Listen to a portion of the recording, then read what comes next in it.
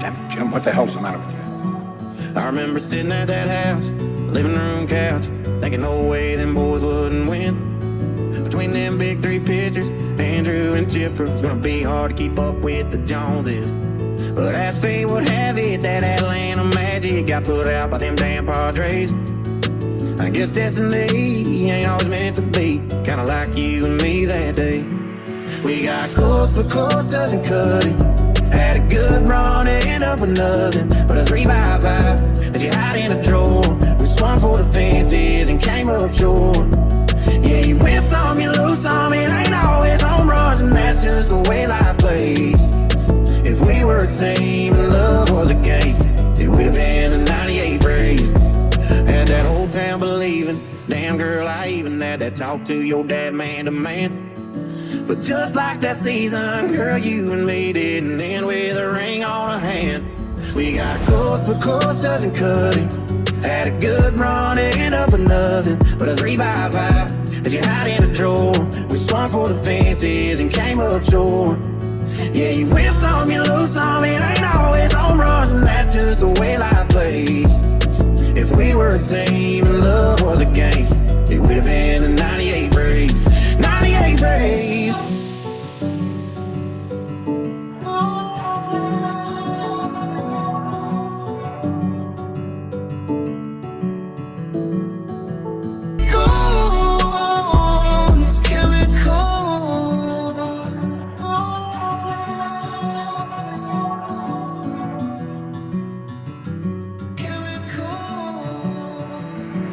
We got course, but course doesn't cut it. Had a good run, ended up with nothing but a 3x5 that you hide in a drawer. We swung for the fences and came up short. Yeah, you win some, you lose some, it ain't always home runs, and that's just the way life plays.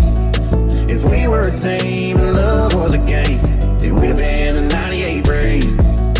If we were a team and love was a game, it would have been the 98 Braves.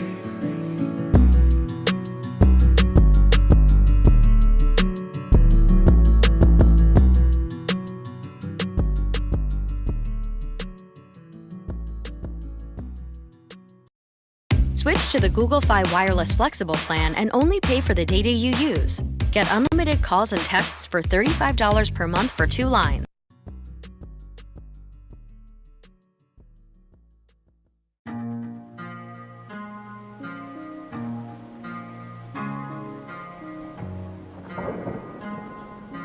Damn it, Jim, what the hell's the matter with you? Yeah, I'm always down for 2 beers, that ain't nothing new. It's usually what I do here, but not tonight. Yeah, we had a bad one, way worse than the last one. Ain't no coming back from this goodbye. Looks like I did it again. Me and my stupid mouth. I dug myself into a hole in a wall, and I gotta drink my way out. Bartender, pour me up again. I just took a hook on my heart breaking. We gon' be in here all night. She ain't the only thing I'm putting on ice. Yeah, I need a corner with the lights turned down. I can take a good time for a pretty crowd. It's just me, Jack, and Jim. Won't you play a little Whitley for me and my whiskey friends? Me and my whiskey friends. I miss Mike Durb, I won't forget the things you used to say. My friends got killed on the same block where we used to play.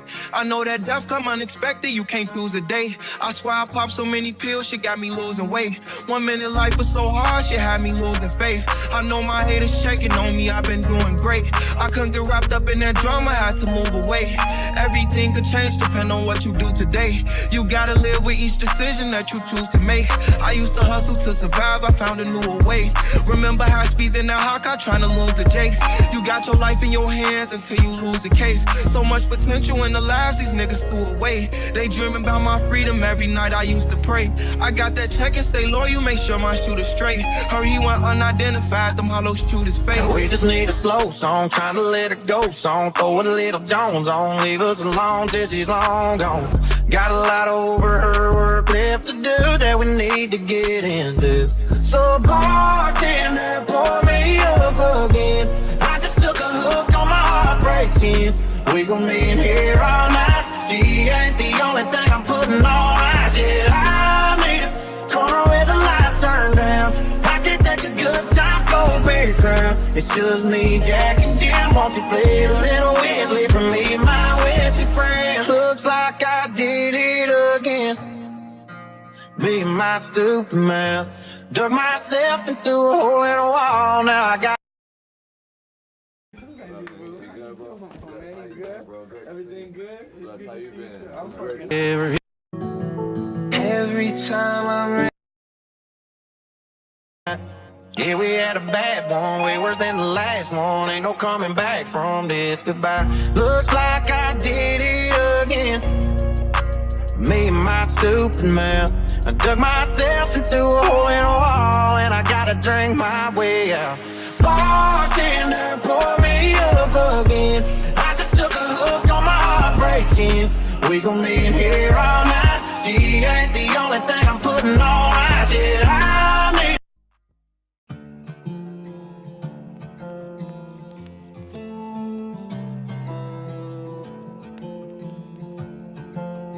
Damn it, Jim, what the hell's the matter with you? For a while now. Been trying to get away from you for a while now, but there ain't no sitting you down. You're my sunrise, you keep coming up. You're in every conversation, every smoky situation. If it's water, if it's whiskey in my cup. You're the memories I'm drinking, you're the thoughts I'm always thinking, girl. It don't matter how far I run, you're the one that I can't run from. Used to be my late nights, daylights. Now you sunrise, you keep coming up. You keep coming up.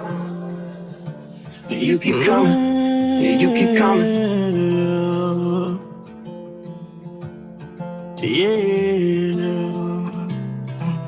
Tell me how you hit my phone every time you in your feelings. But ain't no one I can call on. I'm feeling how I'm feeling. I can't lie, she did it all wrong. Don't know why I was tripping. Lost and looking for love, coming straight up out them trenches. Tell me how can you complain? I'm the one who made it different. Remember we ain't have a thing. I'm the one who go and get it. I'm the one who changed the game. I'm the one who saw the vision. I'm the one who stood up in a room full of niggas sitting, yeah. And I love my dogs for the love of all my niggas. I got 2 baby girls I ain't seen in a minute. I know that ain't right. You might say that I'm tripping. I'm just trying to get it right. So much came with this position. So much came with this position. So much came with this life. So much came with this money. So much came with this ice. Ain't no nigga you fucking with me. So tell me why I feel like for your love I must compete. You're my sunrise, you keep coming up. You're in every conversation, every smoky situation. If it's water, if it's whiskey in my cup. You're the memories I'm drinking, you're the thoughts I'm always thinking, girl. It don't matter how far I run, you're the one that I can't run from. Used to be my late nights, love me till the daylights. Now you're just my sunrise, you keep coming up. Yeah, you keep coming up. You keep coming, you keep coming. There ain't no blinds to close, covers to throw over my head. Ever since you left, you're my sunrise, you keep coming up. You're in every conversation, every smoky situation. If it's water, if it's whiskey in my cup. You're the memories I'm drinking, you're the thoughts I'm always thinking, girl. It don't matter how far I run, you're the one that I can't run from. Used to be my late nights, love me till the daylights. Now you're just my sunrise, you keep coming up. Yeah, you keep coming up. You keep coming. Yeah, you keep coming. Yeah, you keep coming up.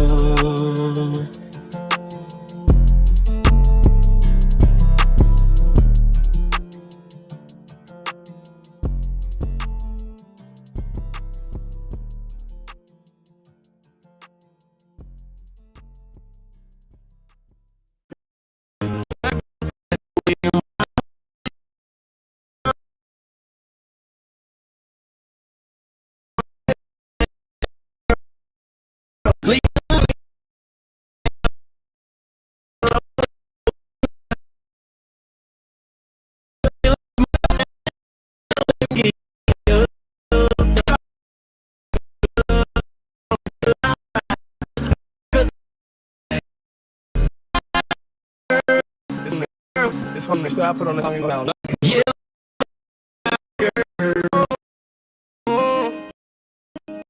say, put the yeah, girls, yeah, long live cowgirls, long live cowgirls, yeah, long live cowgirls.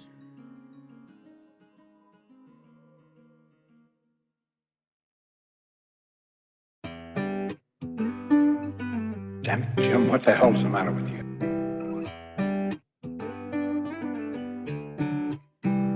Yeah, I bet she topped off that two-tone tank at the Texaco before she hits the road.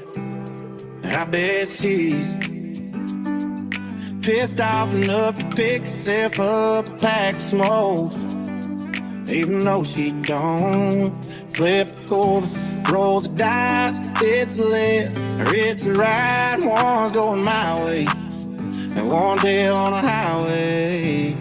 Heads its headlights, headed home. Tread left off forgiveness, tells its headlights, tailing on. Floor that forget, this is that act on kicking up.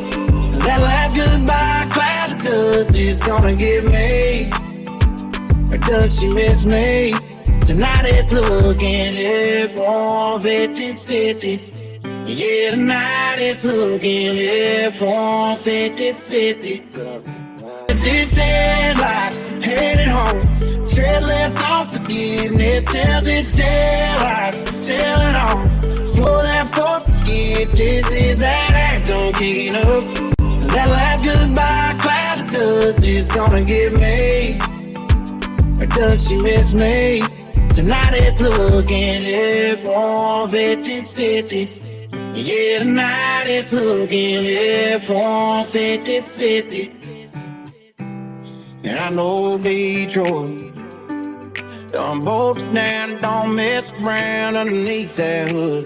And them horses are running good. So the only thing that's breaking down is maybe that girl's breaking down behind the wheel, and I'm breaking down the odds tonight. Heads its headlights, headed home. Tread left off forgiveness, tells its headlights, tailing on. Floor that forget, this is that act on kicking up. That last goodbye cloud of dust is gonna give me. Or does she miss me? Tonight it's looking at 150-50. Tonight it's looking at 150-50.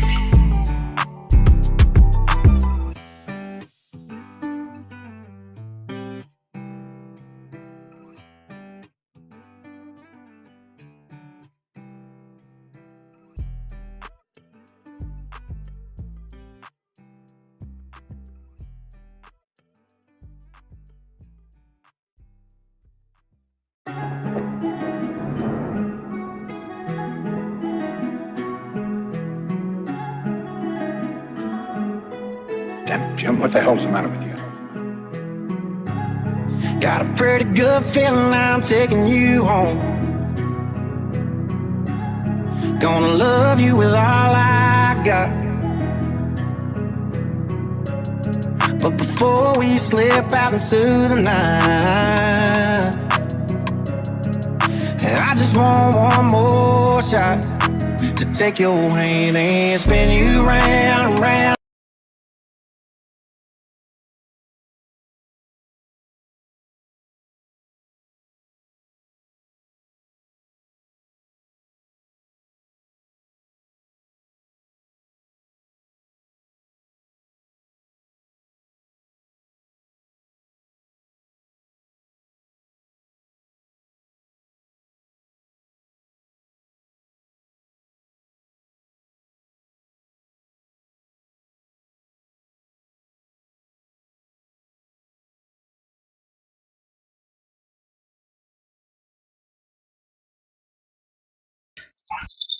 Hold on a second, you guys. I gotta give these keys to Michelle. Take those to Michelle. Here. Ah, Brody, come here.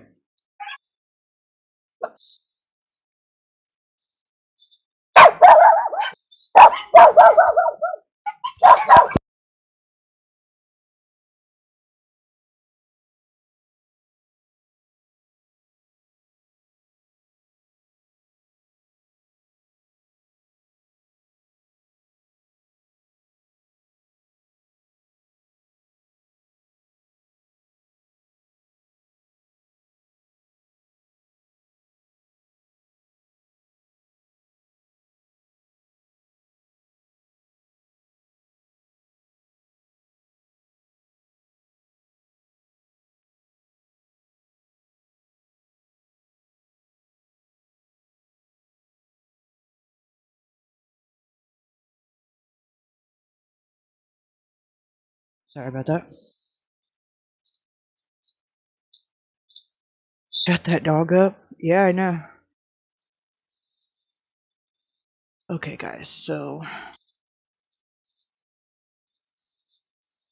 thank you so much for the Cash App Roddy Parade and Cut and Shoot. You guys are the sweetest, this most bestest. Whoa, what was that? Ooh, that was almost bad.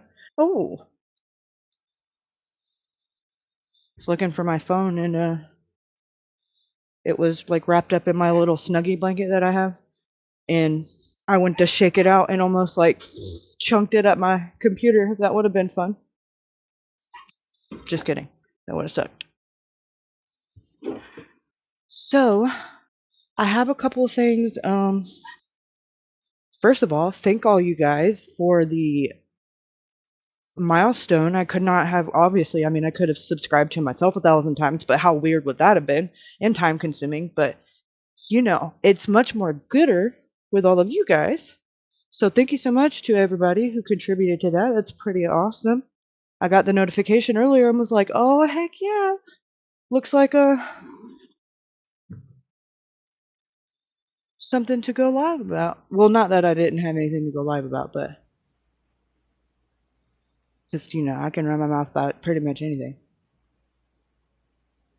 Word. Congratulations. Thank you. Awesome. Yeah, it took long enough, huh? No. No, I'm just kidding. I don't even know how it happened. Like last time I remember looking at the subs, it was like between 5 and 6, and that was whenever the Sebastian video that I did was like going around everywhere. And then next thing I know, I'm like, what the heck? 995? What the hell? It's the hard work. That's what So happened. I was like, heck yeah, that's something to. I think you had to do it, you know, my reading, so. Oh, no doubt. Oh, thank you so much for the PayPal.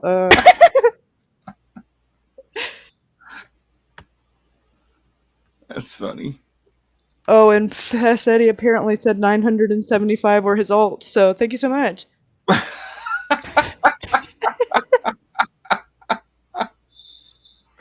For reals?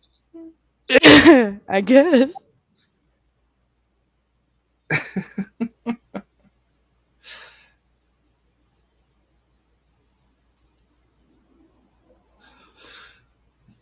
What the heck is this stuff going on right here?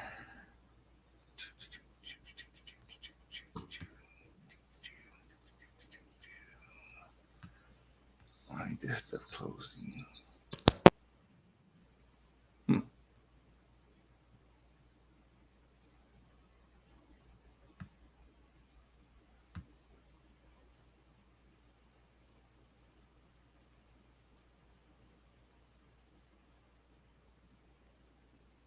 Yeah, you got to do a like BS. Is it BS? Who said that? Yeah, BS said do a 1,000 hair flip. I got everybody saying that.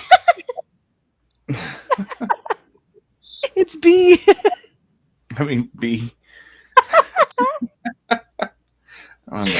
Bifocals. She accepts it because that's what I call her, and for the longest time I was like, wait, it's not Bia, and she's like, no. I was like, well, it is now.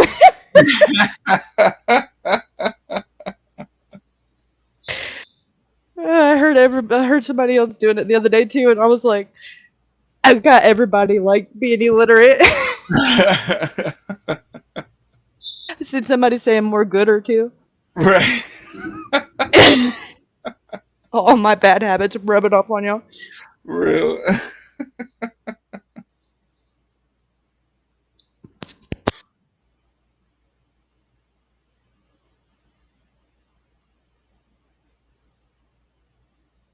Fasted. I feel like a community page update coming soon. I know it better be a meme coming soon or on Rama vacation or something. Right. She's like, no, I'm beat. See, now she has an identity crisis. Right.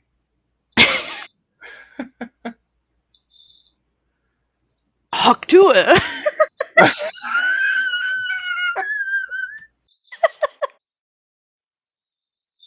Oh man, that's just great.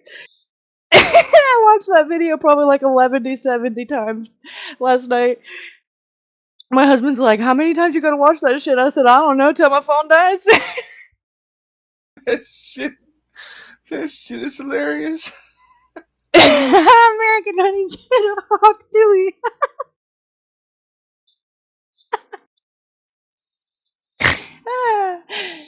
Oh, it's so much funnier when she says it. You know, you gotta give it that hawk to it.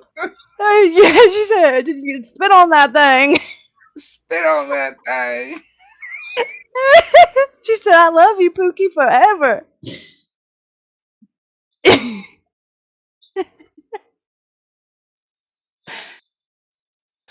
I didn't notice it, but like until I guess until I had seen it, but I've seen that thing like a million times. Yeah, I'm like, I didn't get it until no, I told you that shit's fucking everywhere.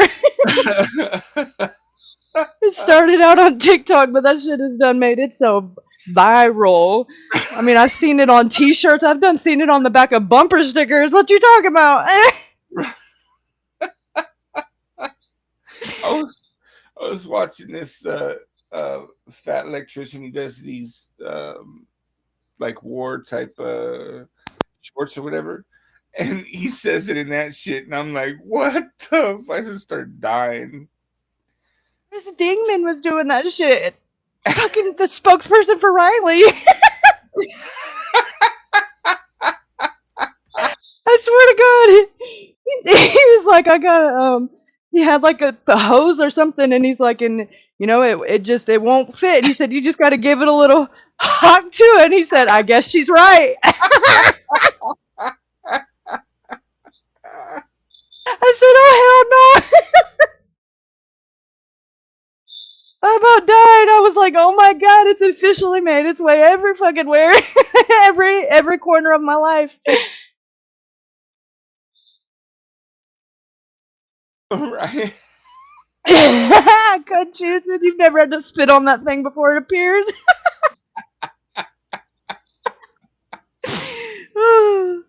Oh shit. Oh my goodness, that's some fucking funny shit. I can't stop tearing up. That shit's funny.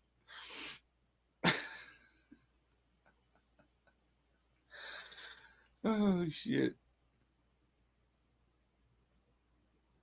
Yeah, I need to find a shirt that says that shit with her face on that shit.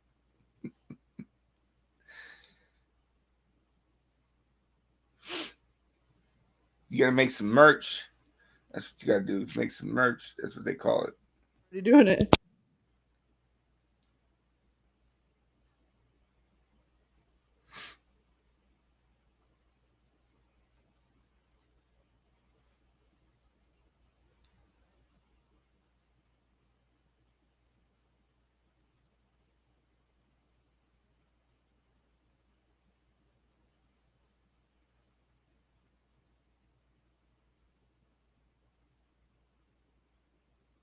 Are you muted?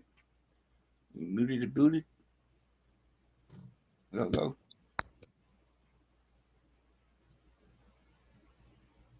I think you are muted.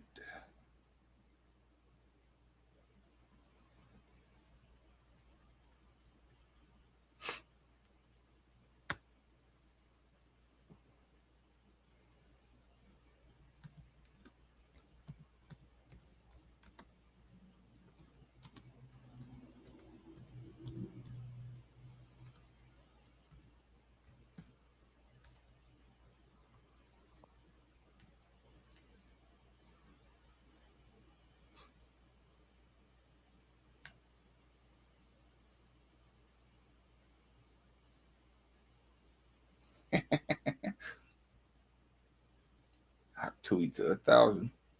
That's right.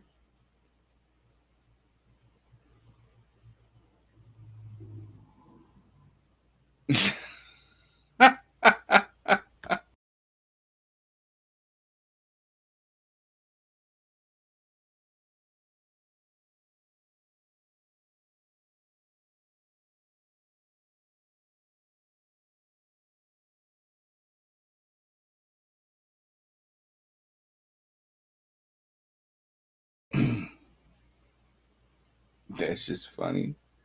Hey, Ashley Martin, how you doing?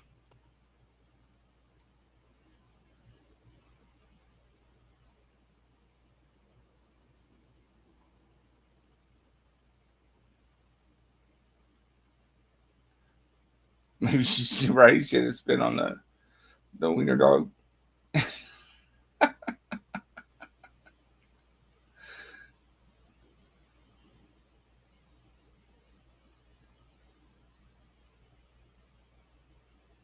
Now there's two of them.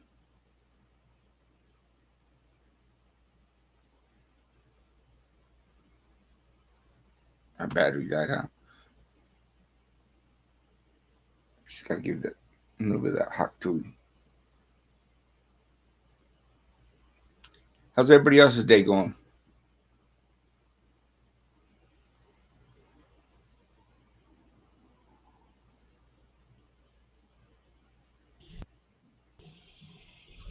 Can you hear me now?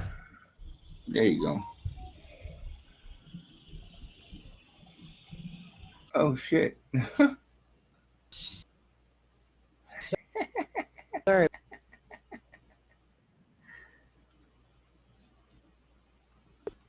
Why is there two of you? You're roboting.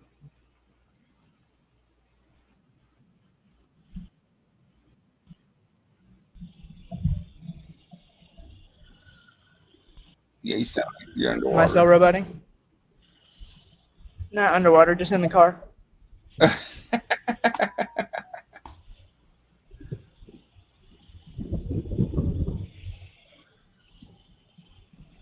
Yeah, it started storming last minute, and Oh no shit.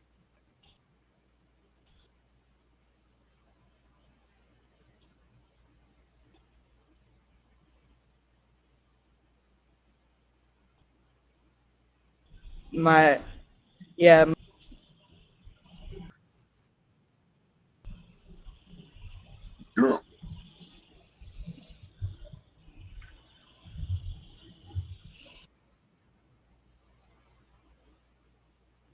Put the pookie down on spot.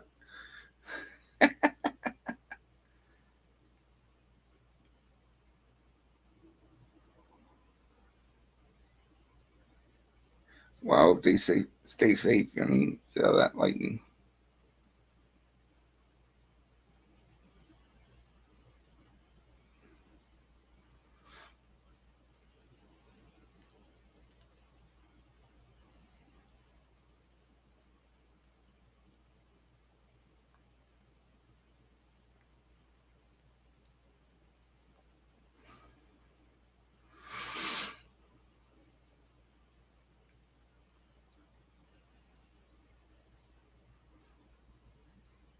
Hello, hello.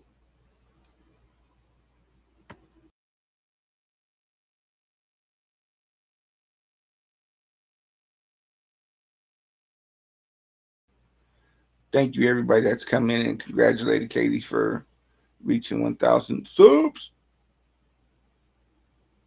Couldn't have did it without y'all.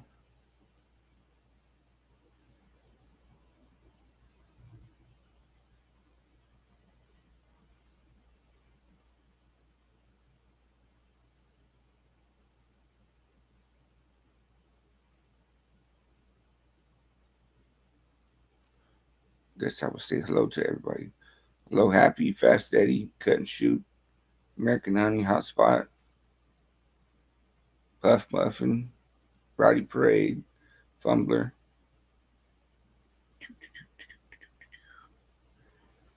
Bia, Ashley Martin, American Honey. Did I say Fast Edward already?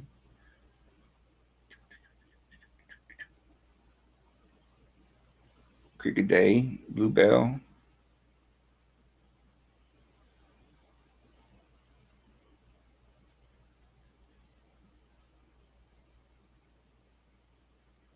I feel like I'm missing somebody.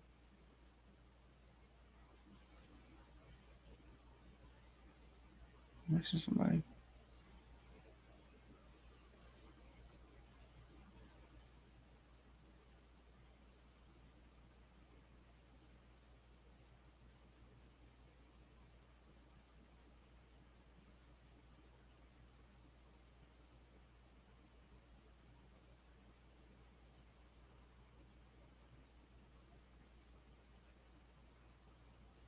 Bryden.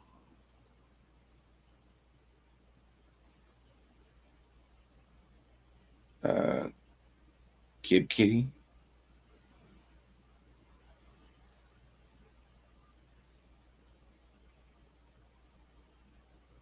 I apologize if I missed anybody.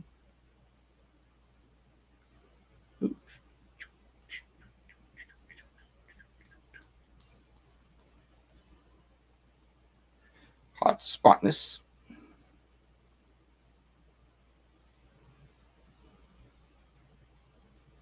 Right.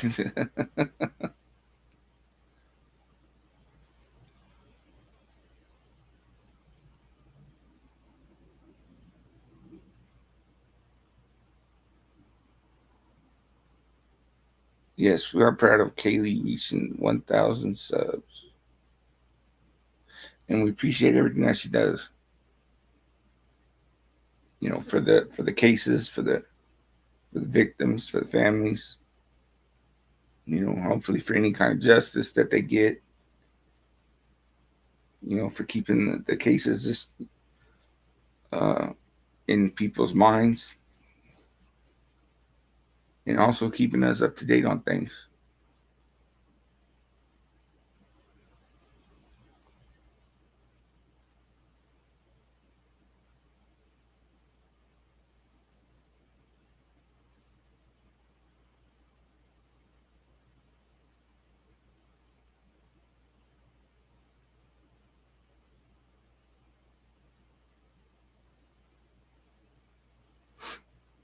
Carrie Lou, thank you.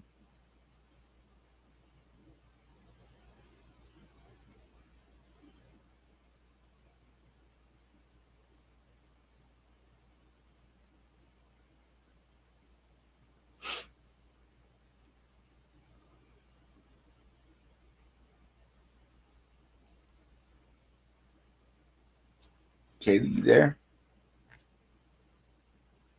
I feel like I'm speaking to like one of those spirit boxes right now. Kaylee, are you there? Tell us, what are you doing? Break out some of those stupid ass tarot cards. What's Kaylee doing? Oh, she's laughing at us.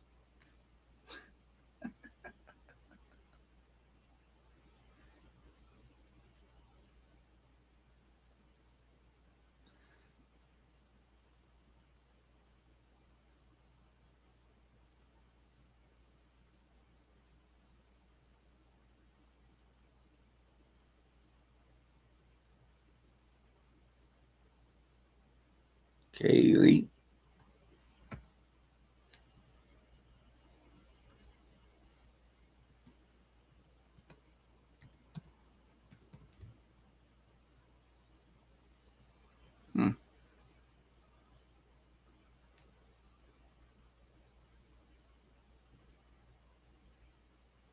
All right, can you hear me now?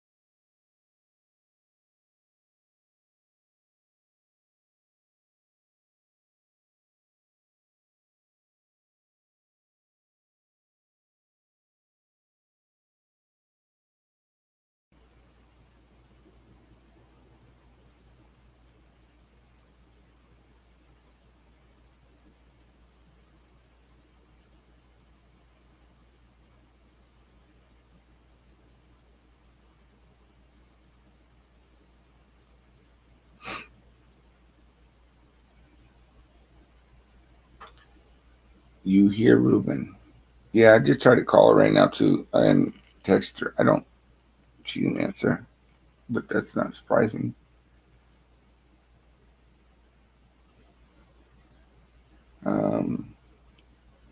She did say there were some storms going on, so maybe there's interference. I'm thinking hopefully she is okay.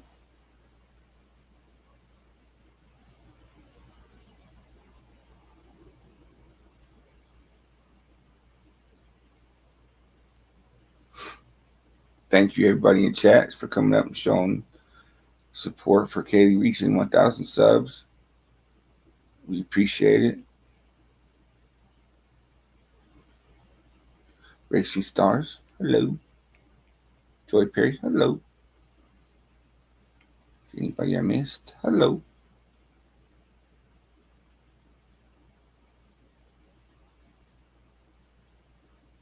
Read to you. She ain't putting nothing up for me to read, so that in my eyes are freaking killing me right now.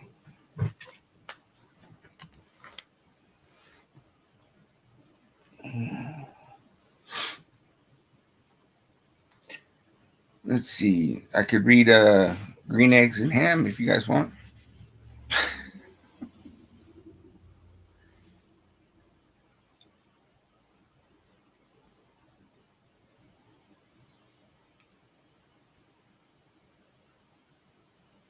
No, I did not swim today. I'm actually waiting on an order for freaking chlorine, which is supposed to be here by now, but it is not. So as soon as I get that, I'll run that in the pool and then probably get in it.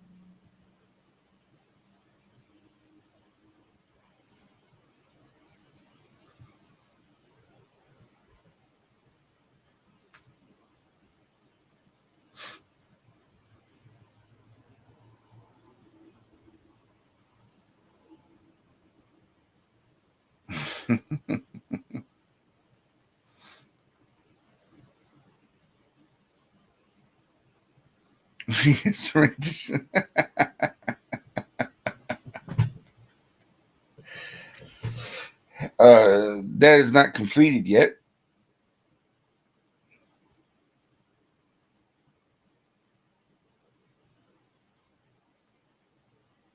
Oh, okay. It's Jim Content's request.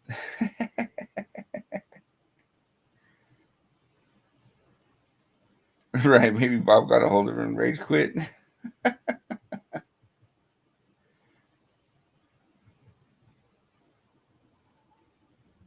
Yeah, I don't have anything near me to read. Well, actually I do, but you guys probably aren't interested in that, so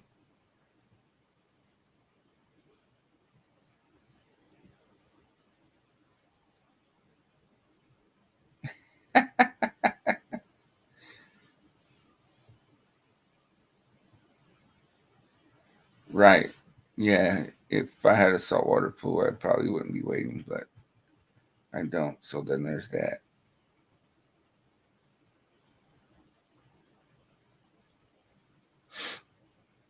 Hello, Catfish.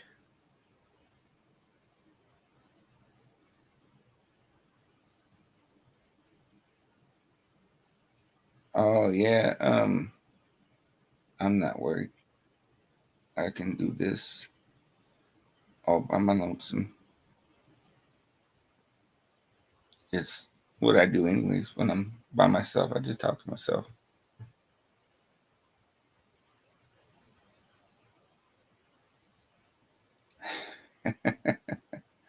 First thing I see, huh? Let's see. What the heck do I have? That's interesting.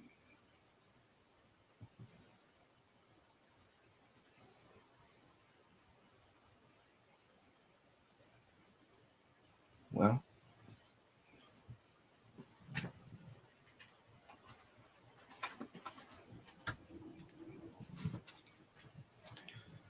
I have a book. It's called Prepare for War.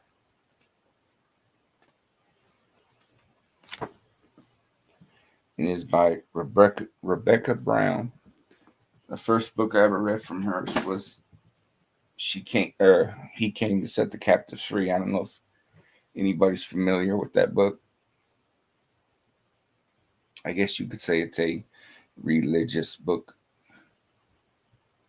It's about spiritual warfare.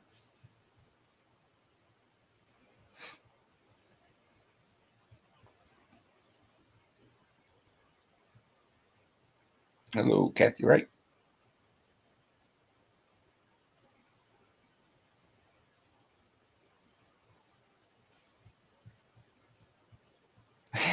Cut you perfect. That's funny.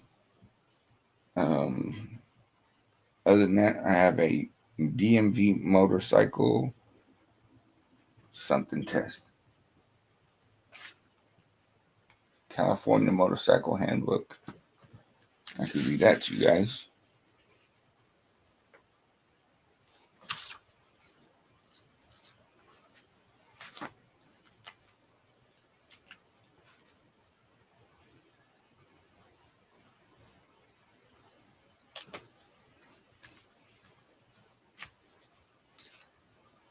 I don't know where she is.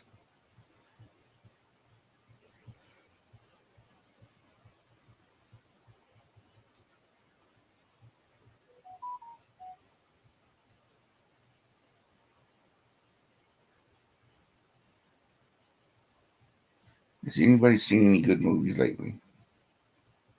Any TV shows? Anything? Anything in the paper?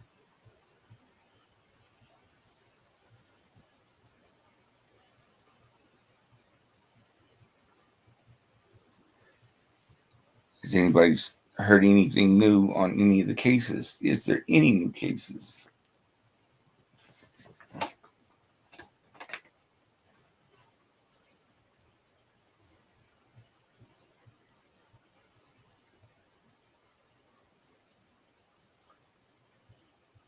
Well, Catfish, she can't do that because I can't bring them up.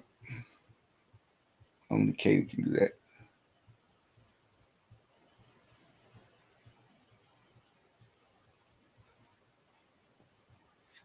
Turn signal hand movements.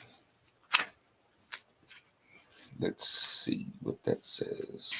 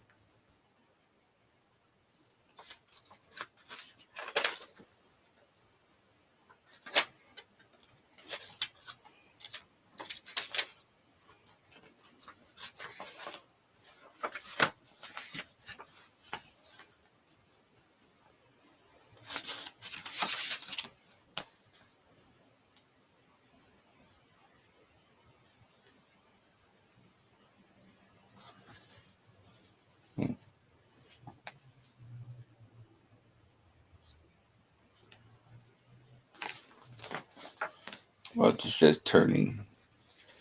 So turning, riders often try to take curves or turns too fast.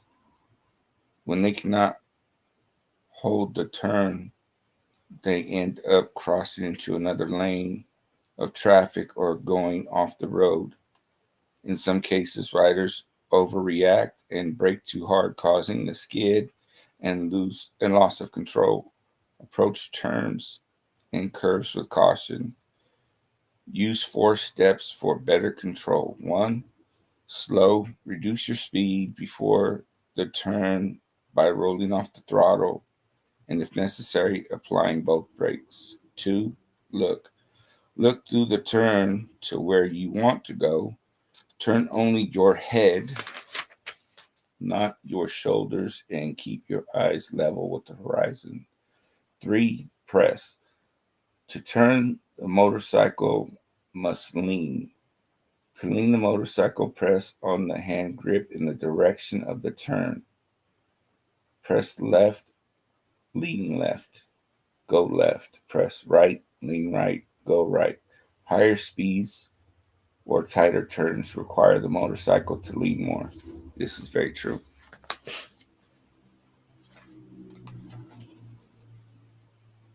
So, like when you're coming out of a turn, um, you want to give it more throttle, and by giving it more throttle, you'll come out of the lean, and it'll stand you straight up. In doubt, wind up. True that.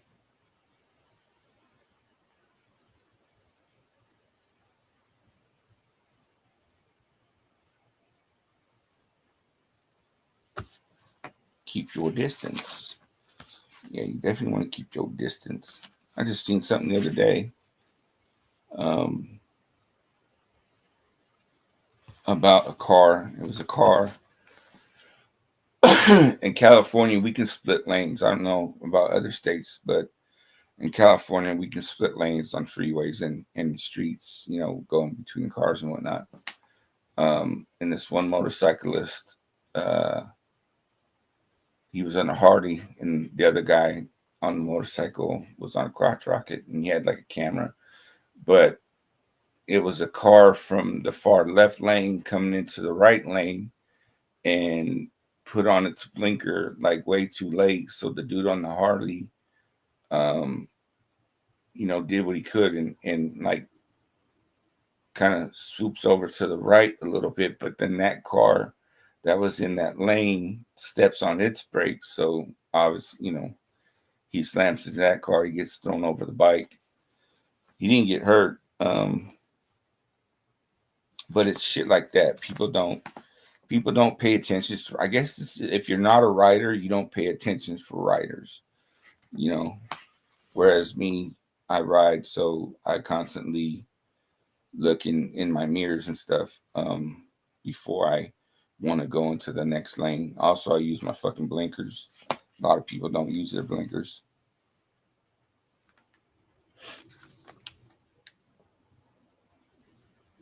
So, like when you're a biker and like you want to go, if you want to go left and say your blinkers aren't working, you stick your hand straight out. Obviously, bam. Okay, that means left. If you want to go right, you stick your hand out, but then you know it's like an L. That's you want to go right. You're letting people behind you that you're gonna go right. There's a lot of like these little things. If you tap your head, you know, to other bike, like when you see other bikers, if you tap your helmet, that could mean there's police ahead or something like that. A lot of times when you're passing other riders, you'll see them pointing with the two fingers towards the ground.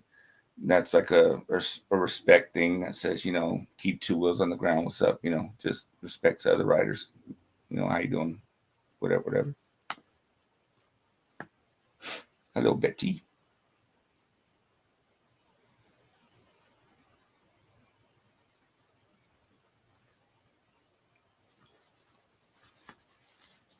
There's other like just these unwritten rules of riding. So like I'm not in a club. I don't ride with club members or with people with patches. So in California, we have a lot of Mongols and Vagos. Rule of thumb is if there's 4 or more, it's not a good idea to just pass them. You go, you know, when you get behind them, one of them will drop back and you just signal to them like, you know, is it cool if I pass? You know what I mean? Most of the time, I've never been told no. I guess there's people that have, but I've never been told no. And they're like, yeah, then you could pass them, you know, because usually they're, you know, riding in their group together. Now, I've seen when there's been like freaking 40, 50 of them, and I definitely ain't gonna fucking pass 40, 50 of these motherfuckers, right? So there's a captain, there's one in the front, and then there's one in the back.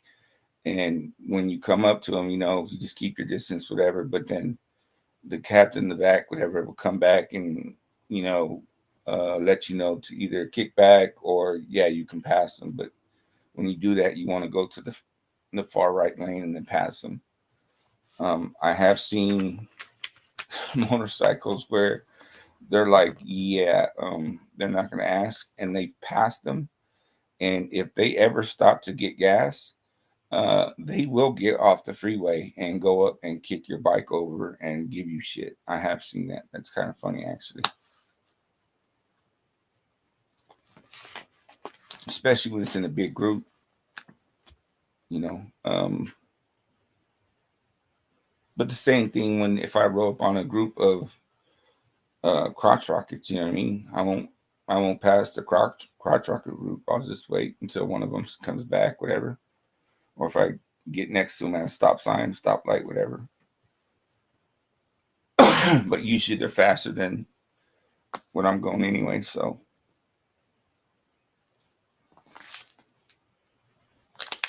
You just got to stay very vigilant when you're riding. You know, keep your distance. Use your blinkers if you can.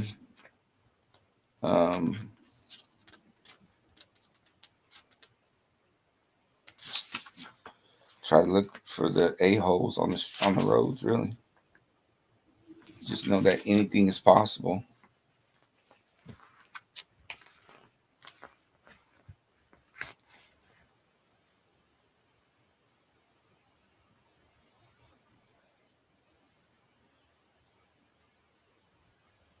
What do I know about 1% bike clubs?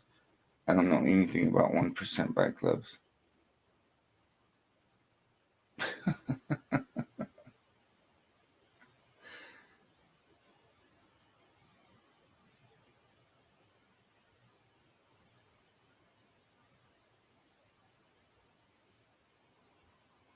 Like, what would you want to know about a 1% bike club? Like, I'm not in a club, so I really couldn't say. I can't speak from experience about 1% bike clubs. That's why I say, I mean, I can only tell you what I don't know, either read or heard or have been told by people that I know that are in these clubs. But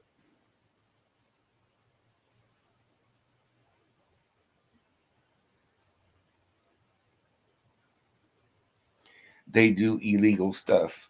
Any club, I will say this, any club, whether it be you call it a gang club, whatever, they all do. Somebody in some club does illegal stuff. Does that mean everybody in that club does illegal stuff? Absolutely not. No. Some of them do, yes. But they also have a patch for that thing as well. So there's that.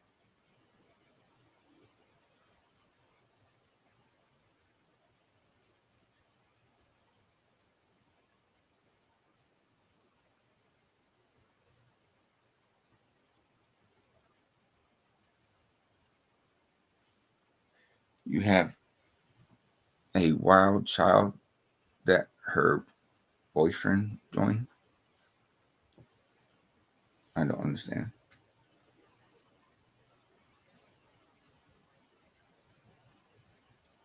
As you Martin said, Sheriff Grady gave the 1%ers some grief recently, huh? Would that be, let me see, I think it was about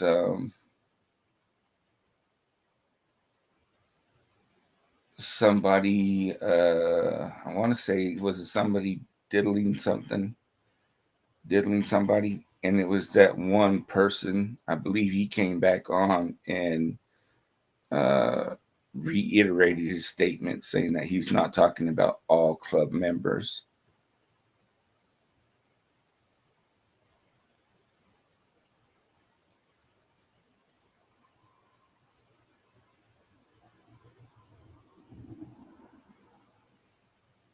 Right, Puff Muffin? Our politicians do illegal stuff all the time.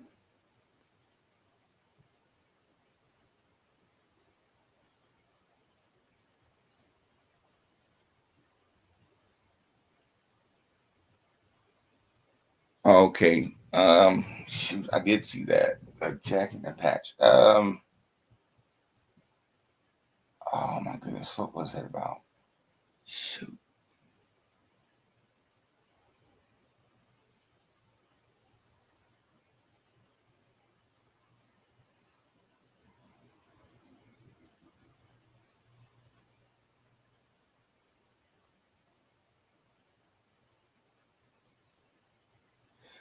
Happy, what club did they join?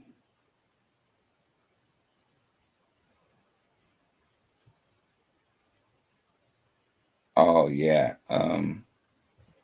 If Judge Grady did that, that probably wasn't cool. And they probably gave him some shit for that. Well, Happy, I cannot answer that question. Like, I don't know what club this is, and I don't know to what extent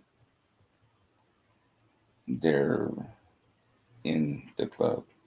You know what I mean? You got to understand, like, a lot of these clubs, you know, they have their 1%ers, these people that will, you know, do anything and everything for the club, which means they go out and they do dumb shit. You know what I mean? But then you have these people that just they're in the club because they enjoy riding and shit like that. So the club is actually called 1%. I don't know. I don't think I've ever heard of that, but that's possible.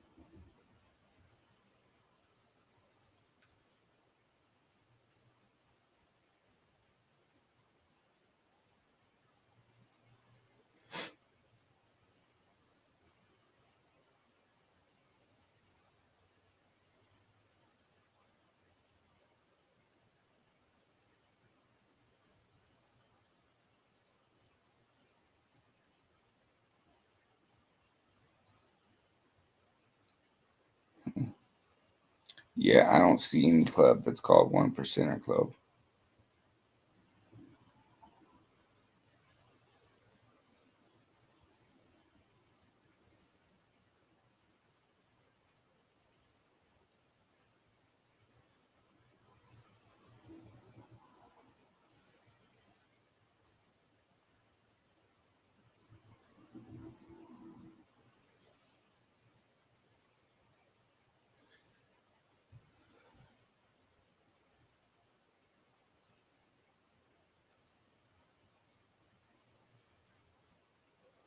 Correct, Body Parade. Some clubs or gang organizations you cannot unjoin or leave.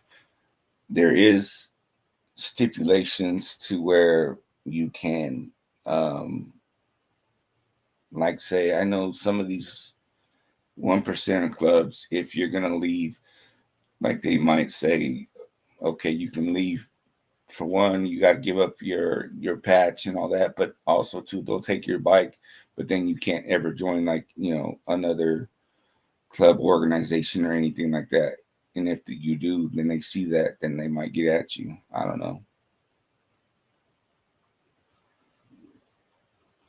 So Happy, for the most part, my understanding is like this: to get into a club, um, there's a process. You become a prospect, you know, and it depends on who you know or whatever. They have to go to the club members and say, hey, you know what?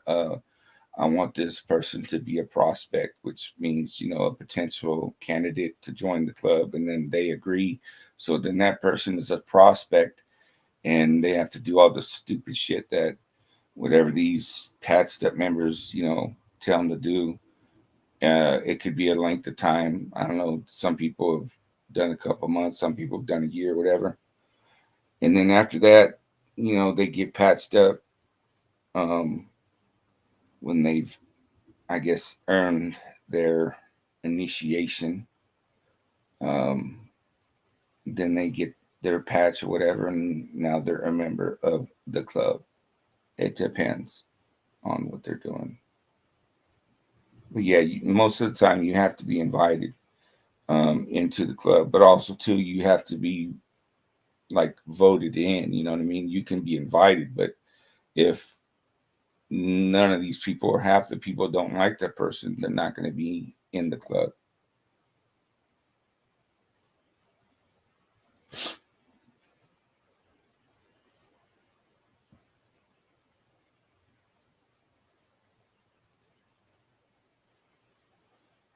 And so, like with the club stuff, to me, it's like I wouldn't do it, because whenever they say, you know what, we're going to go for a ride, that means everybody has to patch up and go for rides. Shit, you could be on your wedding day and stuff, and if they're calling for a ride, whatever, you have to go, like, so I'm like, yeah, I'm not doing all that BS and stuff.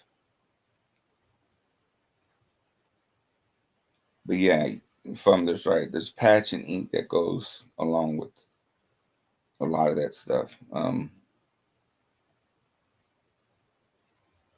But their patch is like the holy grail of the motorcycle club. You can't disrespect the patch. The logo on their jackets. I mean, that's essentially the patch.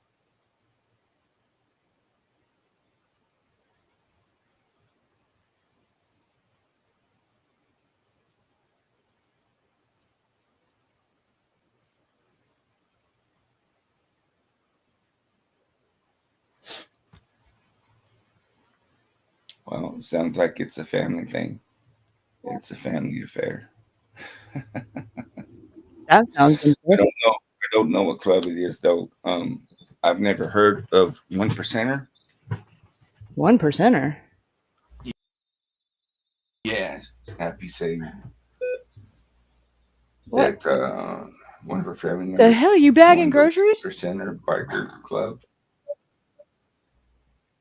No, that was the laptop. Sound like you're on the self checkout. Right. How do they treat women? Well, depending on what club it is, I don't know. You'd have to ask them. Like I said, I'm not in a club, and I'm not in a 1%er club, so We can start one. there's a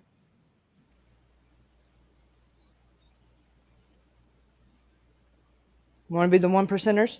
you can look it up. Do I want to be one? No. Like, I don't want to be in a club. Well, fuck you. Then I'm taking my ball and I'm going home.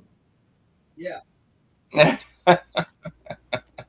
what I'm Baby back saying? Like, bullshit. I wouldn't want to be in a club, like I was saying. So, like, whenever they call, I don't know, everybody, we're going for a ride, blah, blah, blah. You got to drop what you're doing. Oh, you're talking about a and gang. Go, you know what I mean? No, it's a club. You know what I mean? It's Oh, you're talking about like the They biker don't call club? themselves gang. It's a gang. Yeah. It's definitely a gang. I'm like, yeah, I'm not dropping shit just for nobody. jumping at it. Right. Well, Like, if I didn't do things when I was young, I'm not gonna join no fucking club at my age. yeah, right now. just so that Fuck we the can bullshit. get a cool patch and ride next to each other. I'd rather ride by myself. Right. And so this is what they would call. So when you do see, if a club people see me riding, they would associate me as what they call like a lone wolf. That means it's a person who basically rides by themselves. Really. How'd this subject get brought up? Just curious, because it's kind of funny. Because it's in my notes of something we were going to talk about, but for a whole different reason.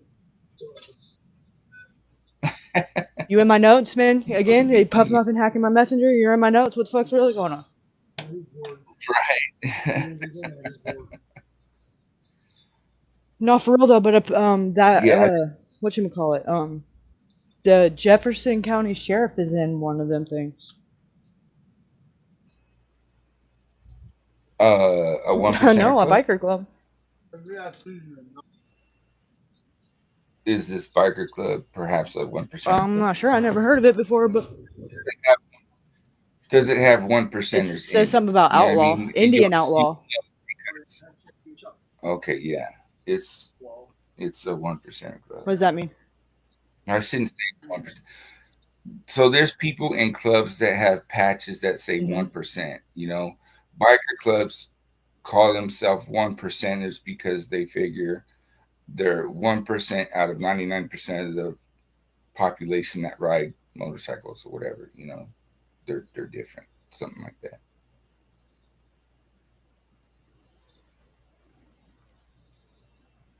This one.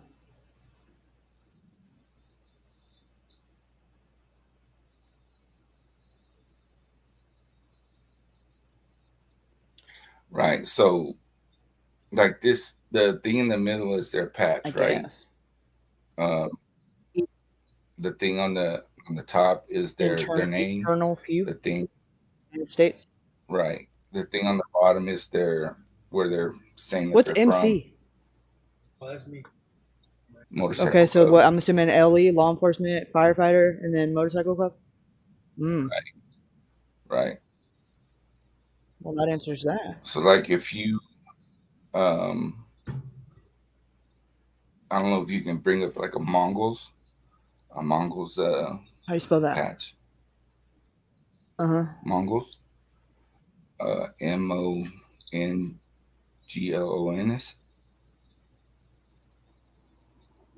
GOLNS. GOLNS. Mongols. Okay. Did you tell them you're Indian then? Motorcycle club.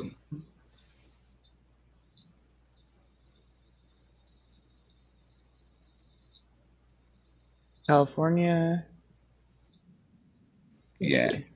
If you can pop up one that has a front and a back, you'll see what I'm talking about when they say 1%. Okay, let's see.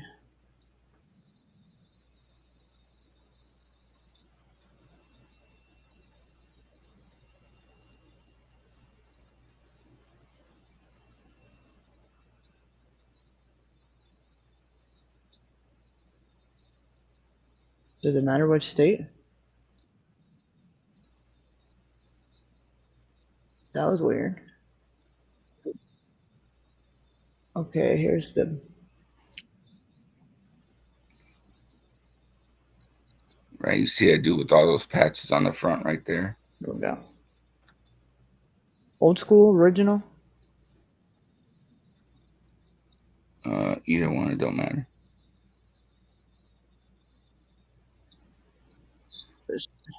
See, like that one right there. Essentially, it's showing the Mongols at the top. What do they call it? The top something, and then in the middle is their logo. On the bottom is where they're from. You know, California. They could say what's city, county, whatever. There you go.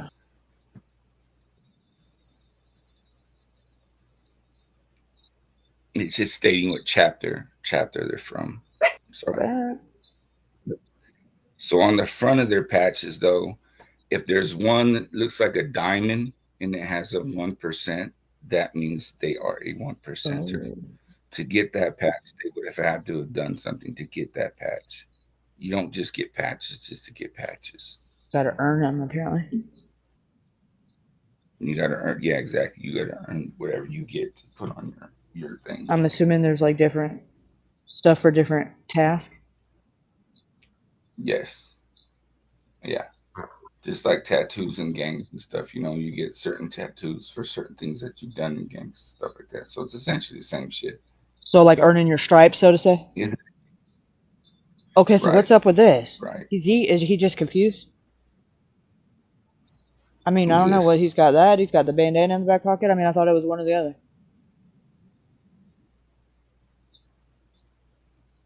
Oh, he's got like a satchel or some shit. Yeah, and then there's a pew pew on the other hip, but it's way hanging down. Right. Like, I think he's confused. That's just funny. They might be at some event or some shit like that. Okay, let's see. What's Nomad? Nomad is Local World MFFM. Support your Mongols. Nomad MC. Nomad is like a fuck. It's on the tip of my tongue. I can't think of it right now. I know, like, nomadic. That same kind of nomad. Let me see. Nomad.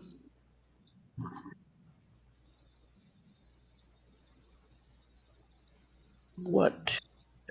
I want to say like they don't belong to the chapter. In motorcycle clubs, it says Nomad is a motorcycle. It is a member who is not a part of a specific charter of the group. Nomads can be Right. members of any motorcycle club, including outlaw motorcycle clubs, and are often well respected and accepted by the club as full members. There are several reasons why a member might become a nomad, including living in an area with too few members. They may live in places where there aren't enough members to form a charter, being sent to establish a chapter, or choosing a solitary life.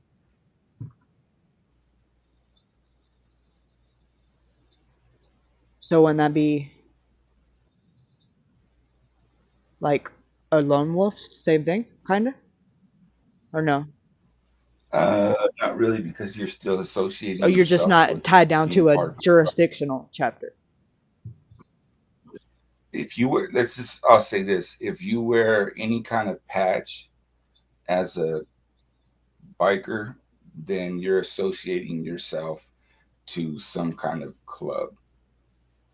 Like, I don't wear a patch. I would just wear fucking whatever the fuck I wear.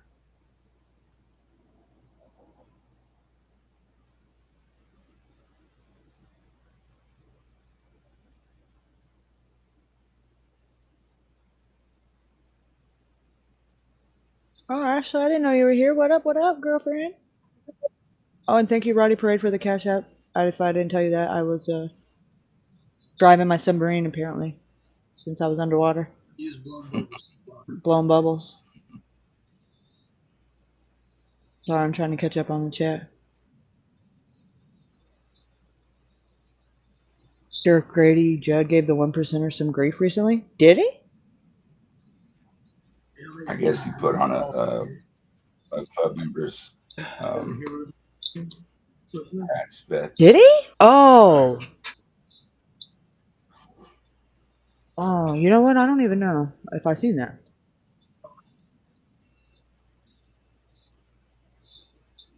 I know he fucks with people, like when he takes their chains and and their money and shit, and he does videos like, "Look, I got your money, I got your chain." Oh, that shit's pretty funny. Let's see, 1%. So it says right here, a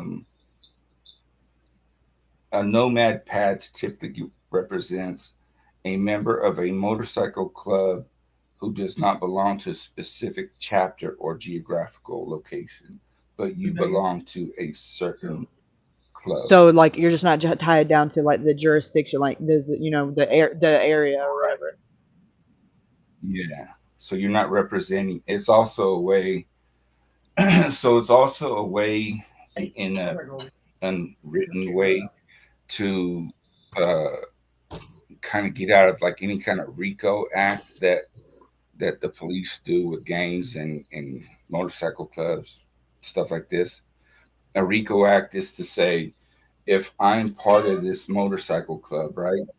And a couple people from my club go out and commit some kind of crime, then when they do a RICO act, I'm also affiliated with that crime because I'm affiliated with these members in the club. You know what I mean? So basically, I can get charged with the same shit that they're doing. But by saying that they're a no band, they're not representing that they're from any geographical area. It's to say that, well, I don't belong to this chapter or that chapter. I just belong to this club.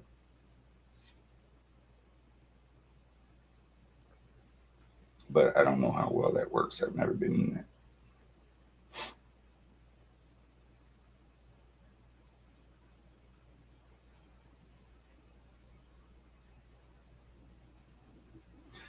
You've never seen his patches or his bike?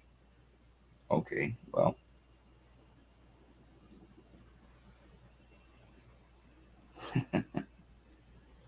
That's odd. What's that?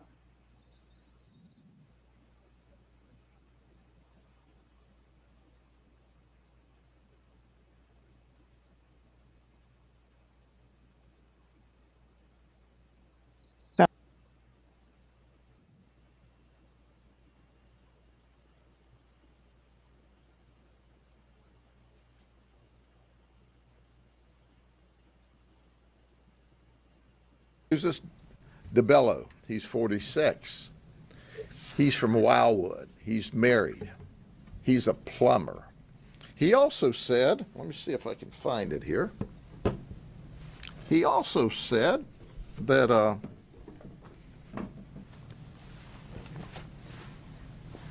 he's a pagan. He's a member of an outlaw motorcycle group. Now, he said a lot of things, you know. They said he, by the way, he was super nice. He's a relatively new member of the Pagans. And he explained all of this. He was very proud of his outfit. They call it colors. See, we asked him about this. And he said, well, because I have this safety pin here, we thought maybe it was for big underwear or something. He said, when you have it like this, you're sending a message to all the other different motorcycle gangs that you're just passing through and you're peaceful and you don't want any problem. So he had his diaper pin so he didn't want any problems, but he got problems. But he told our undercover, you see, there's rules about this jacket. The rule is that, well, no one is supposed to touch this jacket, okay, but the member, you see, no one. Just one. And you must turn the jacket inside out to hang it up. We chose not to do that too, why we're not touching it. He said that his wife was going to really be mad. And he used other words. Well, we called her. And guess what? He was right. She was really mad. And I bet the Pagans were really mad because, see, he's not been a member but just a few months. And here now he's disparaged them, and the cops have one of their jackets, and they've been handling it. And, you know, we didn't hang it up backwards or any of the other rules that they have. But, hey, Joseph, I don't know how well you do plumbing business, but you don't do very well at following the rules with your outlaw motorcycle gang. And that was the moment that I realized the power of fresh food.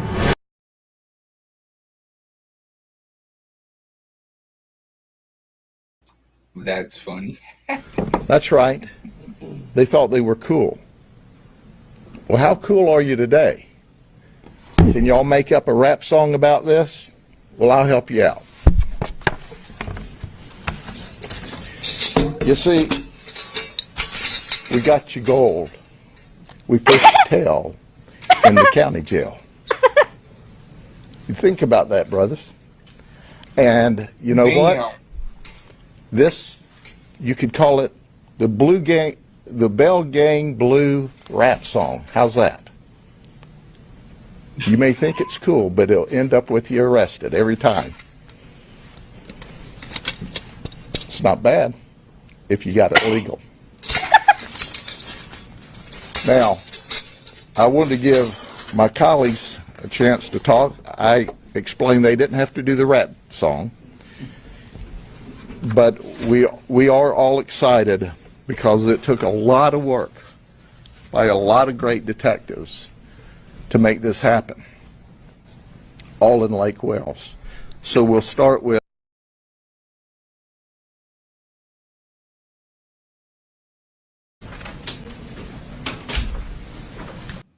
in November, 7 of them in Lake Wales.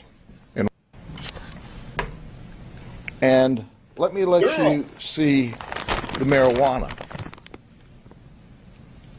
And Chris, can you hold that for me, Chief? And then you tie that to the money.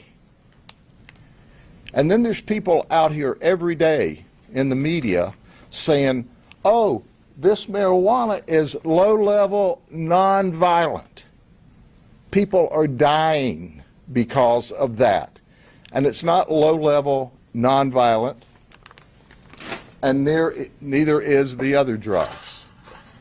You think about that the next time somebody tells you cocaine, methamphetamine, marijuana, it's just low-level, non-violent. They're lying to you. Right? Nobody says that, ever. Let's look at their previous charges. 8 of them are previously convicted felons.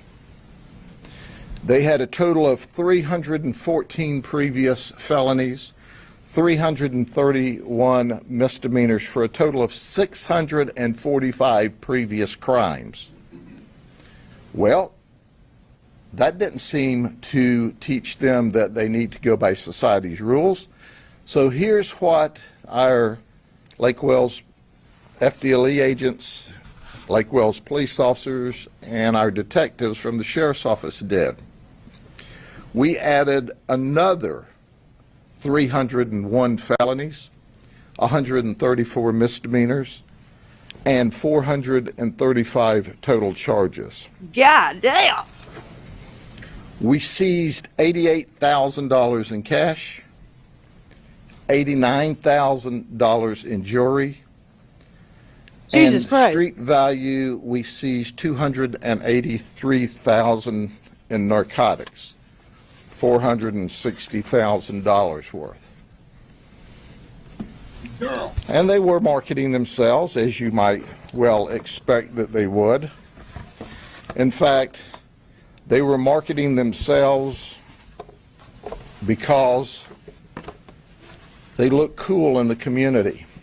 And we have, or we'll show you, some video of the vehicles they had. That's right. They thought they were cool. Well, how cool are you today? Can y'all make up a rap song about this? Well, I'll help you out.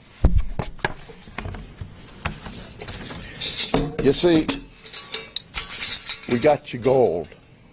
We put your tail in the county jail. You think about that, brothers. And you know what? This, you could call it the Bell Gang Blue rap song. How's that? You may think it's cool, but it'll end up with you arrested every time. Imagine making $453,000 in a single month as an affiliate marketer without... It's not bad if you got it legal. Now, I wanted to give my colleagues a chance to talk. I explained they didn't have to do the rap song, but we are all excited because it took a lot of work by a lot of great detectives to make this happen, all in Lake Wales. So we'll start with my friend and just a great police chief, Chief Velasquez. Thank you, Sheriff. You can dance if you like, though, by the way. I appreciate it. I appreciate you also not having me do the rap song. It'd be hard to top that. This is a great example of people working together, of law enforcement agencies working together. The criminals don't follow any kind of a jurisdiction. They don't stay within boundaries. They go wherever they want. And by us partnering and working together as a team, we did the same thing. So wherever they like to go, I can guarantee you that we'll follow them. The community asked for us to help and to step up and to deal with these drug dealers, and we responded. This is just a great example. 32 people with warrants, and a good number of them, most of them already arrested. I can tell you right now, and our message is very clear, that we know who the others are, and we're hearing a lot from our friends here on the wall, and you're next. So, thank you. And we'll ask our RAC, Brandon Shealy from FDLE, if he'll speak. I just want to echo what the chief and the sheriff said, and I want to extend our appreciation to the men and women of each respective department. They put in 16 months of very hard work, and this is what happens. This is a success. It's the safety we provide our community, and this represents exactly the type of cases and the hard work, collaboration, and partnership we need to have to make sure that our citizens are safe here. Thank you, Sheriff. Thank you very much. Now, I asked Chief Stewart if he would speak, and he said no. He said, I'm satisfied just to be standing there. Then he added, but you could tell them we rang their bell, and that's exactly what we did. But there's more bell ringing to come. So if you think this is the end, it's only the beginning, and these folks like to talk. Are there any questions for us? Can you elaborate on how important it is to get these drugs off the streets, especially when there's so many young people around this area? These are the folks. Now, some of these people were users of drugs. For example, Angela, we have a warrant for her. She was not selling, she was using. But these are the folks that are dealing with this drug at the ground level. We call it ground zero. It's where the drug is going from the dealers, or from the distributor to the dealers, and they're handing it directly to the people in the community, to include our children. And that's why these are the most dangerous. And they carry these guns. You know, they carry these guns to protect themselves from each other. They don't fear the police, but they certainly fear each other, and the rip-offs and the home invasions and the drive-by shootings. And that's what makes this so very dangerous. We know that when we work together and good things happen, and make no mistake about it, your local police hears it on the street. But for us to be ultimately successful, we need to do this wiretap, to ferret out the people who were big time involved in distributing drugs on the streets of Lake Wales.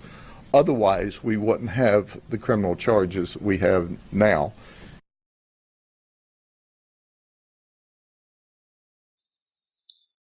Yeah, I didn't really follow that case all that much because of all the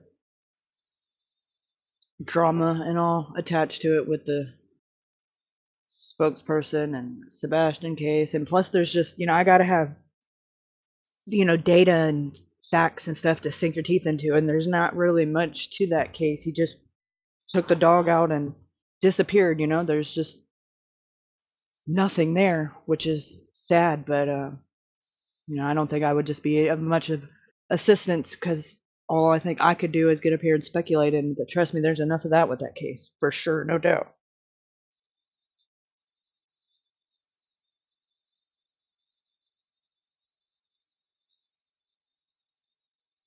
I hate Gray Hughes with a fiery passion. He irks my ever-loving soul.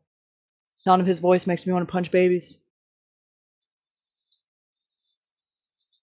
He's such a dick. I just don't. He rubs me the wrong way. Think it's his face.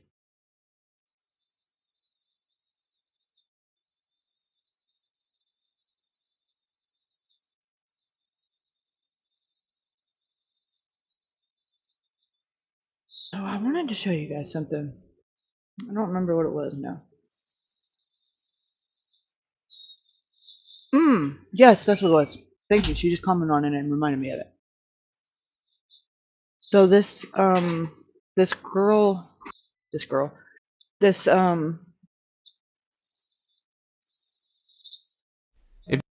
her channel name is Unsupervised Maniacs. She does like true crime commentary, I guess. Yeah, that's what it's called. True crime and commentary, but she does a really, really, really good job. Like, the way that she does it. Like, I could obviously never do that because there's a lot of just different styles and formats, but the way that she does it, it works really well. And I got tagged in a I had never heard of her channel before, but I got a notification that I was tagged in something that she uploaded. And she did a video on Noah, and she tagged me in it because I'm assuming. Let me see. She tagged my channel and said, keeps all screenshots involving post in the Noah Presgrove case. Great resource. So thank you so much for that plug-in. That was awesome. But she did a really, really, really awesome job at putting this video together. And I guess it's going to be like a 2-part series. And the part 2 will be out next week. But she did a really, really good job about, just it's more in like the storytelling format and stuff, and all professional and proper, not my style at all. But kudos to her for. She's good about me.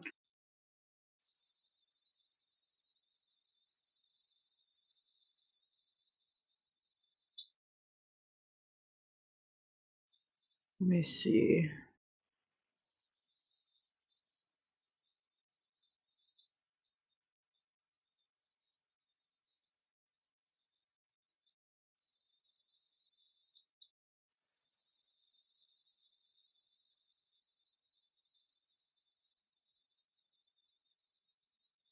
Let me post her link. I'll play some of it. I don't know. I don't think she doesn't seem like the type that gets a strikey happy like those other crazy fools do. But just in case, I'll redo the description and put her info in it. I'm gonna go ahead and drop it in the chat for now, and then I'll put it on the screen. Change the banner.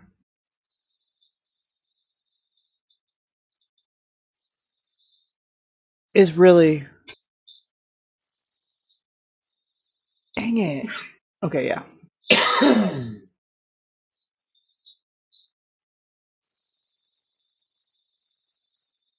I hate when I switch between the two because.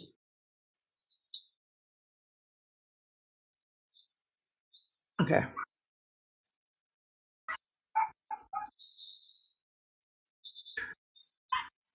Fair use, copy. Yeah, so I don't think she'll have a big meltdown about it, and if so, will be the end of the world. I'm gonna play it. I like your listing the effects type things without the silly string. Oh, well, definitely got the silly string. I got everybody in the chat saying Hawk Dewey.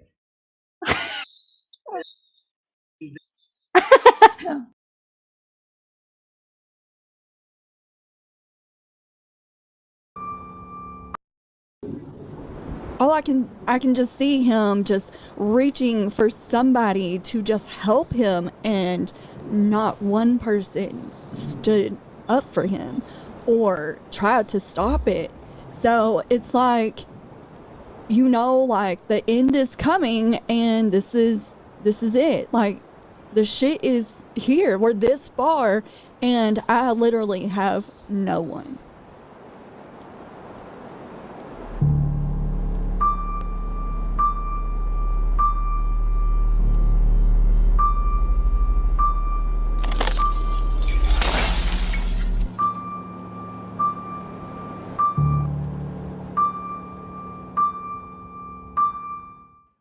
The times mentioned in this video are approximate, pieced together via eyewitness accounts and posts on social media. Law enforcement has not given us any information on an official timeline. The only official record we have is according to the medical examiner's report. Noah was found at 6:18 a.m. and was reported to the medical examiner at 7:31 a.m. by a trooper with the Highway Patrol. There is electromagnetic energy in that pyramid between 200. In the pre-dawn light of Labor Day weekend 2023, a truck driver's headlights cut through the darkness across the desolate stretch of the two-lane Highway 81 in Oklahoma near Terrell in Jefferson County. He had stumbled upon a scene that would forever scar the memory of the small town. A young man's battered body lay by the roadside in a fetal position. The victim was identified as Noah Alexander Presgrove, a popular 19-year-old who had been attending a friend's 22nd birthday party. The weekend had been filled with laughter and celebration. Some small drunken arguments, beer pong, dancing, TikTok slap games, a late-night ride on an ATV, and a curious shower story. By the time dawn broke, tragedy had struck, leaving behind a chilling silence that echoed across the otherwise happy memories. The community, shocked and devastated, soon found itself shrouded in a wave of suspicion, speculation, and rumor.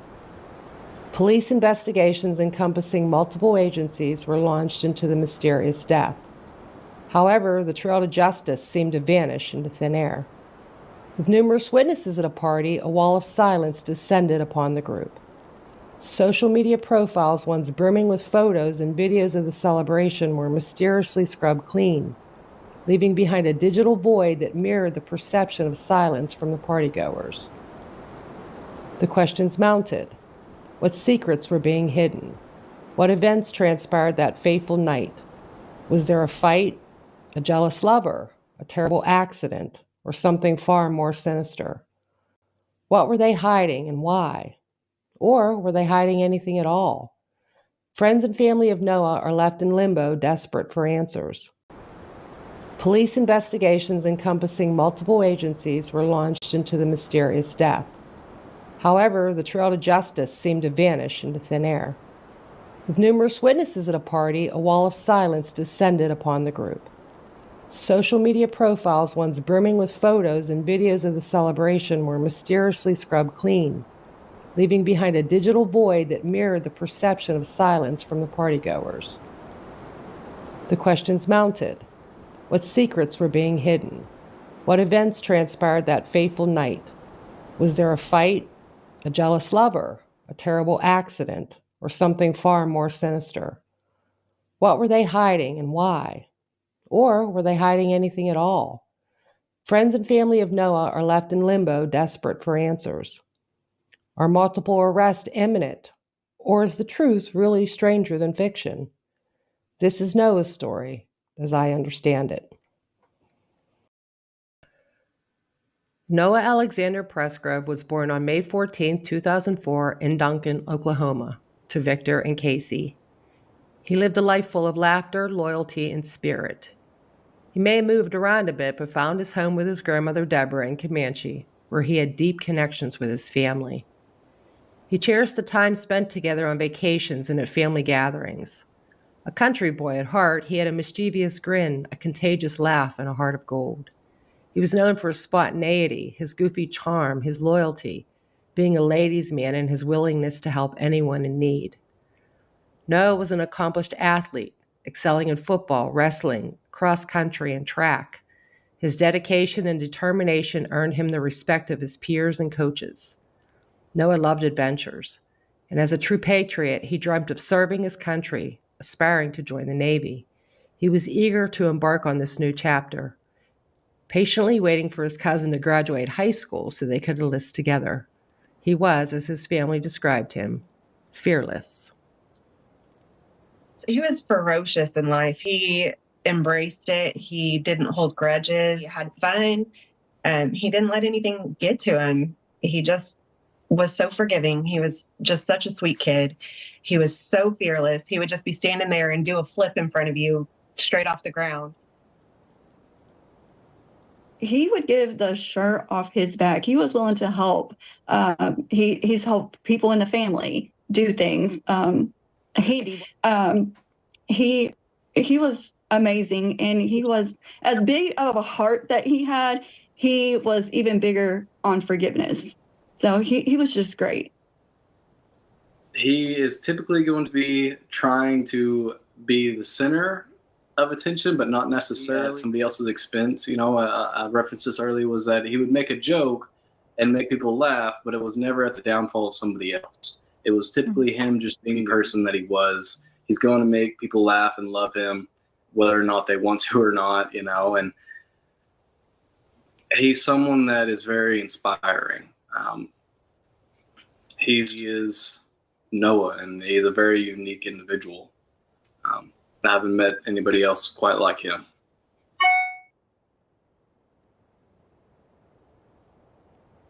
On Friday evening, September 1st, Noah gathered with his Aunt Robin and other family at a high school football game to watch his beloved team, the Comanche Indians, take on their rivals.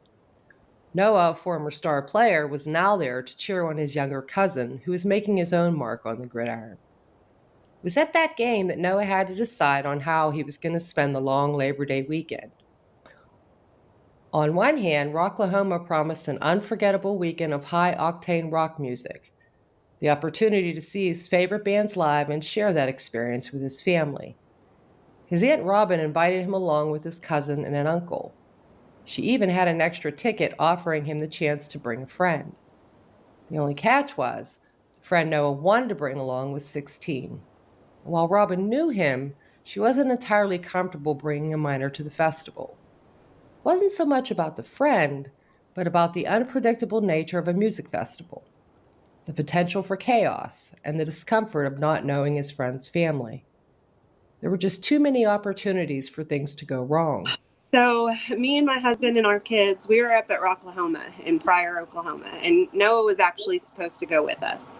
And it's like an all weekend event. It starts on Friday, and then Monday morning everybody gets up and leaves, and you know, we dragged the camper up there. We didn't make it up there Friday because my youngest son, he's on the football team. We had a game that night, and so Noah was at the game with us, and that's when he decided he didn't want to go. He was wanting to bring one of his friends who was 16 to come with us, and we had an extra ticket, but I didn't know that kid's parents. I didn't feel comfortable taking that kid to a, you know, rock festival, not knowing his parents. And so I told him no, and he just ultimately decided he wanted to stay and hang with his friends. On the other hand, there was the allure of a house party, celebrating a friend's 22nd birthday. This was the world of his peers, of late nights, laughter, the absence of watchful parental eyes, possibly some underage drinking, girls, you know, the typical teenage party.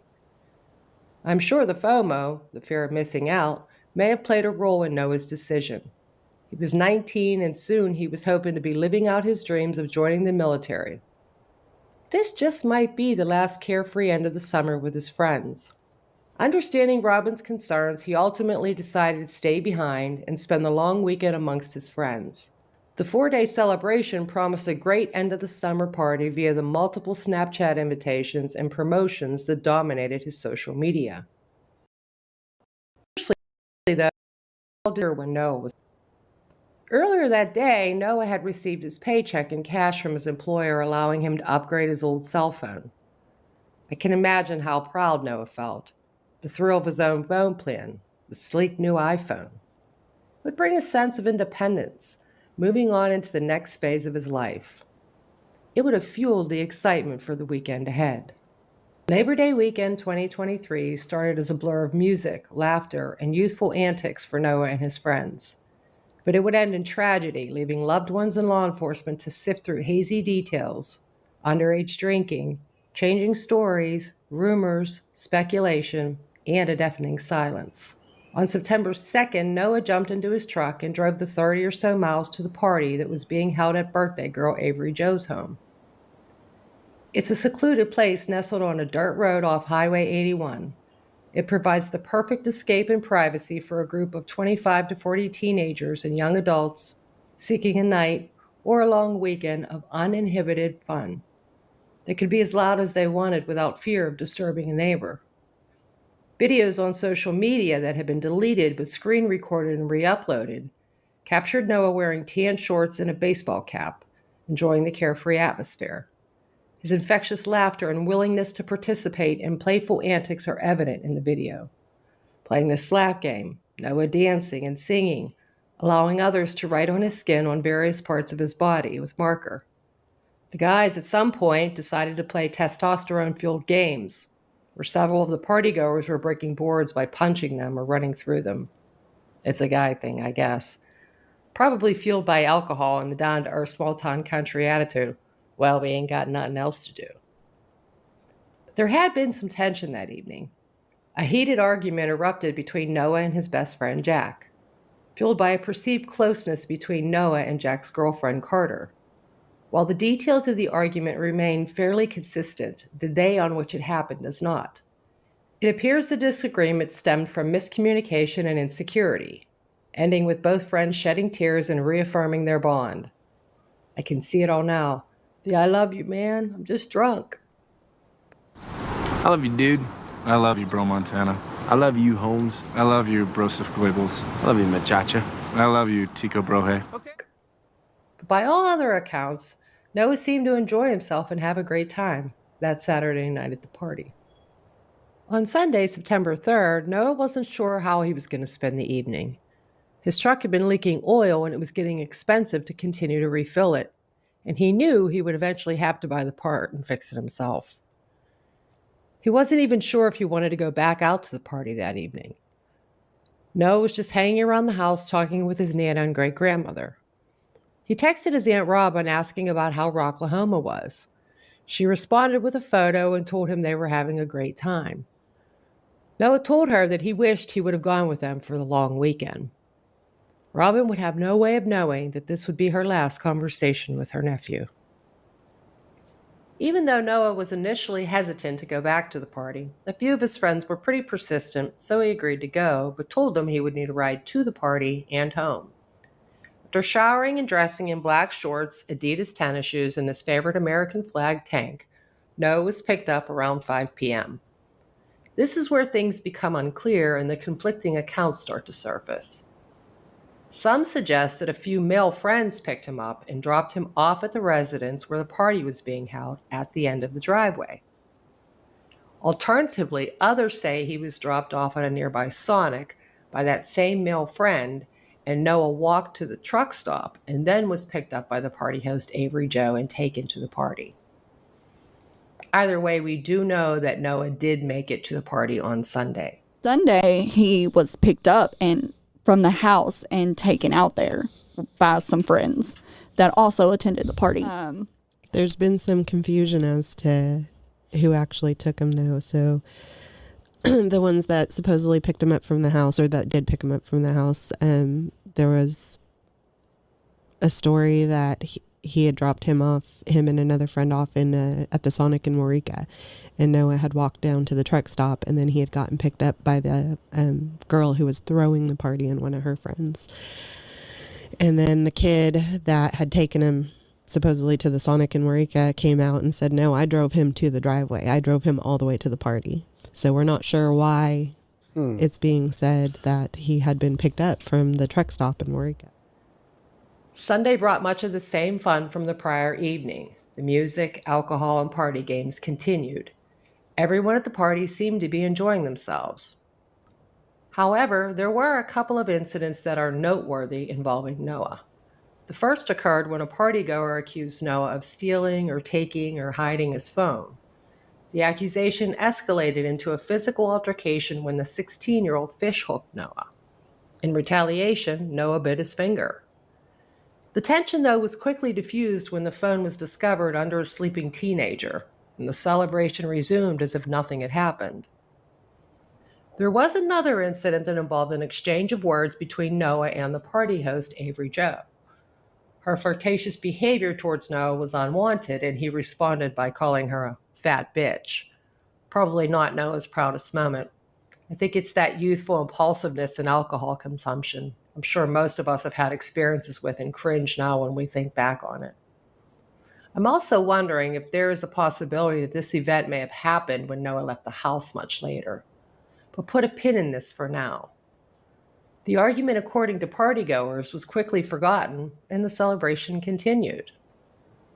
At some point after the last video Noah appeared in that was recorded by his friend Caden at 1:42 a.m., Noah allegedly went into the room where Jack was sleeping and took the keys to the ATV and went on a drunken joyride and had an accident. The ATV had been turned on its side, but there was no visible damage to the vehicle. Once the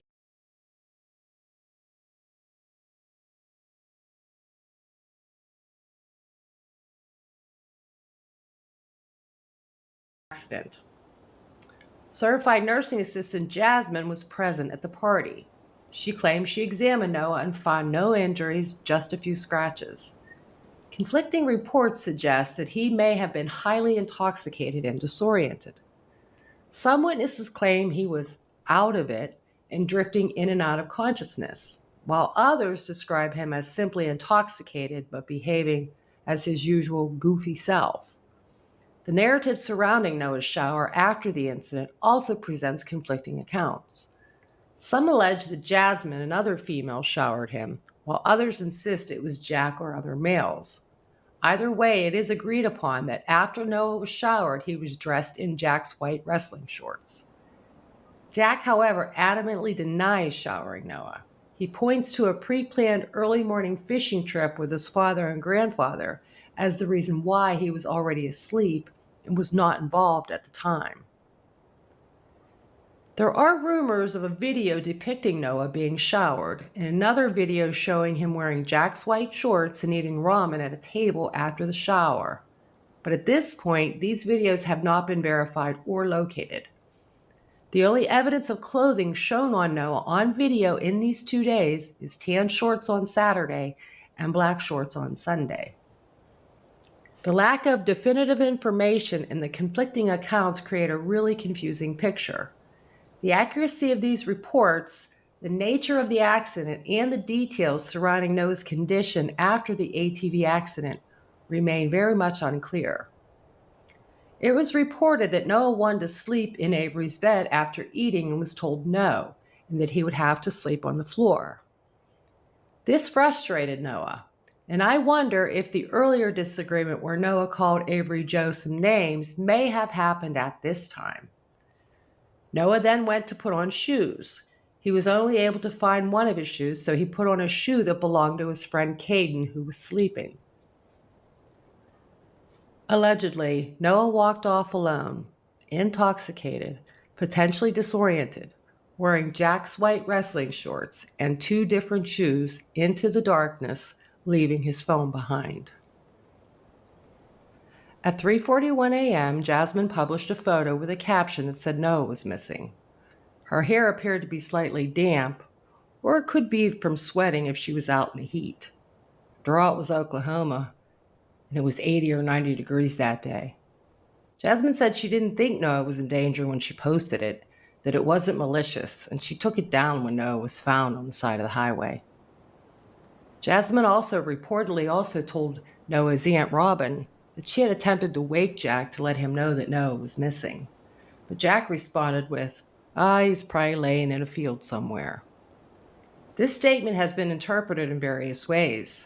Is it shedding light on Jack's potential indifference, or simply his belief that Noah would eventually return, because Noah was known to walk off when he wanted to calm down? Discrepancies have also arisen regarding the search efforts for Noah. Some indicate that they went searching on the ATV but were unable to locate him. His family has expressed skepticism about this claim, arguing that it would have been almost impossible to miss Noah's body given its proximity to the house and based on where they were told the friends searched. Noah's body was found within 1.5 miles from the party house.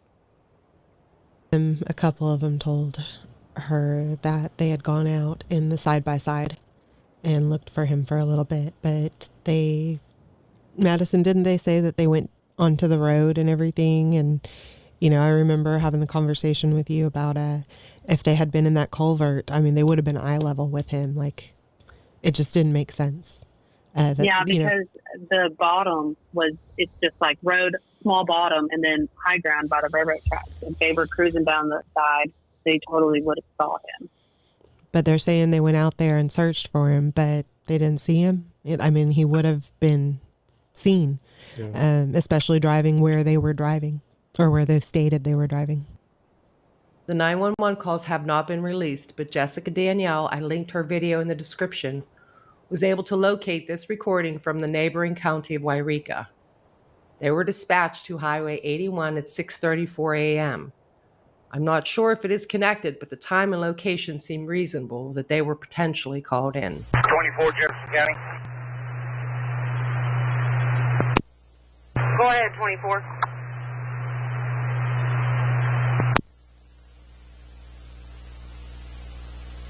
Jefferson County.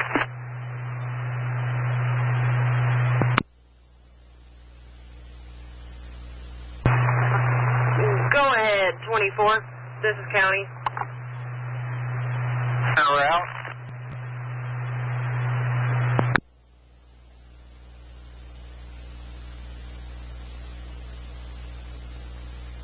We're en route.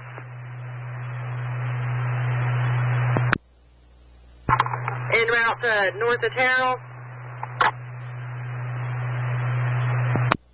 Yes, ma'am.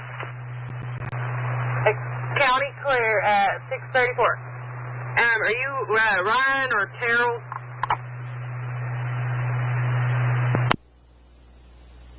Fire department.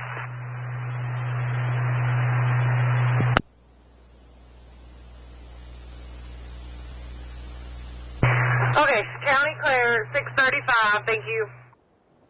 The timeline surrounding Noah the morning of Monday, September 4, 2023, begins with a text message sent by Jack to his father Caleb at 5:33 a.m.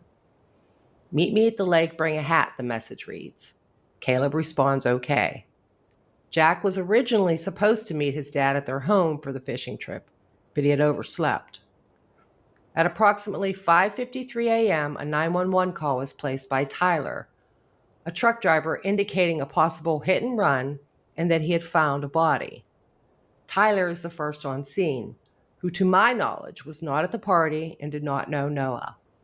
There was also a semi-truck driver who sees Noah's body, but had to find a safe place to turn around and come back to check to see if he saw what he thought he saw. Sometime between 6 a.m. and 6:10 a.m., first responders arrive. It has been reported this includes Terrell Volunteer Fire Department. It has also been asserted by some in Noah's family that he is a family member of the landowners of the party house. We'll put a pin in that, more on that later in the video. Jack, having woken up later than expected, says he was driving for only minutes towards the lake when he encountered two white trucks, one being a semi, the other a utility pickup, around 6 a.m. It was there that he spotted Noah's body, lying on his side, naked, wearing mismatched shoes and white shorts on the ground. He says Noah had visible injuries, a cut above the eye and a patch of hair missing on his head, and blood coming from his ear. But he didn't look like he had been beaten. It looked like an accident to him. I asked him if Noah was okay, and the semi-truck driver had his hands on Noah like this, and so I just and I could just tell, that he was not okay. He was laying on his side, and he just had his eyes closed, and he had a cut on his forehead. Like, it wasn't just like terrible, it was just a cut on his forehead. The top of his hair was scraped off his head, and there was blood on his ears. 100% in my heart think that he was hit. I think he got hit on the top of his head by a semi. And that shoe that was on good just stayed on. I don't know. I can't explain any of it, Is there any part of you that believes that he might have been beaten to death? No, he was not beaten to death. Why not? Because just the injuries, you just could tell he's not. Jack says he returned to the house to let everyone know that Noah was dead. Around 6:05, Jack called his father Caleb. Caleb was home preparing the boat to take to the lake. He picked up his father in his wife's car and sped to the scene, arriving about 20 to 30 minutes later. Within minutes of arriving on the scene, Caleb called Noah's father, Victor. Caleb reports that when he arrived, law enforcement and fire and rescue were on the scene, and at first, it was being treated as a hit and run per the Jefferson County Sheriff. Approximately 7:15 a.m., Noah's father, Victor, and Noah's brother, Dalen, arrived on the scene. Said that Noah was in an accident, and so I thought he was in the hospital, and so I come by and I pick up my dad, and we start driving down there, and it's only a 30-minute drive from Comanche, but that drive felt like 2 hours just sitting in silence. We show up, and Jack and Caleb and the Jefferson County Sheriff was covered up on the side of the road with the tarp, and it was just kind of a good 10 minutes just staring at fields, just and a loss of words. We show up there, everything's going through our minds of what in the world could, because it doesn't look like a hit and run sort of situation. And some weeks go by, and we they finally rule out the hit and run, and that 4-day party turned into something awful that happened within just a short hour time span for him. I believe this is his tooth right here. His pants were folded up on that square mark. His pants were there. His tooth was right there in that circle? I believe so, yeah. And his body was here. And he was in the fetal position facing that way. And his body was covered up with a tarp or a blanket type of thing. And as you're looking at it, you can see blood seeping through the covering and onto the ground. As I'm looking at it, it just seems weird. The placement of the body, the tooth, the shorts, where they're at, doesn't look like a hit and run. Not that I've been aware of. Caden, another partygoer, paints a vivid but slightly different picture than Jack. Caden reports being jolted awake at 5:15 a.m. by Jack's frantic yelling, announcing Noah's death. He distinctly remembers looking at his phone, noting the time. He was looking for his shoes but could only find one, but decided to go ahead and rush to the scene in his Jeep with a few friends. He saw Noah lying on the highway. Caden says he was 15 feet from Noah and saw he was wearing the same black shorts he was wearing Sunday and mismatched shoes. One of those shoes belonging to him. Caden reports when he turned to get something to cover Noah from his Jeep, he was told he had to leave. He had been there for maybe 2 to 5 minutes, and he returned to the party house. Caden insists when he spoke to law enforcement later and the white shorts were brought up, he knew the scene had to have been altered. However, his claims that the scene was altered is disputed by Tyler, who insists Noah was nude and the scene untouched. Jack's account appears to align with Tyler's. Though he acknowledges returning to the house, he says it was an hour later than Caden remembers. Carter, Jack's girlfriend, backs up Jack's timeline and says Jack came rushing into her room and buried his head into her blankets on her bed, visibly distraught, and told her that Noah was gone and he had to go back because he couldn't leave Noah alone on the highway. Carter says it was around 6:15 when Jack came running in. The discrepancies in their recollections are significant. Time. Caden remembers the time as 5:15 a.m., while Jack and Carter place the event at 6:15 a.m. Noah's clothing. Caden claims Noah was wearing the same black shorts from Sunday, while Jack and Tyler assert he was nude. The crime scene. Caden believes the scene was altered, while Tyler insists it remain untouched. Are these discrepancies simply the result of honest mistakes, or is there something more nefarious at play? Or was it the poorly lit highway was still dark at the time in the morning, and did Caden perhaps not see clearly? Sunrise on September 4, 2023 was 7:07 a.m., but the discrepancy of the time being between 5:15 or 6:15 is an issue. The concept of reconstructive memory offers a possible explanation. Traumatic events can skew memories, causing them to be distorted and fragmented. Over time, the process of reconstructing these memories can further amplify inaccuracies and discrepancies. The psychological phenomenon that interplays between the amygdala and hippocampus when faced with a traumatic situation might explain why each witness recalls the events differently. Some memories probably seem really vivid to you, and it's hard to think that they might not be true. And sometimes people think that if a memory is particularly emotional, then it's less susceptible to forgetting and more likely to be accurate. Emotional memories can be positively or negatively valenced. The birth of your child might be very positive, as a positive emotion, so it's a positive valence, but a memory about the planes hitting the Twin Towers on September 11th, 2001 might be very negatively valenced. Whether positive or negative, highly emotional memories that feel extremely vivid are called flashbulb memories. And even though these memories can seem as real as life, they're just as susceptible to reconstruction as less emotional memories. Often these minor reconstructions aren't very drastic. But what you should understand is that memory disorder is an organic result of neural connections in your brain, which can be altered and reformed. However, considering the potential implications of altering the crime scene, the possibility of deliberate manipulation cannot be dismissed. Why would someone do that? For what purpose? And what are they trying to hide? At first, the Jefferson County Sheriff unofficially was considering Noah's death a hit and run.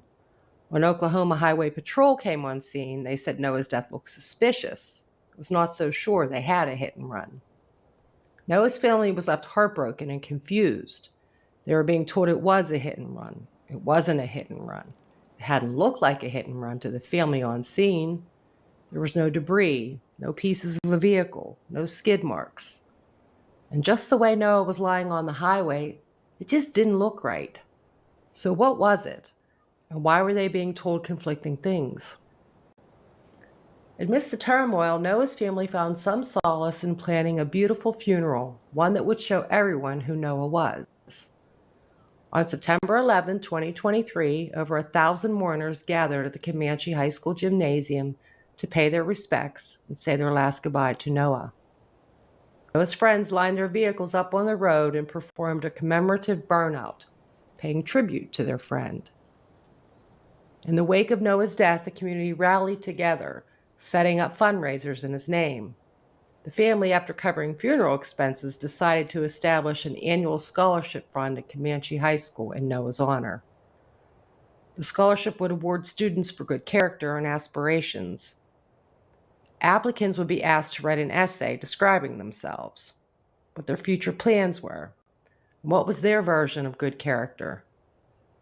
The scholarship would also help to finance sporting equipment for students whose families may not be able to afford it.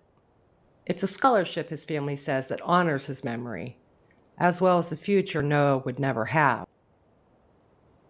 In the past, the family's frustration grew with the lack of communication from law enforcement. Despite their repeated inquiries, they had yet to be informed of Noah's cause of death. Desperate for answers, Noah's cousin Ashley created a Facebook group, Justice for Noah Pressgrove, to gather information and to try to piece together the puzzle.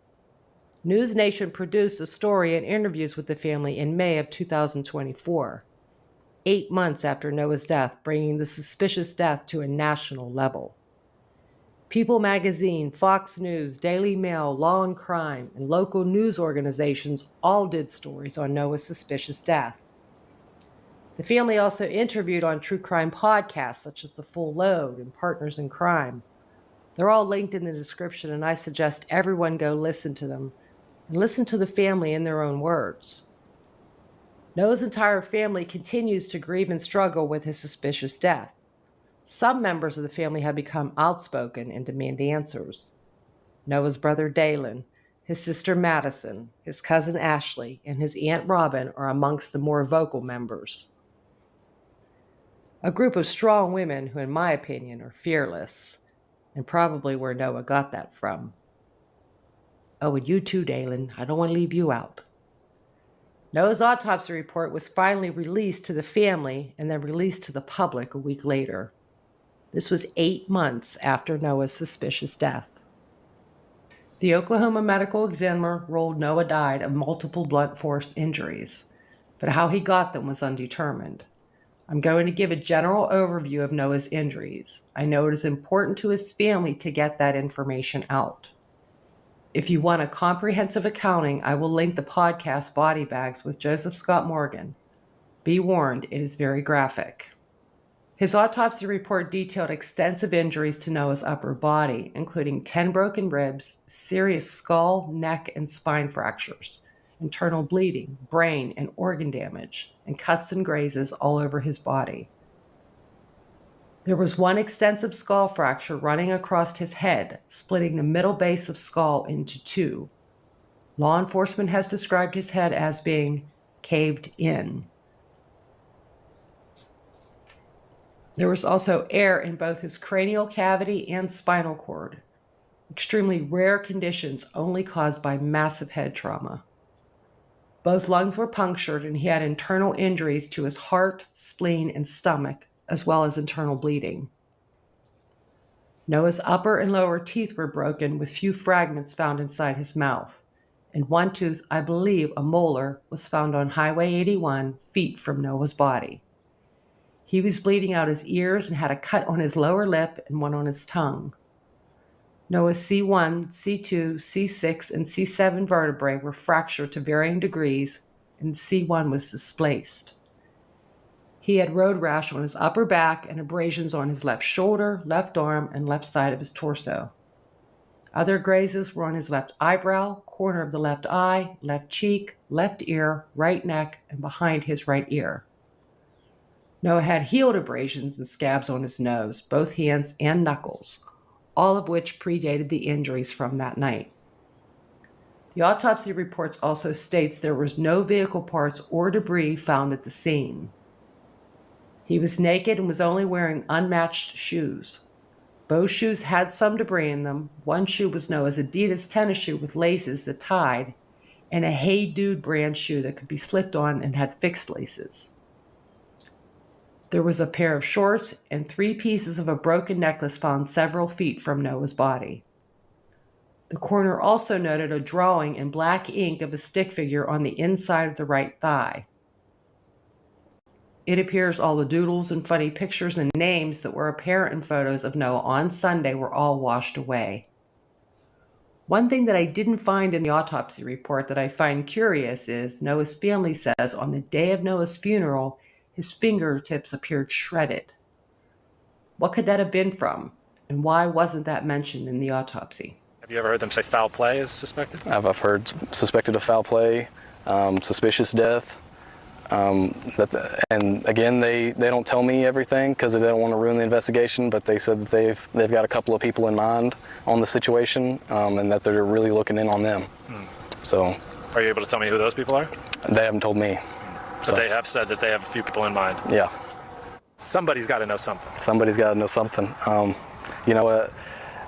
If there's 40 people standing around and someone, walks off, somebody knows about it. So if 40 people are standing around and somebody gets into a fight, somebody knows about it, and with how close everyone is, with how many pictures are taken on Snapchat, you think that something has to turn up. Somebody has to know something. We're pretty strong. I know that we are a resilient group for sure. So I think we're handling it as best as that we can and just trying to stay hopeful and optimistic. I'm just hoping that we get it all tied up and we get everything solved and all the questions that we're needing. I'm hoping that it's way less intense that we can't imagine it to be. Yeah. I hope that we find out that Noah went fast and that he wasn't in a situation where it would have been a lot worse. Does it make sense? I just want to know, how he died. I want to know what scenario was played out that caused his death and what happened. I just want to know what happened. And we're nearly 8 months out. The Oklahoma Highway Patrol finally providing this update that they are not investigating Noah's death as a murder. What are your thoughts on the handling of your brother's death? I think that having some communication means there's progress. So with them saying that they're not investigating it as a murder, there's so many other things that they are able to classify it as. So maybe they have just made some progress and were able to give us that kind of update. More about that. What do you suspect may have happened at that party? And we know that one of your family members told News Nation he believes foul play was involved. Do you agree with that? I'm not going to disagree. I have no reason to disagree, but I know there's people out there. They claim to be Noah's best friends. They claim to love Noah, and I hope with my whole heart that that is actually what happened, is that they were not involved at all. But at this point, I can't rule it out. I just hope that they can find it in their hearts to just do the right thing. And if you're doing the right thing, then that's all that we can ask of you.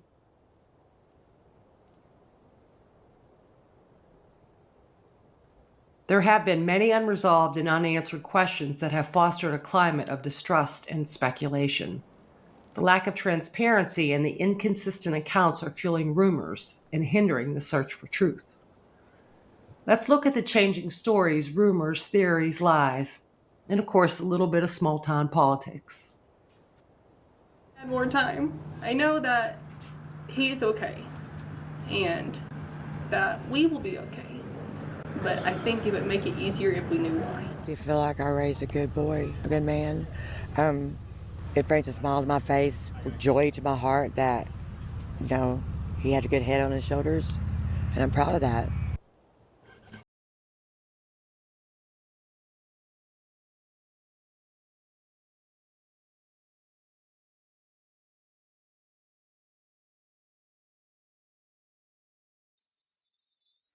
So yeah, again, shout out to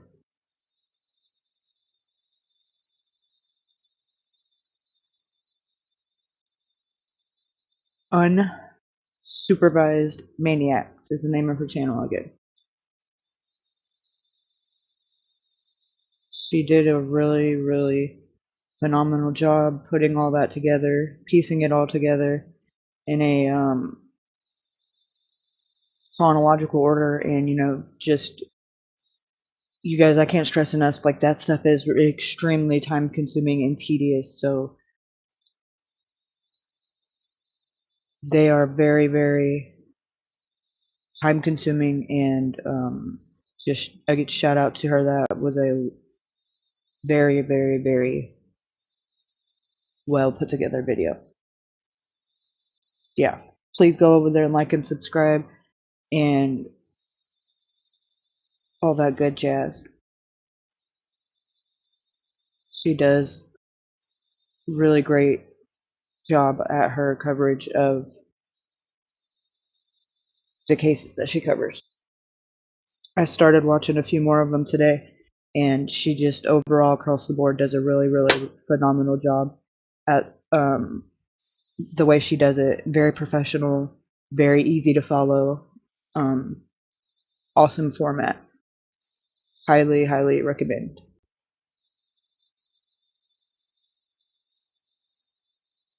Okay, so let me change gears real quick.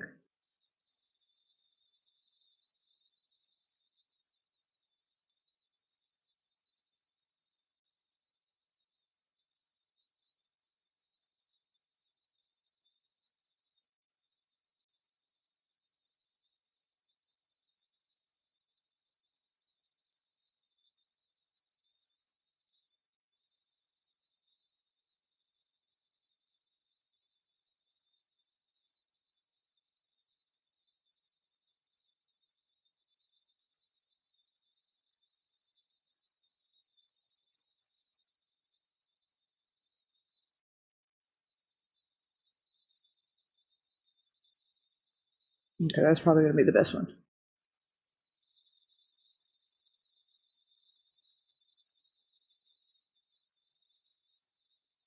So I have some more screenshots.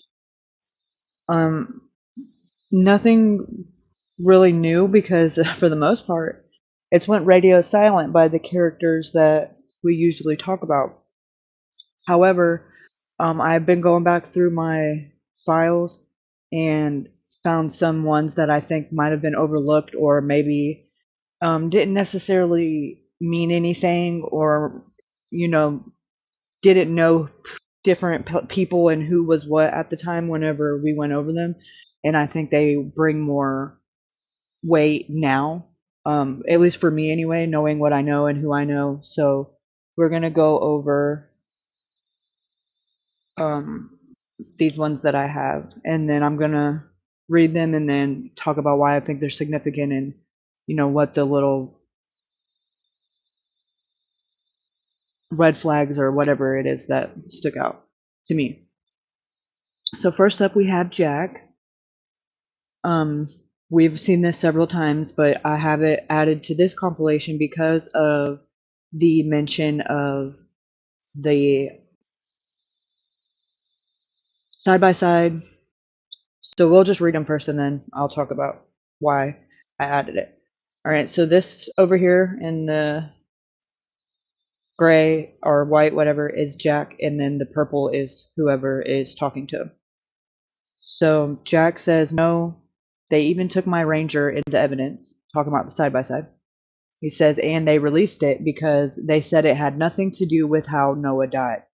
Okay, now the reason I have this screenshotted and the reason I want to talk about this particularly today is because this is the one of many times that Jack leads on or implies that he's speaking with investigators and is being given information regarding the the ongoing investigation. Now that wouldn't necessarily be something that I would take note of, except for the fact that the family has been stonewalled and this information is not being given to them under the the whole vibe of, okay, it's an open investigation, we can't tell you, but apparently you can tell some people, but if you're going to be that way, you should be that way across the board. I absolutely respect and understand and protecting the integrity of an investigation.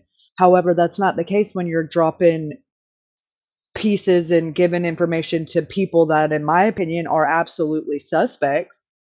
But that's just my opinion. Allegedly, everybody's innocent until proven guilty, blah, blah, blah. But, it just seems a little off base and a little ass backwards, excuse my language, to be given information to witnesses, if we're not going to say suspect at this point, if nothing else, and not to the family. That there, you have to stop and ask yourself why that is and how that's even taking place. So moving on, the person who's messaging Jack says, you think a random vehicle got him? Maybe Jack says no, because there was zero traffic through that area from when he passed away until when it was called in. Okay, that's a big statement to make, Jack, because first of all, you were sleeping, remember? How do you know, silly boy? But second of all, do you know what that, as a grand scheme of things, that statement says several things. That says that not only was he not sleeping, which we already at this point know, in my opinion, allegedly. I don't believe he was asleep at all for a second, but that's just my opinion. I'm entitled to it. You are entitled to your own. So, but that also indicates to me that he has access to some type of video surveillance or cameras, or how would you know that there was not a zero? Not there wasn't many. He said zero vehicles. Okay, so how do you know? What surveillance have you seen? What footage have you seen that could corroborate that?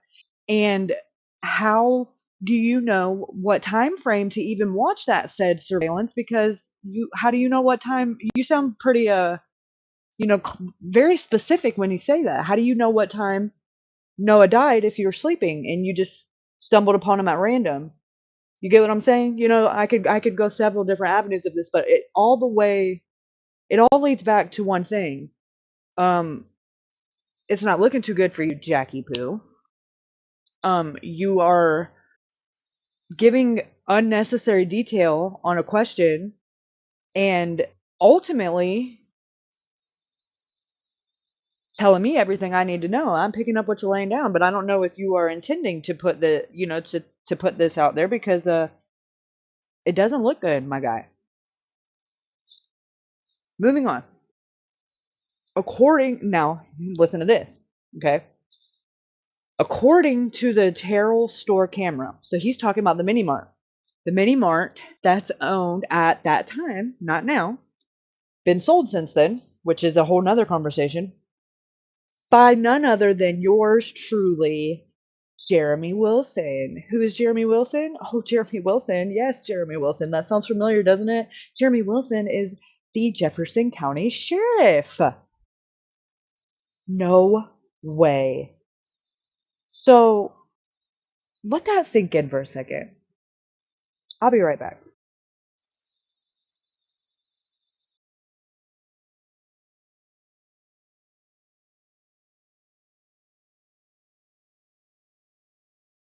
Hey, Bruce. Welcome in.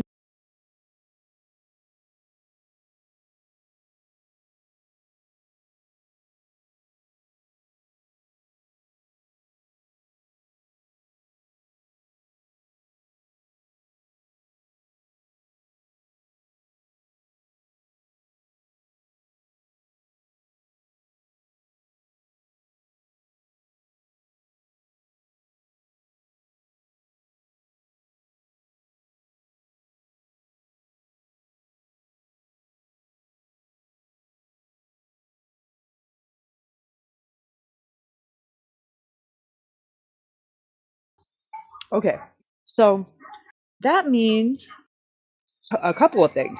It could mean, allegedly, in my opinion. Sorry, I have to say that every time. That there was a sit down of some kind or somewhere where, Jack sat down with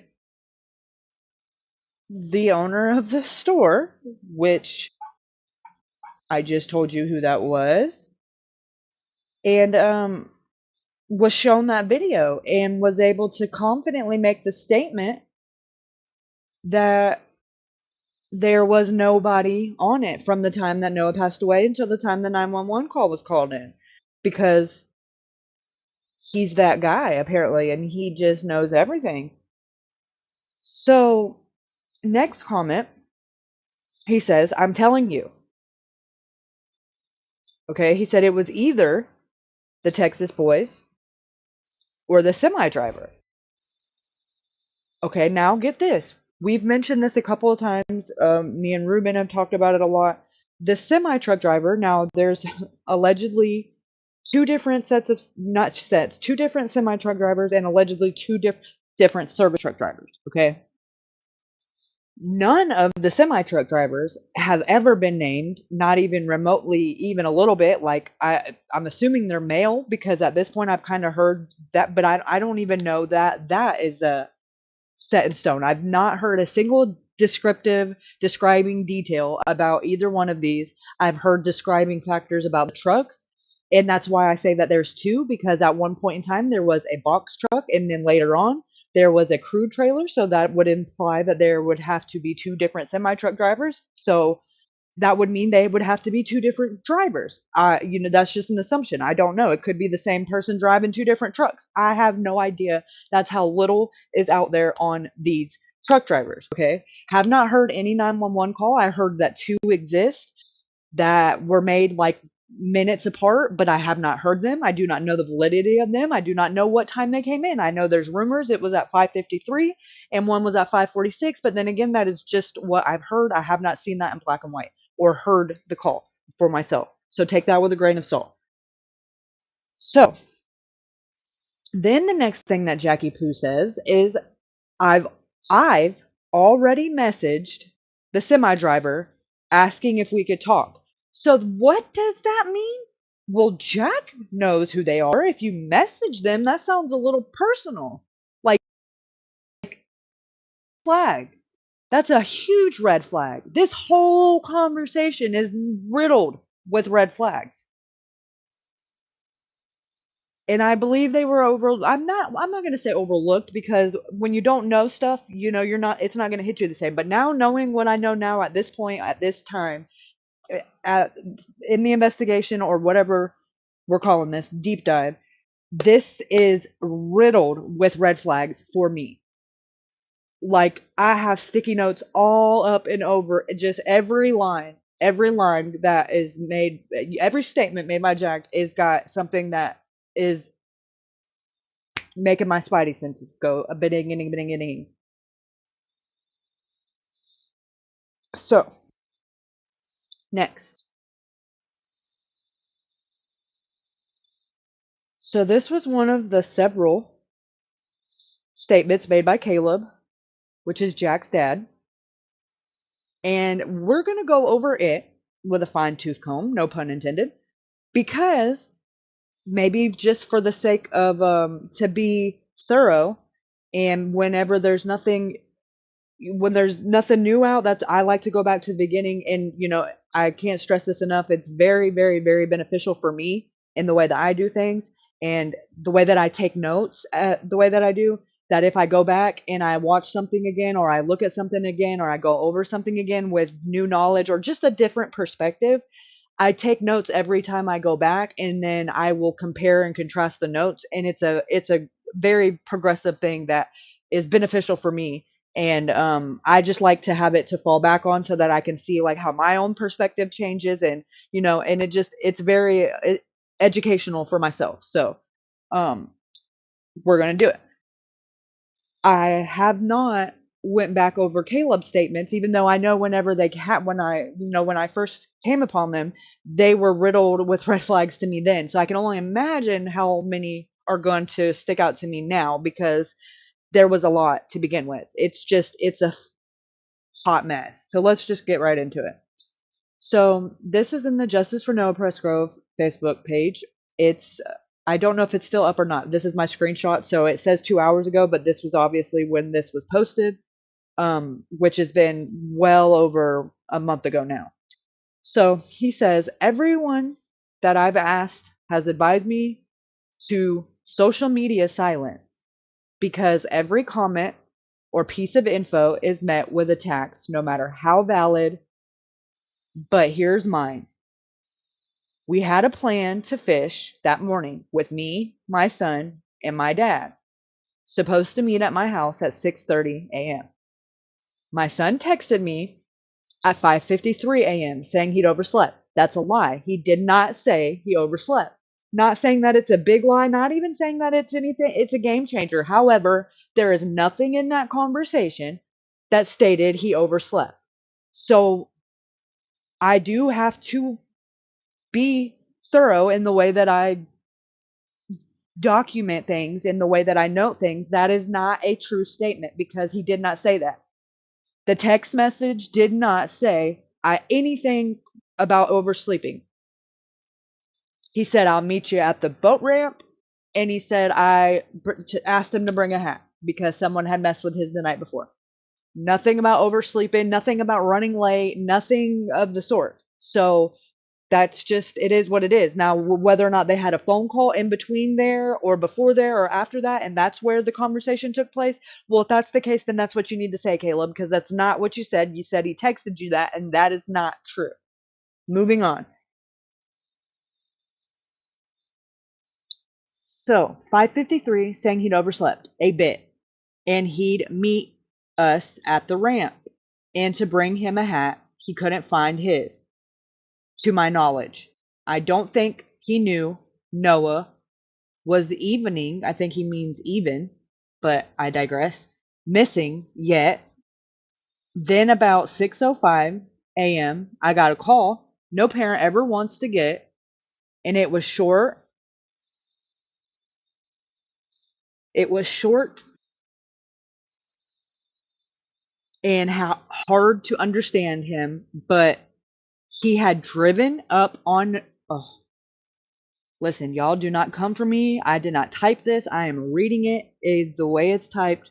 I digress. He had driven up on Noah. There were already a couple vehicles there that had made the 911 call. I called my dad, told him about the call. He said, come pick me up on the way. We drove straight there. By the time we arrived, there were several law enforcement and fire and rescue on the job. On the job or on the scene? Because most people that are rolling up on their son's dead best friend would not call it a job unless they're there to do a job and clean shit up. I'm just saying, verbiage is everything for me. That's a very strange way to describe it. Most people would say the scene. Some people would say the accident. Or most people would just say the scene, but to call it the job, I feel like that speaks volumes. Maybe he's telling a little bit more than he meant to right there. Maybe it was a job. Maybe it was absolutely a job, because he did a good job at that. Fucking shit up. I digress. Hey, I didn't write it, he did. So,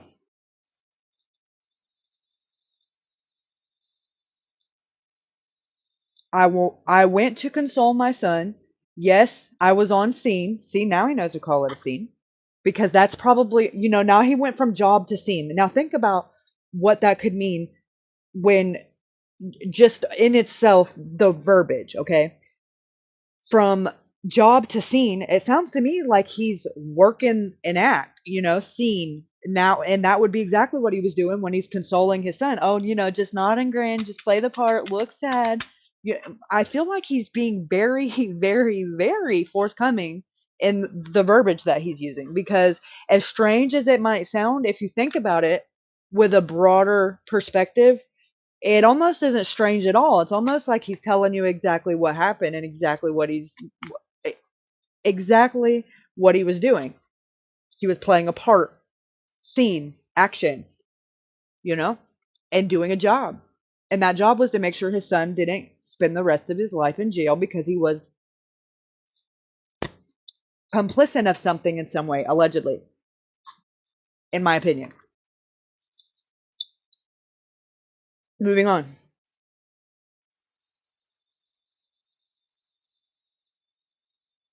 Yes, I was on scene.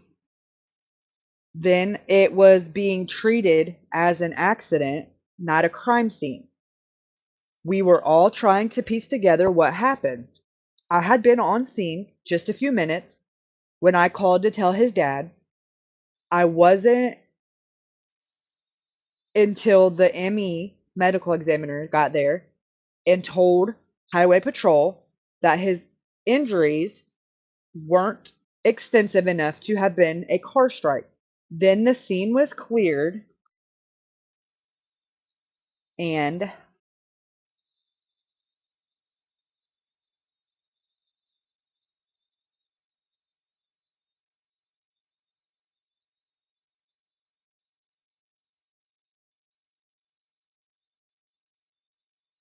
processed. I went with Highway Patrol to inspect the UTV. Now that's interesting. Very interesting. And I don't know that I didn't catch that before because it's probably in my notes. However, it does strike me different right now. So that means that he left the scene of where Noah was at after the medical examiner got there and said that there wasn't enough damage for it to be a car strike. Then Highway Patrol says, okay, we probably better get all these bystanders and all these people off of the out of here and not, tampering and ultimately ruining, damaging any other evidence that could be there. Way to better late than never, I guess, right? So after that, the same Highway Patrol person, Mr. Lovely Zachary Wright, who is just so smart and just such a good, just the bestest detective ever on the history of Everdom, said nobody ever, loaded up apparently, and I don't know if they went in the same vehicle. I mean, I would be interested to know all this. However, it's not mentioned. It's just stated that they go together, them being the Highway Patrol, Mr. Zaki Poo and Caleb, and they go to where the UTV is at. ATV, UTV, whoever's asking, what the side by side, okay? Which was at the party house. And inspected it. So if they thought at this point in the investigation, which is what he just said, that it was an accident, that it wasn't a crime scene, why would the Highway Patrol need to go inspect that ATV? Especially if at this point you're still saying that it was a hit and run. So do you think he was hit by the ATV and left there? Because you're not making sense, my guy. It can't be both. And if there was an accident on the ATV and the ATV is not there anymore and Noah is, that, my friend, is a crime. Not the fact that he got hurt in an accident, if and how or whatever that even happened. The crime is dumping him there with knowledge of that accident and then going on your merry way and playing dumb and letting it play out the way that it has. That is where the criminal element comes into this. And it can't be both, Caleb. So you should choose your words more wisely next time, because this is not helping Jackie Poo. Moving on. The UTV, if it tipped, it was minor enough. Minor enough. Okay, think about the way that that says. What that says when you put those two words together. That is very, very, very trying to, how do I downplay. You know, it's minimalization. Like, it's very, you know, trying to make less of something that is more significant, in my opinion. I mean, aside from the fact that it's really poor English and it's broken grammar, I think it is a way of Caleb trying to minimize what he's saying. So let's keep going. Was minor enough to not leave scratches. Just a couple days later, I was called in the interview with Highway Patrol, told everything I knew, gave them my phone. Now, why the fuck? Sorry, excuse my language, you guys, but this just went from like extremely left turn, like NASCAR type shit. Like, whoa, what the fuck is it fucking fuck? Like, why would you go and give your phone? You weren't at the party, remember? And you got the call at 6:05, and the law enforcement was visibly on scene when you got there. So why would they need your phone to corroborate that is very, very strange, sir. But do tell. I'm intrigued. Why would you, Caleb, need to give them your phone? They were on scene when you arrived, so they can corroborate your movements from your account of what, unless that's not true, unless you got there earlier and they suspected that, or unless you know that. Why would they need your phone? But yet they didn't take the people's phones who were actually at the party that offered it. Here, take my phone. They don't want it. Like Caden, for example, didn't want his phone. Didn't want anything off of his phone. But yet they took yours. You're either lying your natural ass off, or the math ain't mathin', my guy. That's a very bizarre statement to make. Just saying. Not Jack's phone, your phone. Seems a little strange. Sorry, not sorry. Moving on. Gave them my phone to pull anything they wanted. I was told then that they knew he wasn't beaten, but they didn't think it was a car strike either. Okay. I'm not even going to dive into that because we will be here all fucking night, but I digress. That's the most info that's been told to me. This is all complete, locked in facts. Shut the fuck up. Who walked? Okay. Anyway, I cannot stand this motherfucking guy. In my opinion, allegedly, what the fuck ever. Like, who the fuck died and made you guys? Like, oh, it's locked in facts because I said so? Shut the fuck up. Sit down with your fucking locked in ass. Jesus Christ. Moving on. Now, my opinion, that nobody asked for, but here we are. Now, my opinion is I've known this group of kids for years. His friends have the character. His friends don't have the character to hurt each other. They are great kids and have the character. No, that's what he said. I don't in any way think any of his friends have the character to hurt each other or even to be scared to call for help if there was an accident they knew of. To me, they are innocent until I'm told otherwise. Another note, my brother-in-law lost his life hitting a parked car in my UTV a little over a year ago. Why that's brought up, I have no idea. His accident was actually caught on my neighbor's yard cam. What the actual fuck are you talking about? Why the what? Why are you what are you what? I don't have words. That Twitter pated me a little bit.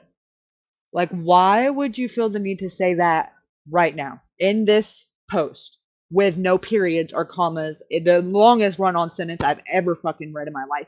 But why would you feel the need to put that and put it the way that you did on this post?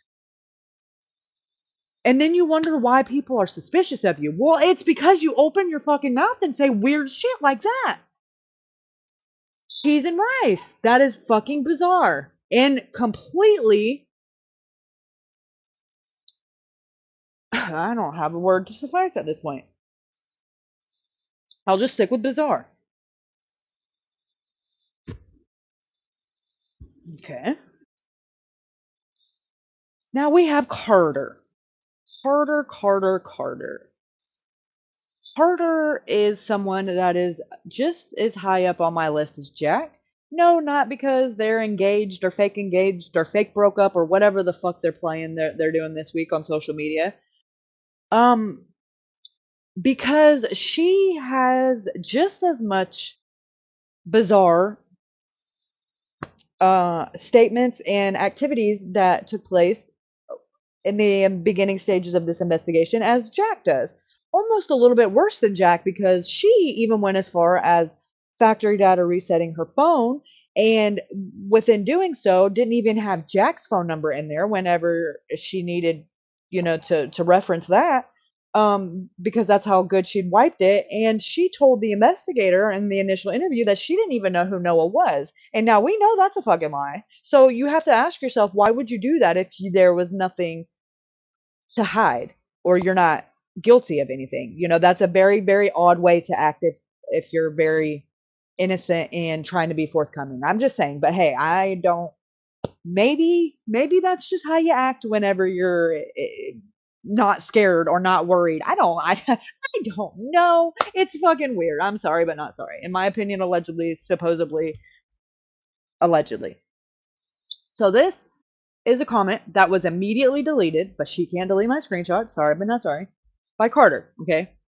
And she's referring to something that Caden posted, and this is when she came out of the woodwork to say that Caden is his account of what happens wrong and blah, blah, blah. So this is what she says. The 911 call was made at 5:53 a.m. or close to that. How do you know that, Miss Ma'am? Because any other time you're asked about anything else, I don't know. But now all of a sudden you know some shit? Do tell. Moving on. I believe, well, you're not looking too good on credibility. However, I'll allow it. I digress. So the whole 5:15 is wrong because she said so, right? The liar, with very little truth in her lies, Mrs. I'm untouchable because I'm Carter Combs, says that it's a lie. Not that it's wrong because she said so. I digress. And phones and calls and texts will prove that. Really. So did Jack call somebody when he came there and woke Caden up? Did you call somebody when Jack came in there and woke up? I would love to see these call logs. I'm sorry, Boo Boo, not to be unfair or biased at this point, but the facts are the facts, and when people tell stories that change and they lie, you have zero credibility in my book, Boo Boo. And like I said, I'm just little old me nobody over here, but I believe Caden because every time I've asked Caden a question, he answers it in a non-defensive way, and his story stays the same every time. So 9 times out of 10, that probably implies or indicates that he's telling the truth. So that's what I'm going to put my poker chips on. However, I will humor out the rest of this comment, even though I think you're full of shit, in my opinion, allegedly. So you're going to have to provide those phone records to be making statements like that, and even more so making accusations like that someone else is lying. You better come with receipts, boo-boo, or you don't get no leeway over here. You just don't. I also just want to mention, out of everyone there, Jack has been the only one to take a lie detector test willingly. Why would you say that? Has anybody else been asked to take a lie detector test and denied it? And if so, who? Why would he have been asked to take a lie detector test to begin with if he's innocent and has always been deemed as innocent and has never been a suspect? They don't give innocent people lie detector tests. They usually give people they suspect are lying lie detector tests. And I have my doubts that it even actually took place because I can, and I'm entitled to my opinion. I don't believe it was administered, and I don't believe he passed it. But I don't believe, even more than him not passing it, I don't believe he was given one. I think it's just something that he's saying. Because in his defense, who's out here fact checking him? Not OHP, not OSBI. So, I guess in his defense he can at this point.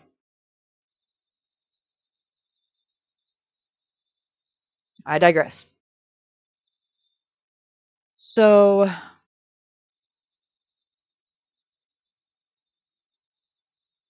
and pass it, and he's been cleared from the investigation. So OHP or OSBI, either way, is telling you, little miss suspect of the South, that who's cleared and who's not.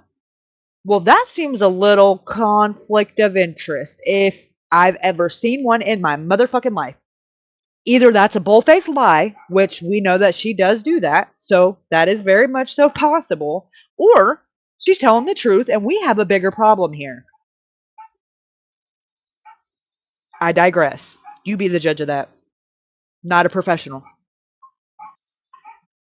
However, I am a professional at knowing bullshit, and a spade's a spade, and this is bullshit. If I've ever seen it, it is bullshit. I'd also like to mention, Jack didn't just walk in and tell us Noah had passed away. He came in running and buried his head into my bed, saying Noah was gone. Stayed for a minute and said, I gotta get back to Noah. I can't leave him alone. There. Also, like the phones do, so none of us went back to sleep. Me, as in Carter, Logan, Avery, and Jasmine, and her parents, okay? And her parents. This is really fucking important, y'all, because this is one of these things that is trending in these groups right now that is being disputed, which is the time that the parents started arriving. And Jasmine's parents are allegedly saying that they didn't get there until 8 or 9. Well, that's crazy because apparently, according to Carter's lie, that it was at 5:15 or 6:15, regardless, that's way fucking before 9. And you, my dear, just said, me, Logan, I'm gonna say this again, real fucking slow and real loud for the people sitting way back there in the back. Me, as in Carter, Logan, Avery, and Jasmine, and her parents stayed outside crying. Okay? Her words, not mine. I digress. Not understanding any of this, just like you, but this is also spreading lies, and I will stand by that in court too. And I pray to God Noah gets justice and all of his family and friends have peace. This has gone on way too long with no answers. Noah is the only victim here.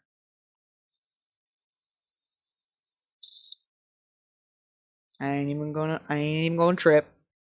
Ain't even gonna trip, little Miss Thing. You do you, boo-boo. With your bad self. You're gonna have to do a little bit better than that with people like me on your ass because you have been caught in a lie. And not only did you catch yourself in a lie, but now you put your friends in a pickle because they are lying and you. Either way, this is not looking too good for you, boo-boo. Any of you. So next, we got the infamous, I won't say famous, infamous, Stevie Howard. Okay, she's directing this towards Justin Roy. And she says, "You'll see.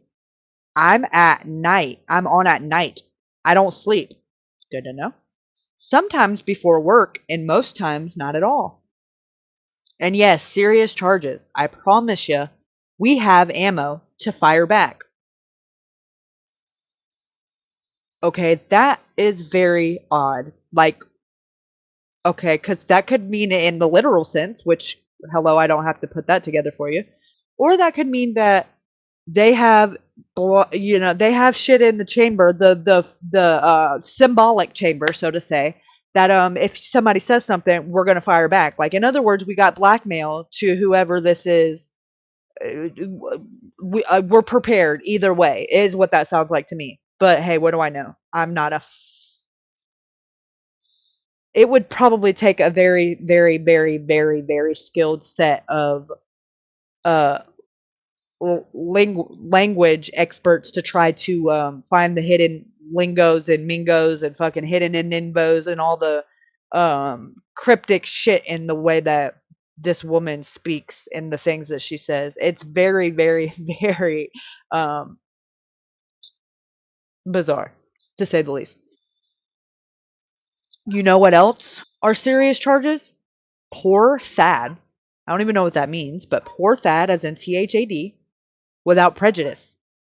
You know what that means? Winky face, period. And I'd say holding stronger than your Best Buy golf clubs. What the fuck did you just say? First of all, okay, Ms. Bougie, because you got daddy's money. Apparently shopping at Best Buy is a little bit above her standards from that statement. But why the fuck are you talking about golf clubs?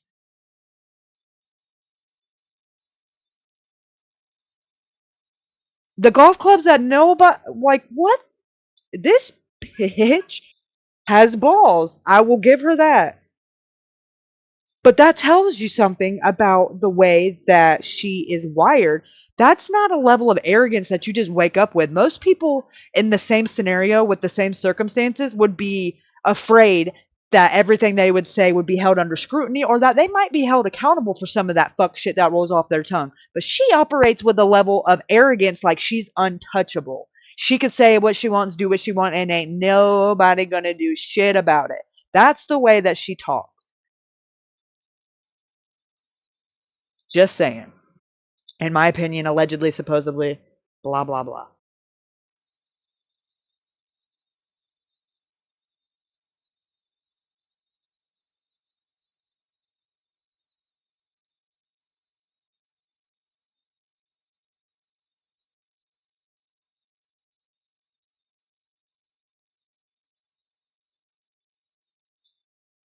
Okay.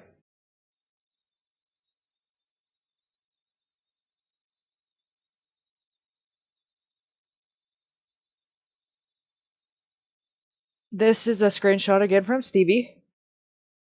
Said, "Oh, I never said that at all. His sister and I were talking about Noah's sister, okay? His sister and I were talking, and I was saying what a mess Noah was. Said he would joke and tell Avery, oh, there's my wife when I'd come in. He was like, is it gonna be weird you dated your stepdad?" What the teetotal actual fuck? Because that's appropriate to even condone and to even think it's funny, and not to say, hey, first of all, most kids' moms that their daughter's friends are coming over, that would be disrespectful, and they would have been checked and say, hey, that's inappropriate. Creating boundaries, okay? Not, oh, hair flip, that's first of all, and second of all, why the fuck are you telling his sister this after he's gone? That is so inappropriate. I digress. Like, just joking with her. Because, yeah, now is the time for fucking jokes, lady. And even then, it's not fucking funny. It's fucking weird. And it's honestly really gross that you're fucking flattered by it. Anyways, I digress. Noah was very playful and ornery. It was a joy to be around. I meant no disrespect. Well, you didn't have to mean it. However, it was very fucking disrespectful, you dumb ass.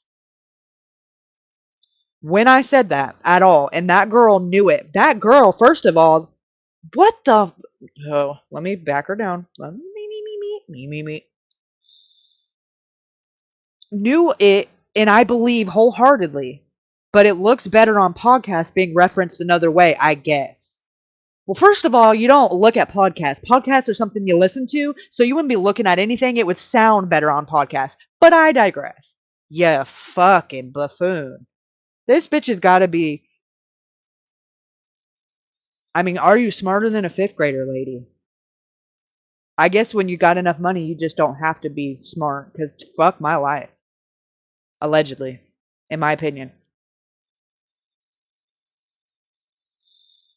My brain's already starting to hurt. We're only 2 minutes into this shit.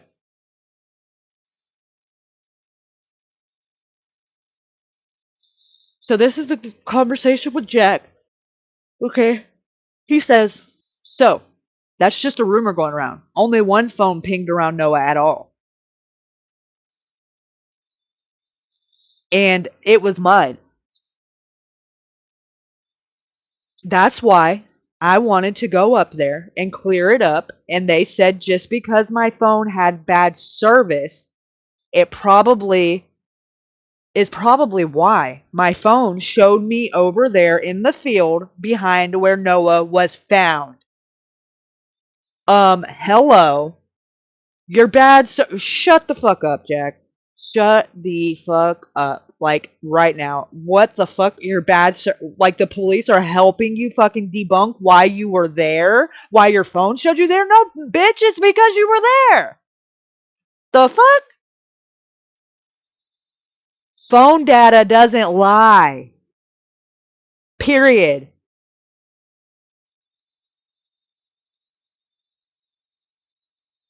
I digress. That's why I took the polygraph. Huh. And the Texas Rangers aren't involved yet. Once again, my guy, how the fuck do you know who's involved and to what degree? Once again, you know more than you should know. Why the fuck are you being shown phone pings? Even if it was your phone.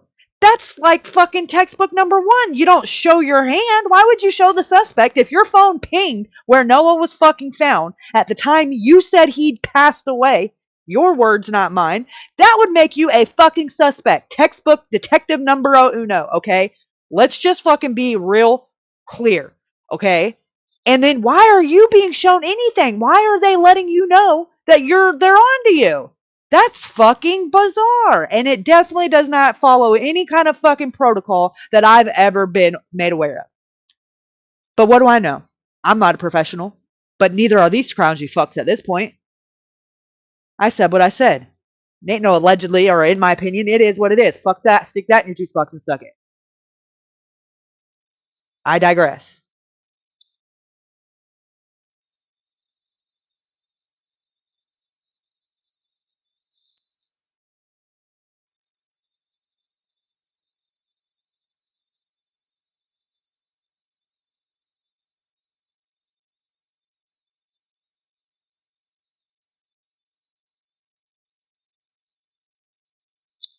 More from Jackie Poo.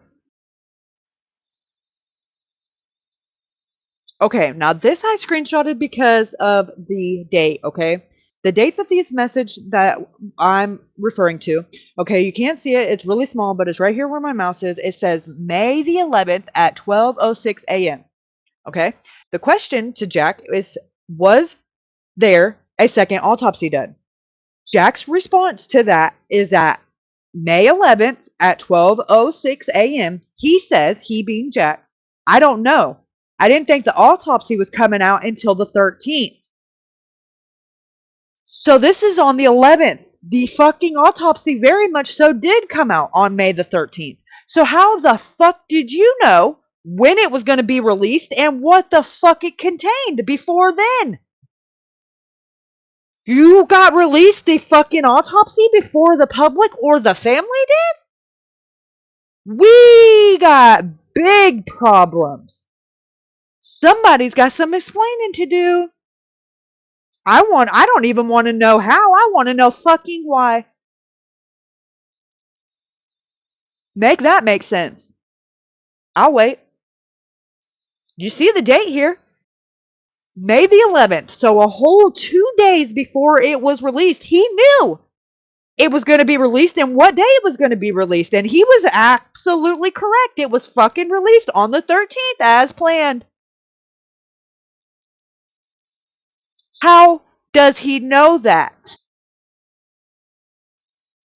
Why does he know that? When did he become aware of that? Who made him aware of that?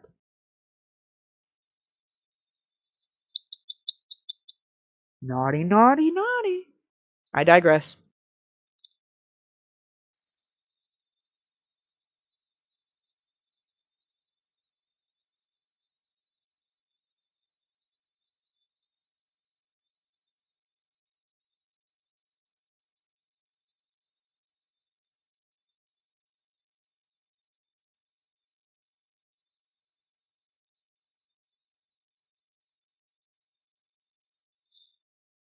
When Jack came bursting in crying and saying Noah was dead, Brylan was asleep on the floor and Mikey was on the other couch, and Isaac was still asleep in the recliner.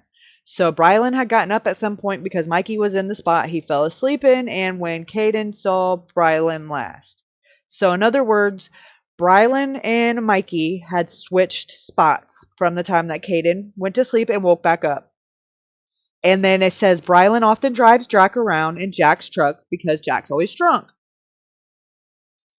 Some would even say, and I quote, that Brylan is Jack's little Jew boy. Just something I took note of. Thought I would add it to the mix because I can. It's my video. But it is very important. Now this. Justice for Noah, okay? This person, this gray will, I'm going to show you who that is.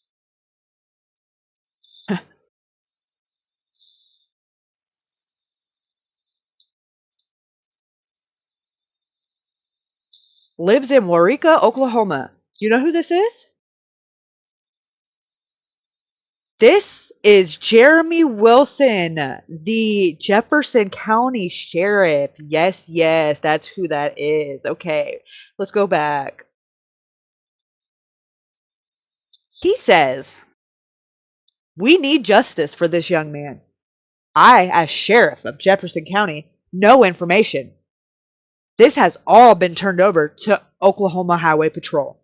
This is their case.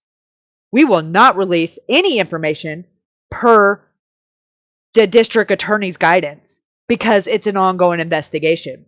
We have never been an agency that publishes information to draw attention. We just want justice. Well, apparently you'll share it with Jackie Poo.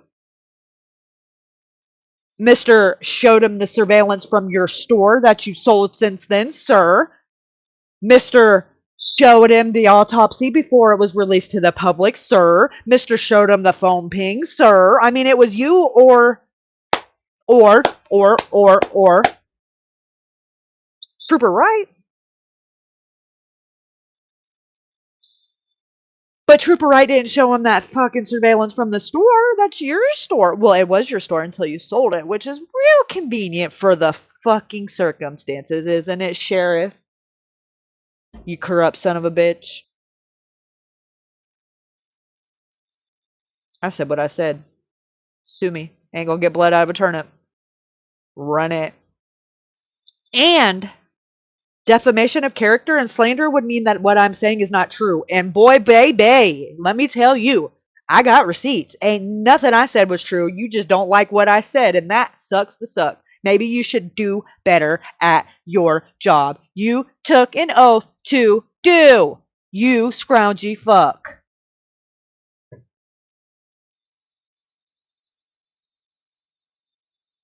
Sorry. Not sorry. Not even a little bit.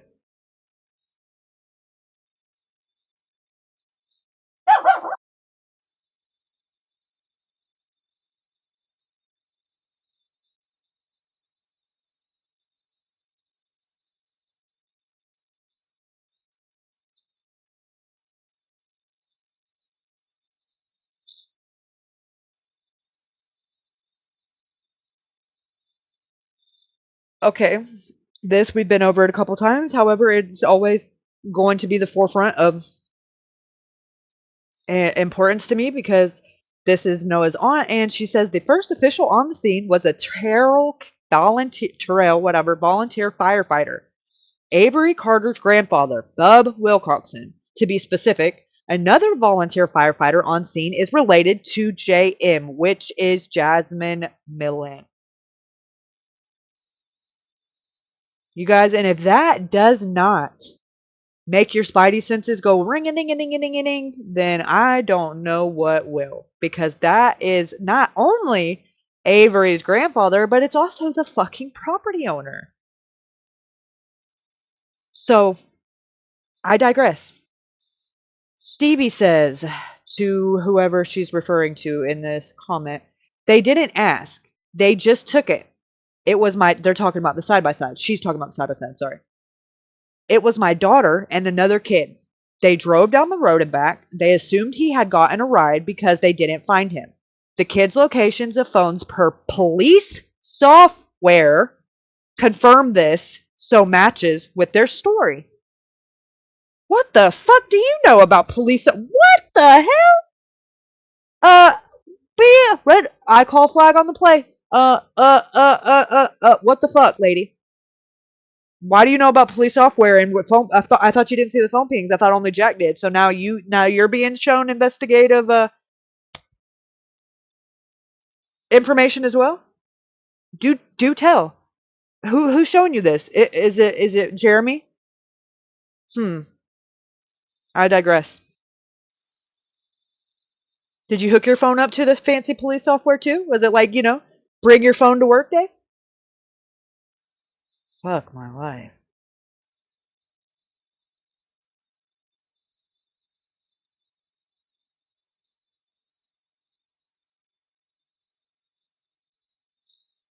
All right, Stevie again. She says, after 8 a.m., my dad called her. Her dad is Bub Wilcoxon.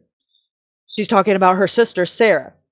My dad called her after 7, after our hired hand beat on the door and woke him up. He was getting dressed to go down there. Called her, woke her up. She came to Terrell because I was out of town. So was my other sister with her hubby and family, who's also supposed to be the one of the first on scene, LOL, because this is a laughing matter, bitch. She was the closest at the time. She got to Terrell after 8 or so. Blah, blah, bullshit, blah.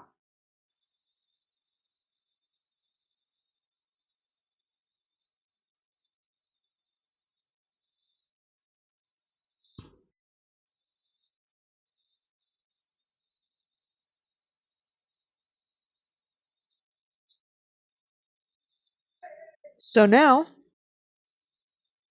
that's the thing, says Stevie. I have not attacked. He gave his account and I gave ours. One lady commented, intimidating a witness, LOL, question mark. How so?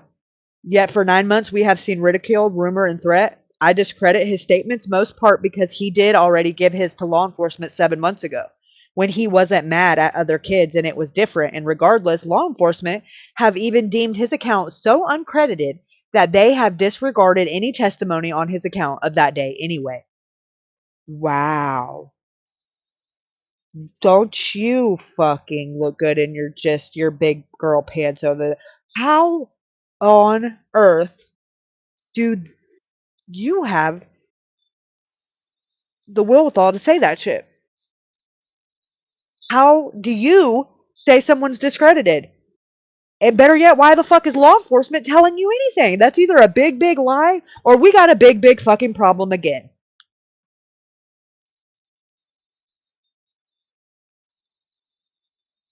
What the fuck is happening here? Do we not have policies and procedures and protocols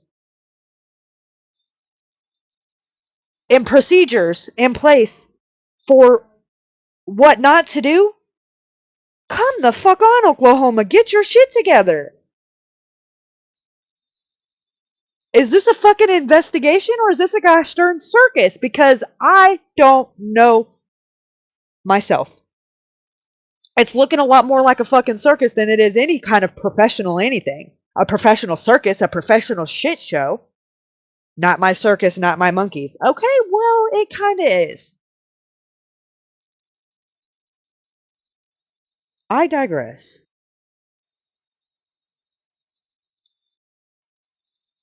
I need to get a drink and I will be back. In the meantime, we're going to listen to some of this podcast that was released the other day, the True Crime Partners, with a professional, she's a retired deputy coroner, and she goes over Noah's autopsy and gives it her professional analysis and insights on it. And it was very interesting. So we're going to listen to a little bit of that, and then we'll bounce back over here so that we're not getting burnt out on my reading since, Ruben left me high and dry. Just kidding, kind of.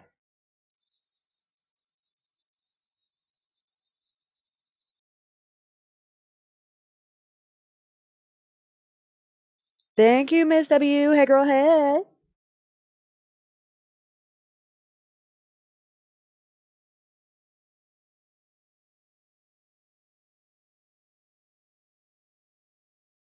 What happened to Noah's Presgrove, and we have a very special guest with us. We have Jody Barth. For people who listen to the Molly and Colt podcast, you'll be familiar with her. You'll be familiar with her voice, but this time you get to see her for some people. And we're very excited to have with her. Just to give you a quick background of Jody's accolades and her career. She's retired now, but she spent she has about 33 years of law enforcement investigation experience. She was a detective commander, correct? Is that correct? Yes. With the Illinois State Police. She was the first female CSI person in Illinois. Was it in Illinois too? No, just Illinois State Police. In Illinois State Police. Mm-hmm. And she's got hundreds of death investigations, and she was a deputy coroner. So we wanted to bring Squarespace's creative tools let you design a unique, engaging Jody on to kind of take a look at the medical examiner's report for Noah. And also she has, because she's kind of got her foot in both camps, both as an investigator and also a deputy coroner and all of that, we thought it was really important to have someone with her type of skill set to come and take a look at this ME report. And we sent it to her a couple days ago. She's been going over it. She's also going to be helping us with some other stuff as well. But Jody, tell us just a little bit about what you gleaned from that medical examiner's report. It's curious. Okay, so first of all, let me tell you that I have not seen in a long, long time, maybe ever, as many catastrophic injuries as is listed in this medical examiner's report. It's amazing to me. It really is. There really wasn't any part of his body that was not affected. And I mean tremendous crushing type, blunt force type injuries.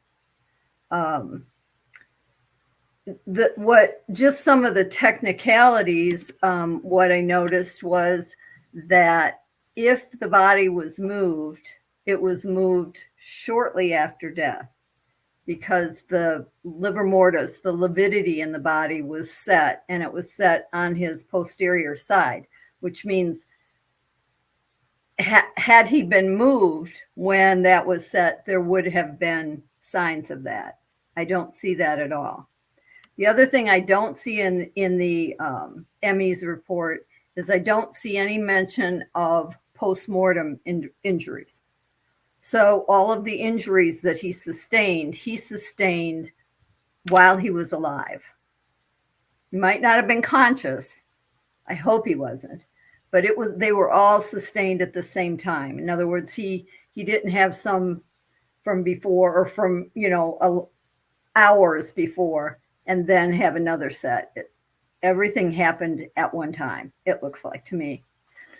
It's clear from the ME's report there were no bullets found in his body, so doesn't appear to be any type of shooting. They all appear to be very crushing or very blunt force type injuries and significant injuries. I mean, very significant. I don't know. I don't want to upset anybody, but one of the things, the very first injury that is listed on the ME's report is what's described as a 4x2 abraded avulsion laceration. And this was on the top left of his head. So the head has a lot of blood vessels in it. I don't know if if you have a visualization of what that looks like, the size of it. But when, Rob, you told me there was really no blood at the scene, or very little blood reported at the scene. That's what we've been told. We don't know. Like, obviously, we haven't seen any of that. I'm sure there's crime scene photographs and stuff that we're not liberty. We don't have, but we don't know. We were told that there wasn't a lot of blood, and they said if it was a car accident, if a car hit him, they said there would have been a lot more blood. A lot. Can I show you? I did a diagram of that one injury. Sure. To scale. Now, I am not an artist or ever played one, but it was described very vividly as a 4-inch by 2-inch laceration, having a fish-like appearance, which is key to that. Now, to me, this is going to be an ugly fish, but let me just show you. That's the actual size of that one injury on his head. Wow. That's huge. So and avulsion means not just the laceration. Avulsion means everything in its path has been taken off down to the skull. It's gone. Wow. So tell me this wouldn't be all over the place. I mean, there would, just from this one injury, and then when you add all that other up. Millions of Floridians use marijuana. It's a fact. Most Florida marijuana is illegal, produced by criminals, and can be laced. It's incredible to me. Yeah. But it's very hard to, I'm guessing that it's similar to this. Yeah. Because of how it was described, but it's hard to really tell a lot of things without being able to see the injuries or see the photographs. Yeah. Well, just the dimensions, the measurements, that is the actual measurement. Those are the actual measurements. Even if it's, that's pretty significant size. Did it say what part of the head it was in? I can't remember. Yeah, it's actually right up in here. This part right here. But the left side of his head took a lot of damage, more so than that. His skull was basically crushed. In fact, it broke in two in the back. So, and then everything was fractured. His neck was broken in several places. His back was broken in several places. To me, it looks like the bulk of the injuries were on the left side, but truly they were 360. He had injuries everywhere. Wow. I don't know if he was drugged through maybe gravel or blacktop. One of the lacerations on his back is described as having black material in it, which could be dirt, could be blacktop, could be a lot of things. But it's not unusual. That's the other thing that you can kind of tell sometimes when you look at the injuries or the pictures. If it's an accident, say a truck hit him and hit him with the forces that we see in these injuries, there would be markings. There should be markings from that truck on him. So, I mean, it's just an incredible medical examiner's report. It's one I haven't seen for a long time like this. Yeah. Do you think, I mean, obviously being with the Illinois State Police, you saw a lot of highway accidents, a lot of deaths on road. Yes. A lot. Because there was no, the one thing that the OHP said is that they kind of knew it wasn't a car or truck that hit him from the get-go, because there would be car parts there would be a lot more blood, and there would be a lot more significant injuries relating to the truck or car if it did hit him. Have you ever seen anything like this before? No, I mean, in hit and run, I've seen a lot of hit and runs and a lot of car accidents and truck accidents. And no, I mean, it's not pristine ever. The scenes aren't ever pristine. There's always something. When you're talking about that kind of damage, there's broken glass, there's broken plastic, there's metal, there's tire tracks, there's tread. If he was run over, there'd be tread marks. Yeah, and there wasn't any of that. We saw pictures of the street, and there was very little blood. There's no skid marks or anything. And nothing. And I mean, this is just one injury. He's injured from the top of his head to his heels on a 360, all the way around, all the extremities, which the extremities weren't damaged as much as the body was. The skull was the worst, and then the body. But it's really brutal. I mean, if you were the investigator, you're showing up there. It's horrific. All of it's awful. Mm-hmm. If you're the investigator and you're showing up to the scene and you see a body like this, because he was there's conflicting reports about what he was wearing at the time. Some people said he had shorts on. Some people said he didn't have shorts on. He had 2 mismatched shoes, which we've heard reports on why they were mismatched and stuff like that. But apparently they found him. They didn't, according to what some people said, that he didn't have any clothes on. He just said the shorts were there.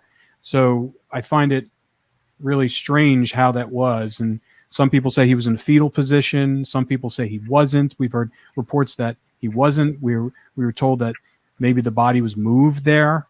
But what would you, in your investigative mind, I mean, and after seeing this autopsy report, I mean, what do you think happened? Did he has injuries all over his body? I mean, did he get run over by something else? I mean, that's always a possibility, but I find that that the shape of that wound to be interesting. Whenever you see a wound like that, when he calls it a fish-like shape, you know that there's going to be two tail fins back there and something in between. That to me rings. It might be a tool. It might be, giving us the shape of what hit him in the head the first time. Yeah. Well, we do know there's someone had a rifle at the party. We talked a little bit about that when I told you, where there's video of a kid standing off in the background and he had a rifle. With that, I mean, that size that you just showed, it seems like it's almost pretty close to the dimensions of the butt end of a rifle. Well, and I'll tell you, like I was talking to Cindy, when you see the words laceration in a pathology report, in a medical, most people think of lacerations as cuts. So you automatically think, most people do, that means a stabbing type, a sharp instrument. Lacerations in a medical examiner's report usually means blunt force, not incision. It would be an incision if it was a sharp instrument that made that. So this could have been flared at the end. Hi, this is Mark Barton at Sandy Hook Promise in Newtown, Connecticut. And hi, this is Nicole Hockley, also from Sandy Hook Promise. Based on the force of the blow. Or the angle. Start at the end, yeah, where the flare is at the end, if it's a fishtail. It could have been that, that could have split just because of the force of the blow and the surface on which it was hit. I'm not ruling out the end of a rifle. Okay. How about a golf club? How about a end of a golf club? That we've been told that there was golf clubs there. There were Noah's golf clubs. We've heard reports that golf clubs never recovered at the scene, but we've also been told that there were golf clubs there. Some of them were damaged, that were found that were damaged. I mean, what could that possibly be it? I mean, right now anything's possible because I can't see the wound itself.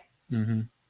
But it's just a strange type of injury for a traffic accident, being hit by a car. What it, you know, I can, the crushing type injuries, let me just put it this way. If it wasn't a car accident, if he wasn't run over by something, it was a brutal assault. I mean, this was not just one blow. It was a hard blow, and it was a devastating blow. But remember, virtually his entire skull is fractured. Every lobe, every bone here. But that's my question. If this was a traffic, accident, hit and run, wouldn't there be something on the ground to validate that? There should be, yeah. And there should be something showing what made those fractures. In other words, a tire mark if he was run over. There should be those kind of things. Most of what's on his body are abrasion type injuries, and abrasions are scrapes. So they may be bleeding, or sometimes they're not even, they're just like road rash and they're red, but they don't bleed.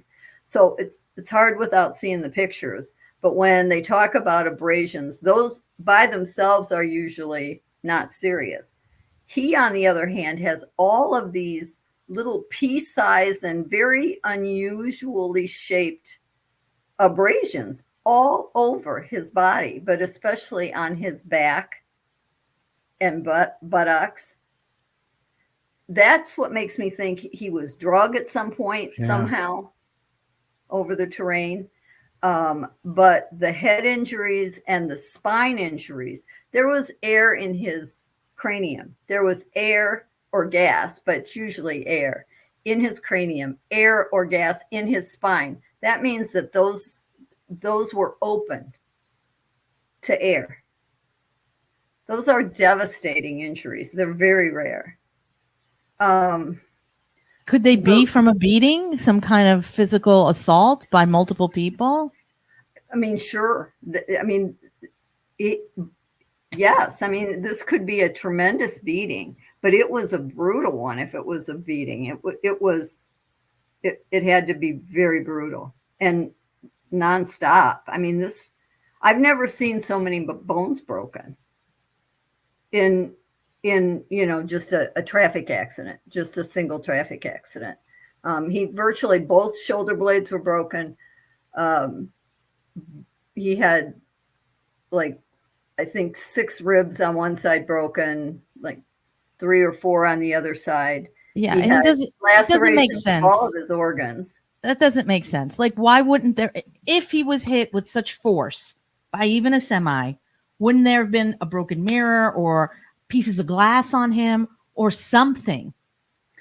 You would think. And I can't explain it right now. And like I said, without actually seeing the body, I'm just reading the words, but the injuries are enormous. I can't stress that enough. A simple accident, unless he got hooked up underneath and was, run over several times or something like that. But then you would see evidence of that. You would see the tire marks. You would see you'd have grease even. You'd have probably parts of the vehicle. Mm-hmm. It just doesn't smell right to me. Yeah. I think everybody's in agreement with that. I don't think it really makes sense. Another question I had for you, because when was there anything in the report? I can't remember if did they talk about a time of death or an estimated time of death? No, they did not. They just have the time that he was found. Let me just see here. Because the other thing too is there's a lot of conflicting reports about when he was discovered and found, and we actually reached out to the person who showed up on the scene first, who hopefully we'll be talking in the future. But it was a truck driver or someone in a truck who discovered him, and then after that it gets kind of very muddled on who showed up after that. There was some volunteer fire people that showed up, and then some of the kids from the party showed up. So we're still trying to even after 9 months, the information is still kind of blurry, and in online you get a lot of information, and this case is being heavily covered by the press, and so I think a lot of it they're getting it from some Facebook, chatter and stuff like that. So there's a lot of misinformation flowing around. But what I wanted to talk to you about is how long, like when you go to a scene, say you were the one that showed up in the scene and you were the deputy coroner, you would show up on that. Talk us through what you would do in a situation like this, because I just want to kind of get it like a parallel here. Okay, so the first thing you're going to do. Hey everybody, there is a big fundraising deadline coming up, and there won't be too. Excuse me. Upon arriving to the scene, you're going to make a pronouncement of death. At least in our state, the coroners did that. So after that's done, you're going to coordinate with the police or the fire, whoever is there on site, and do an on-site investigation that would consist of measurements, photographs, copious notes, recording what they're wearing, how they're found, where they're found, everybody that's involved. If there's, you would have an accident reconstructionist come out. Usually, in our case, it would be someone from the state police who is trained in doing that would do all those kind of measurements to reconstruct the accident. And then you secure the body and take it back for autopsy. And how long does it usually take, that process take, before you can actually secure the body? Well, it matters. It depends, but it takes a while. I mean, you're talking hours sometime, depending on the severity of the scene and the complexity of the scene. So one of my cases, just to give you an idea, one of my cases as a CSI was along I-57, which is probably the most traveled roadway north-south in Illinois. And it involved the death of 5 people. And 2 of them were police officers. One was an innocent ride-along, and the others were brothers who were coming out of Michigan. And I arrived on scene at 9:30 that night, on Saturday night. I left the scene at 5:30 the next day afternoon. That was the first time I actually even left the scene. And then I spent literally, in that particular case, a month going back onto the scene. But that was a huge case. Yeah. But it would be, even on a simple traffic accident, you're talking hours. Yeah.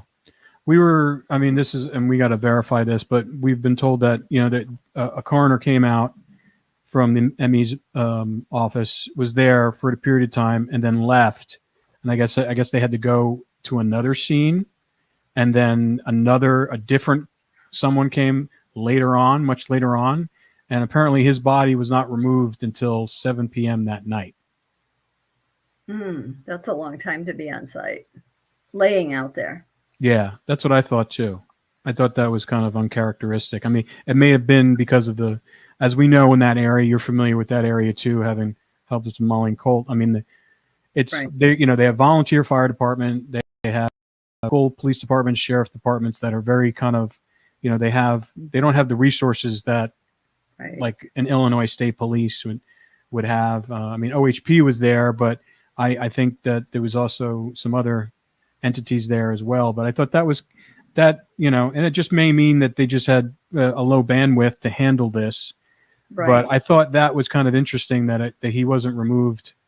And, and if we're wrong, please, people, tell us we're wrong. But based upon what we're being told is that it was 7 p.m. Noah's body was removed, which we thought was a little long. That's a long time. We would normally try to work if the body was a part of a larger scene, we would work the body first. After we did our overall measurements, after we did our overall sketches, after we did our overall photographs, and we had an idea of where we were going, we would always work our bodies first and get them off and out of the scene. But you know what? That's people, and it could be a thing of resources. You never know. And if there was any question, I guess I would say I'd rather see them leave it to get all the correct evidence than to rush through it and miss something. Well, I think after OHP showed up and they realized it looked suspicious, maybe they wanted to slow it down a little bit and get all the information. But still, and we can verify that with them. And that's a good thing. Yeah, that's a good thing, because this would be, departments don't often take as much time when they think they know what happened. They think it was a traffic accident. They think it was a suicide, and they don't take the time and work it as a homicide from the beginning, which is what we always tried to do. Yeah. Anything else there that kind of stood out to you with this? I mean, you went over a lot, but is there anything else that kind of got your, No, but now that you mention it, and I'm trying to remember if I saw it, actually, let me just read you a section of this. Sure. The decedent was a 19-year-old male who was found on the southbound side of a highway by a passing truck driver on September 4th, 2023 at approximately 05:53 hours. He was naked and was only wearing unmatching shoes. There was a pair of shorts found several feet from the decedent and was reported to be his. These are Vessies. They also make these fantastic waterproof shoes. Not water resistant, or not water resistant.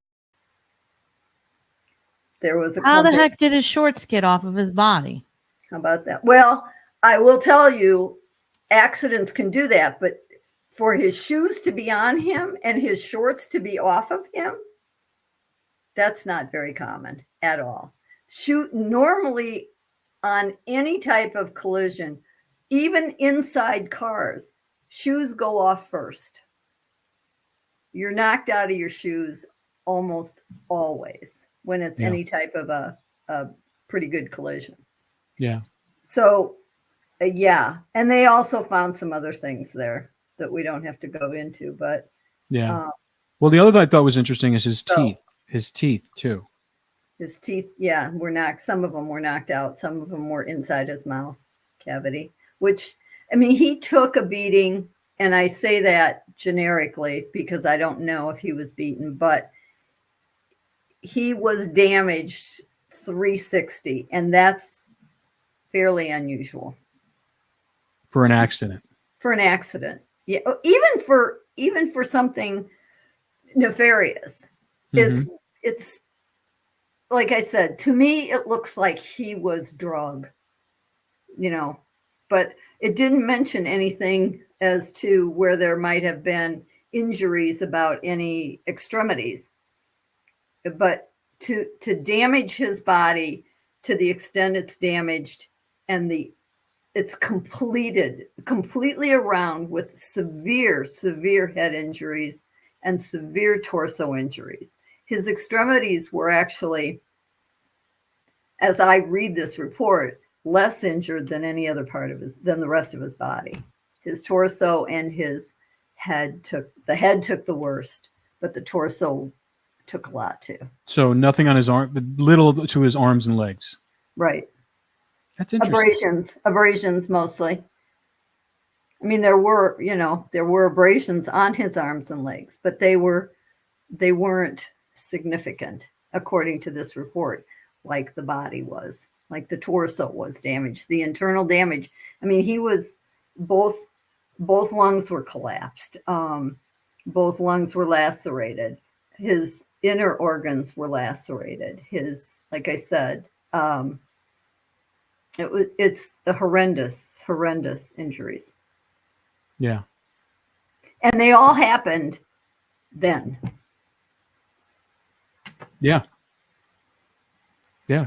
So. Because we didn't know. I mean, because we have video evidence of him that night where he wasn't injured. Right. He had a. It's a sad thing. I'm telling you, this is a horrible report to read. Yeah. Yeah, it's brutal. It really is. So, I don't know. I am curious now. The postmortem lividity is interesting with how he was found on the roadway.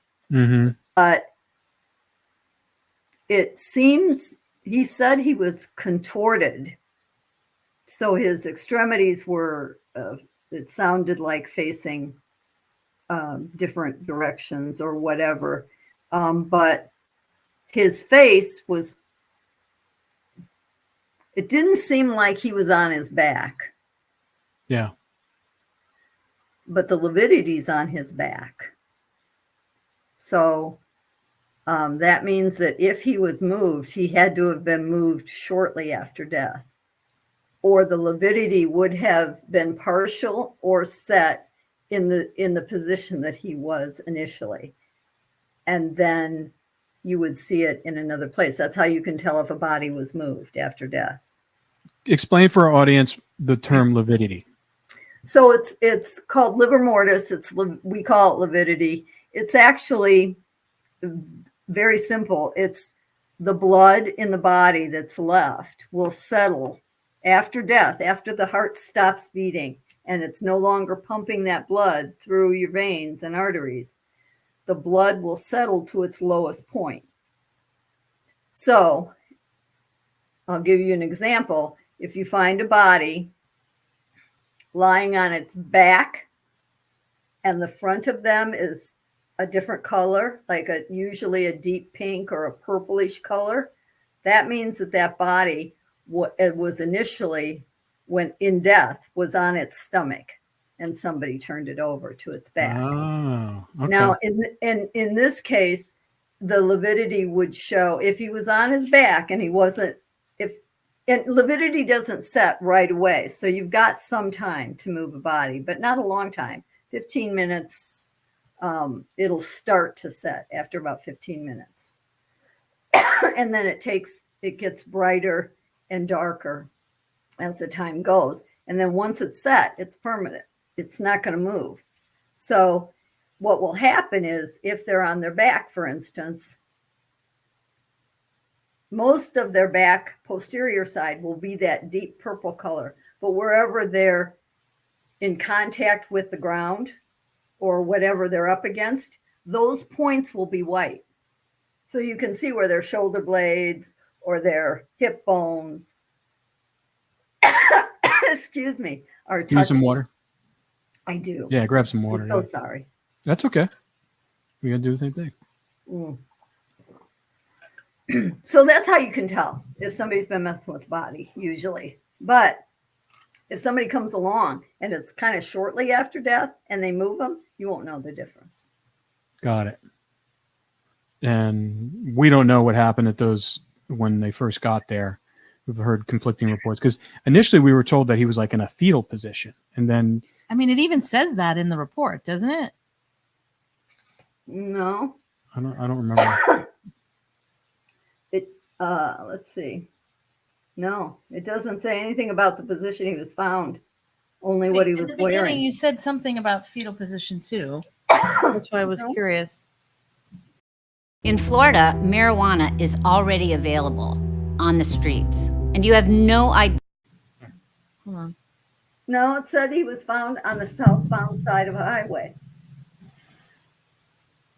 He was naked and was only wearing unmatching shoes. And then the pair of shorts found several feet from the decedent. I'm so sorry. It's okay. Mm. I need a little water myself. Yeah, no, it's really confusing, this case, and we've only been on it for a couple weeks now, and we're getting a lot of information that's coming in from a lot of different places, and this is getting a lot of attention in news outlets and there's like a bunch of Facebook groups now, people talking about this, and so it's really hard to kind of see the forest through the trees. But the key is like, we haven't gotten definitive of when he was initially found. We've heard different reports about that. There's screenshots of some people on Facebook talking about him. This one girl saying he was missing. What was interesting is that, because you helped us with Molly and Colt, and you went through all those phone records and stuff like that. And remember when we were talking about, because it was like a party that weekend as well, that they went missing, and then a bunch of people's Facebook accounts got scrubbed literally the day after they went missing. Right. Apparently this has happened with this case as well. Everybody went, because now kids, they post everything. I mean, this was Right. Molly and Colt was like 11 years ago, and they posted a lot. Now everybody posts everything. They go live, they go Snapchat, Facebook, Instagram, and we thought it was interesting how that same kind of practice kind of happened with people in the party, which we thought was interesting. Yeah, there are a And, lot of similarities, actually. Yeah, and just the county over. And the other thing is, I think we showed you. I think we sent you a picture, like an overhead of where the house and the where the road is. It's like not that far. No, it's right there. And even though it was late at night, if there was an accident or someone hit, I think someone would have heard something, because not everybody was asleep in that house that we know of. Yeah. So that's another thing. Right. And I have one question, and we can talk about this later, but it's about who was at the scene when they found him. Yeah, or after he was found. Yeah. What we know, just cursory, and that we know that there was definitely the truck driver who found him initially. There was another truck apparently that went past and turned around and came back. We're still confirming that. And then I don't know who called 911. We don't have any kind of registered information about when the 911 call was made, if there was one made at all. There was. The 911 call was made by Tyler. Apparently. The guy, the I think truck it was driver. at 5:50. Okay. Yeah. 5:15? No, I think it was 5:54. Hold on one second. Yeah, this says he was found at 5:53. Yeah. Okay. 5:53 a.m. Yep. 053. And then who showed up after that? Mhm. Before OHP showed up, we don't know. Whether it was some people at the house because his friend Jack was the one that alerted people in the house. Right. He came in there. I can't remember what time was that. I can't even remember what the time was. But he came in and he basically said Noah's dead. Right. And he woke up some There's people. confliction about what time he actually did that. Exactly. There's a lot of There's that conflicting screenshot stories. of the young woman who put it with her face, and it's like 3:40. I think it was 3:41. Mhm. And she says Noah's missing. So that was before. Was that before he was killed or after he was killed? Who alerted her that Noah was missing, other than if she was just walking around the house and she didn't see him? But Right. that sounds like a declaration of something ominous. Well, Yeah, and one of the shoes he was wearing was in the house at that time. exactly. And we know whose shoe that was. Mm-hmm. And Right. and it didn't even fit him. Exactly. So Which sometimes speaks volumes. yeah, Because most people, even when they're drunk, and he was almost 2 times the legal limit, but they know enough not to put on a shoe that's too small. yeah. Unless you're trying to get out of there fast. Yeah. And based upon the politics that was going on at the party, we've heard the whole story about him not, he wanted to sleep in one girl's room, and Right. she said no, and apparently he said something to her, and she got pissed off, and we don't know what his state of mind was at that point, and then all we know is that he disappears, and then he's found on the roadside. We hear the whole story about, the whole side-by-side ATV thing beforehand, that he was driving that, he was on that, he was surfing that, fell off that, he got all dirty, they came back, they showered him. Just, You know, it's to me, it's like. What do you think about that? I think it's strange. I mean, why? Exactly. Why would they? I mean, they went back to sleep after they knew he was dead. If you do that, why would you care if you showered somebody after they weren't injured? He wasn't injured. Nobody said he was injured, right? Yep. Well, that's the whole thing. We don't know. We don't know the whole story about that. And to me, it's like when I hear it, I hear like, you know, the whole, the showering. To me, it's like, did they shower them after he was dead to kind of clean up his body, clean up any kind of evidence around him, or you know? But you made a good point, Jody. Like, if everybody went back to sleep after they found out he was dead, why would they take the time to give him a shower? Yeah, I mean, first of all, I don't think anybody could have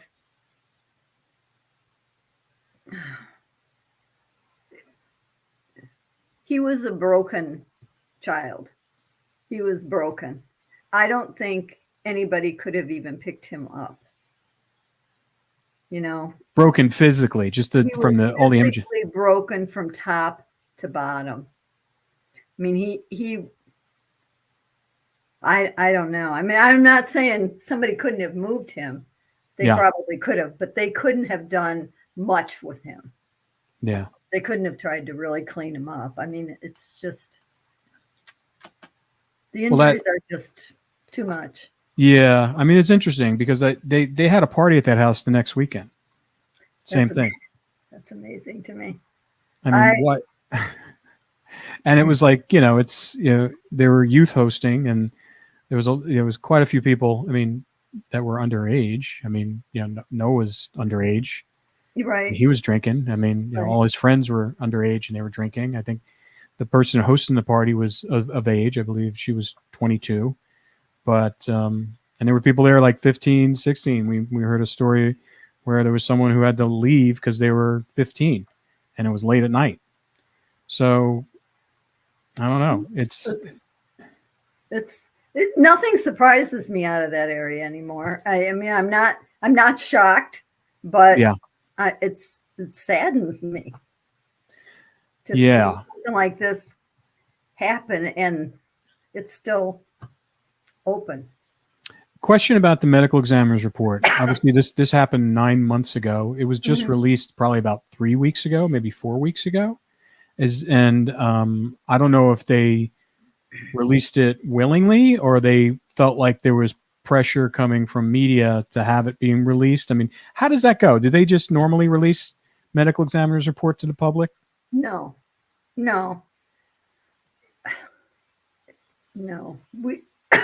We would never release a medical examiner's report to the public. They're just it's just very graphic and very detailed, and it could. Hey everybody, there is a big fundraising deadline coming up, and there won't be too. You know, for a loved one, it would be a hard thing to see. Yeah, it's horrifying for the poor family. It's just The only thing I can say here is if that head wound was the first wound, I don't think that he was aware of the rest of it. Sounds pretty catastrophic. It was. It was. And it followed from there. I mean, it just follows all the way down, mostly on the left side, but then to the right side too, you know. So like I said, it's all the way around. So it was on the back of his head. It was on the big one was on the So someone could have come from behind and hit him. Yeah, I mean they could have hit him from behind. It's hard to tell without seeing the wound. Yeah. The actual wound. Why do you think they released the medical report then? I don't know. Who released this? I don't know. It was on, you know, it was released about 3 weeks ago. I don't know when that. We'll have to confirm that. I don't know if the family got it and they decided to release it to the public, but it was in the Daily Mail article? Did they talk about that? I think they did talk about it. I think they did when after it was released, but I mean, it was released by the the ME's office. Yeah. It Yeah, was made that's- public. They Boy, may have I've made a never- pub. I've They never may heard have. of that. They may have given it to the family, and the family made it public, just Maybe. to find it. But the family does have a medical examiner in the family I don't in think the adjacent state. I don't think that's the family made it public. I think it was already put out there. We'll have to confirm that. Yeah, 'cause But I'm surprised at that. I'm surprised that anybody would release this without a court order, being Yeah. ordered to do it. So- But, it's who knows? Yeah. Everything is different from state to state, from county to county. So, Yeah. but to me, no, we would never release this unless we had to. hmm So, based upon what you saw and what you've been telling us, that the extremities, his arms and his legs, didn't have much damage to it. It was primarily the top, left portion of his skull towards the back, and then his entire torso. I mean, if he was hit by a truck, his whole, his arms, his arms would have been, his legs would have been affected, his feet would have been affected. Well, You know? right, because remember, especially if he saw it coming, most people's instincts are to use their extremities to stop injury, whether it's legs up, arms up, hands up. That's why in a lot of stabbing, we have defense wounds all Yep. the time, up and down arms. That's a natural response. And he has injury, but they're mostly abrasions, and they're not anything like his head and his torso. And it's a rural road, not a lot of traffic, especially at that hour. Right.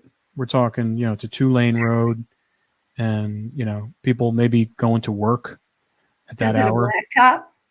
Huh? Is it a blacktop road? Yes, it was asphalt. Asphalt. Okay, so Yeah. Have you seen a picture of the street? I- A picture of the street with I- the. just what you sent me? Yeah. But Did I you see that? Yeah, I did. Oh, okay. Yeah, it's asphalt. so that they maybe could get a match on whatever was embedded in on his shoulders, on the back of his shoulders, but that's not going to really tell you anything other than if it was asphalt or if it was blacktop or whatever, or dirt. Could be dirt, Gravel, could be that's gravel. been ground in, but that's probably not going to really tell you too much. Was there any damage to his face? Yes, but not tremendous damage. He had damage from the large wound. He had damage on the same side to the corner of his eye, to his eyebrow, corner of his eye, down his cheek, onto his neck. But he also had some damage, the same thing over here on the right side. His lips were damaged, had injury to them slightly, not horribly, but slightly. The teeth were broken, both upper and lower. But nothing nothing as severe. If those were the only injuries he had, he'd be fine. Yeah. Yeah. That's very specific. Very specific. I mean, just it looks like a beating. It's It does look like a possible. beating.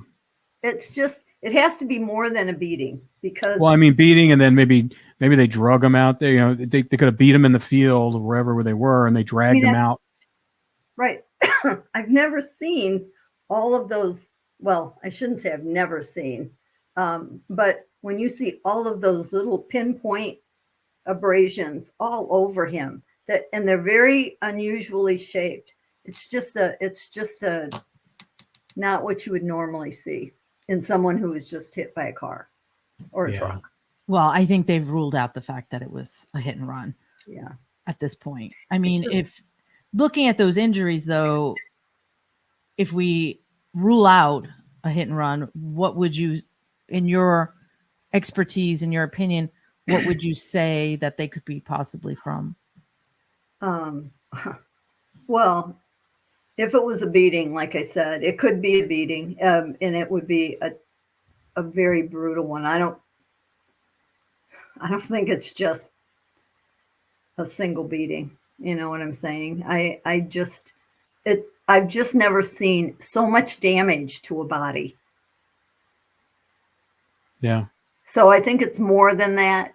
I think it could have started out like that and went to something else, but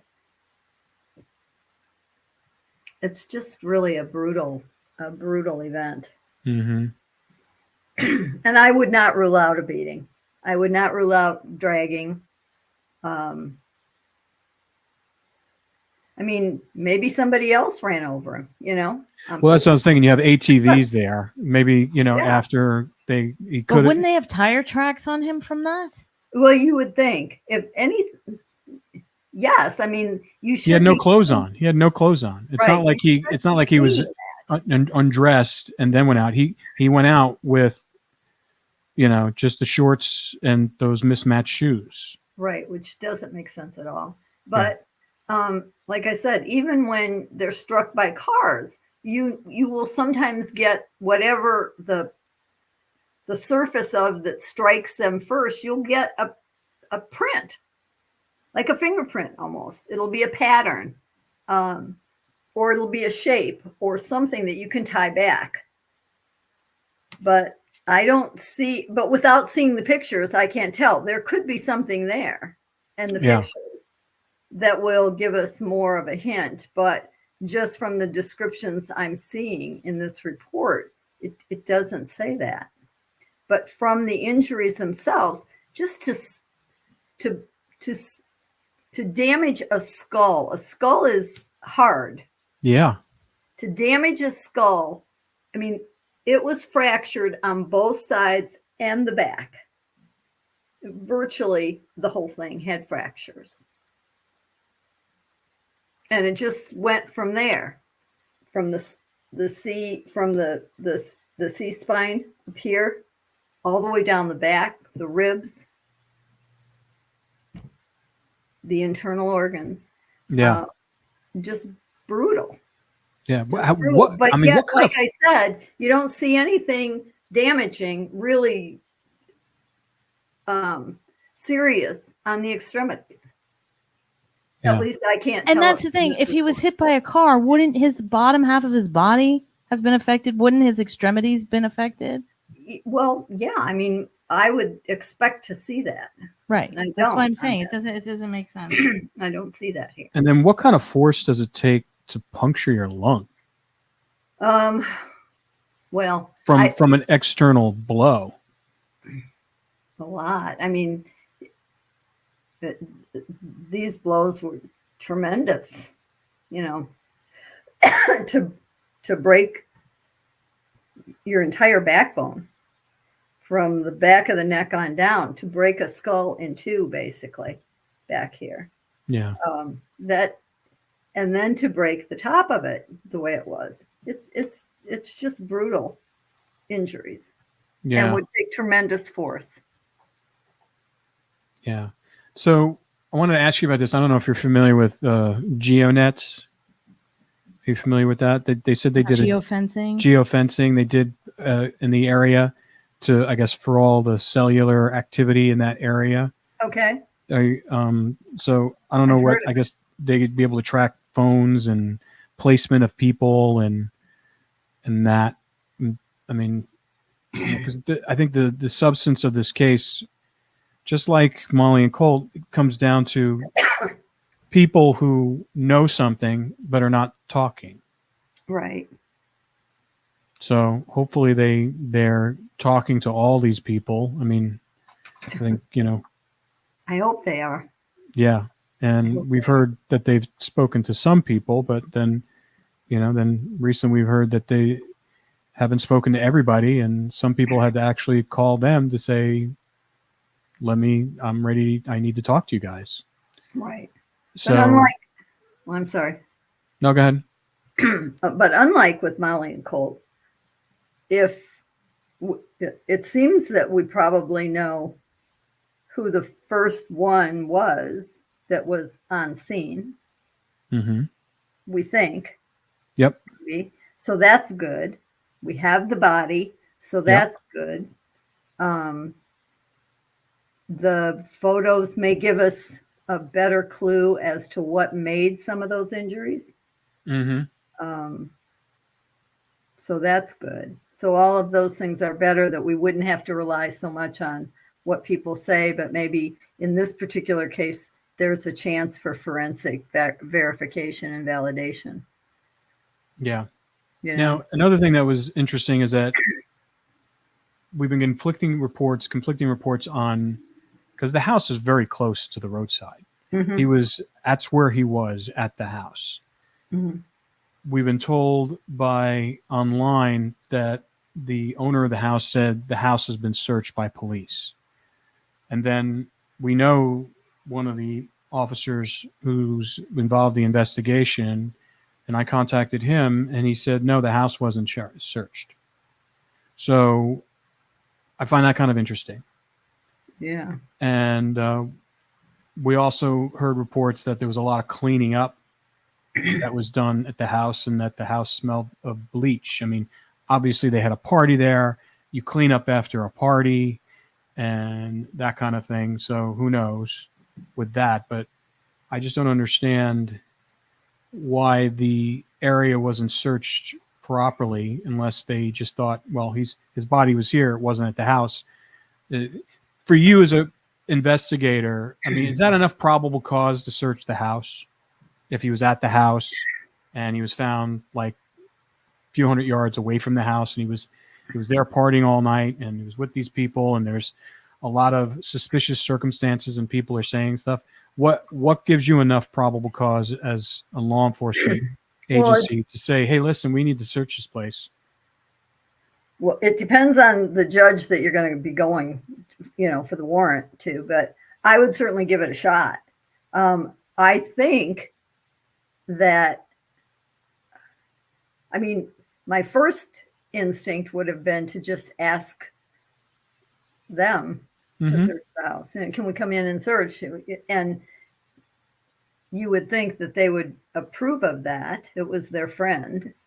And if they didn't, it would give you pause. But I would, I would shoot for a warrant for that. He was you've got witnesses that says he was there, and then he was missing, and then he's dead. So I'd certainly go for it. And then what does it tell you as an investigator if the people start, I don't know when they lawyered up, but they lawyered up pretty quickly after the event? I mean, is that just protecting themselves, or is that a logical thing to do? Today is a lot different from when I was a cop. I would say today it's probably, well, let me put it this way. From what some of the parents did right after that, right after finding out that Noah was dead, I would say that would be something that they would do right away, is to lawyer up. But I would expect them to get lawyers at that point. Yeah. I mean, at that point, if anything, Right. I don't know, you got anything else? No, it's just so tragic, and I wish someone would just speak up, because I'm sure that there's people who are at that party who know more than what they're saying, which is unfortunate. And the problem is there's a lot of people speaking, but everybody has very minimal information, and they're speculating, and they're throwing out. Let's be clear. There's a lot of speculation, but we don't know, out of all of those chatters and rumors and speculations on social media, what's true, what's not true. I mean, there's just so much here. Well, I mean, this, exactly who was there. Hi, this is Mark Barton at Sandy Hook Promise in Newtown, Connecticut. And hi, this is Nicole Hockley, also from Sandy Hook Promise. And we wanted to bring your attention to the bill for universal background checks, and we need your signature. When he was seen for the last time, and who was the one that reported his death, that. I mean, there's a lot that police know now that Molly and Colt No, we didn't know. We had no idea. No. But there's a very small core group here who have a lot of knowledge about what occurred. So, obviously, the field of suspects or the field of what you don't know is much smaller and much more controllable here. Yeah. So, and it wasn't just, it was a mixture of people too that didn't know each other, because that particular area in, I guess, Terrell is very close to the Texas border. Very close. And apparently there was several groups from Texas that several were there groups, too. and some have been labeled, good guys, some have been labeled bad guys, some of them was kind of, suspicious. So we don't know, but that's what we're being told. So who knows what happened? We know that Noah and Jack, who are best friends, were getting into it on and off all night, all that weekend actually. They got into it the night before, and he coaxed him back. And the whole thing with the golf club, his family member gave him a set of golf clubs shortly before that, and he actually brought them with him. And they were using golf clubs to hit like rocks and stuff, and golf balls in the field and stuff like that. Lord. So we know that there was golf clubs there. So we know there was guns there. Not that there was guns were any used that way, but who knows what was used as a beating tool or whatever like that. So there's still so many questions. And there's when we talk to the family, the biggest problem they have, just like Paula did, and she had to do she still does it after 11 years, is kind of wading through all the information, trying to figure out what's real, what's not real, what to give to the police, what not to give the police, what to discount. And as we know, as you've been along that ride with us, Molly and Colt, I mean, you can't discount anything anybody says, because sometimes it's popping up. And so it may not make sense now, but. Right. Yeah. I mean, it's a slow, tedious process, but you have to talk to people first. Yeah. Yeah. You have to get them to commit to a statement and hold them to it, or take it apart. You can't rely on what other people are saying. You have to talk to the people who were there. Yeah. And I'm sure they're doing that, but it just seems like it's been a long time. Yeah, 9 months. Yeah. But all right. Well, listen, Jody, thank you so much for your you. time, and we'll definitely be checking in with you, keep you up to date on it. We'll send you stuff when we get it and see what you're like to bounce ideas off of your investigative brain, and thanks for helping us. Thanks, Yeah, anytime. My pleasure. Hey, everybody. There is a big fundraising deadline coming up, and there won't be too many more of them between now and Election Day on November 5th.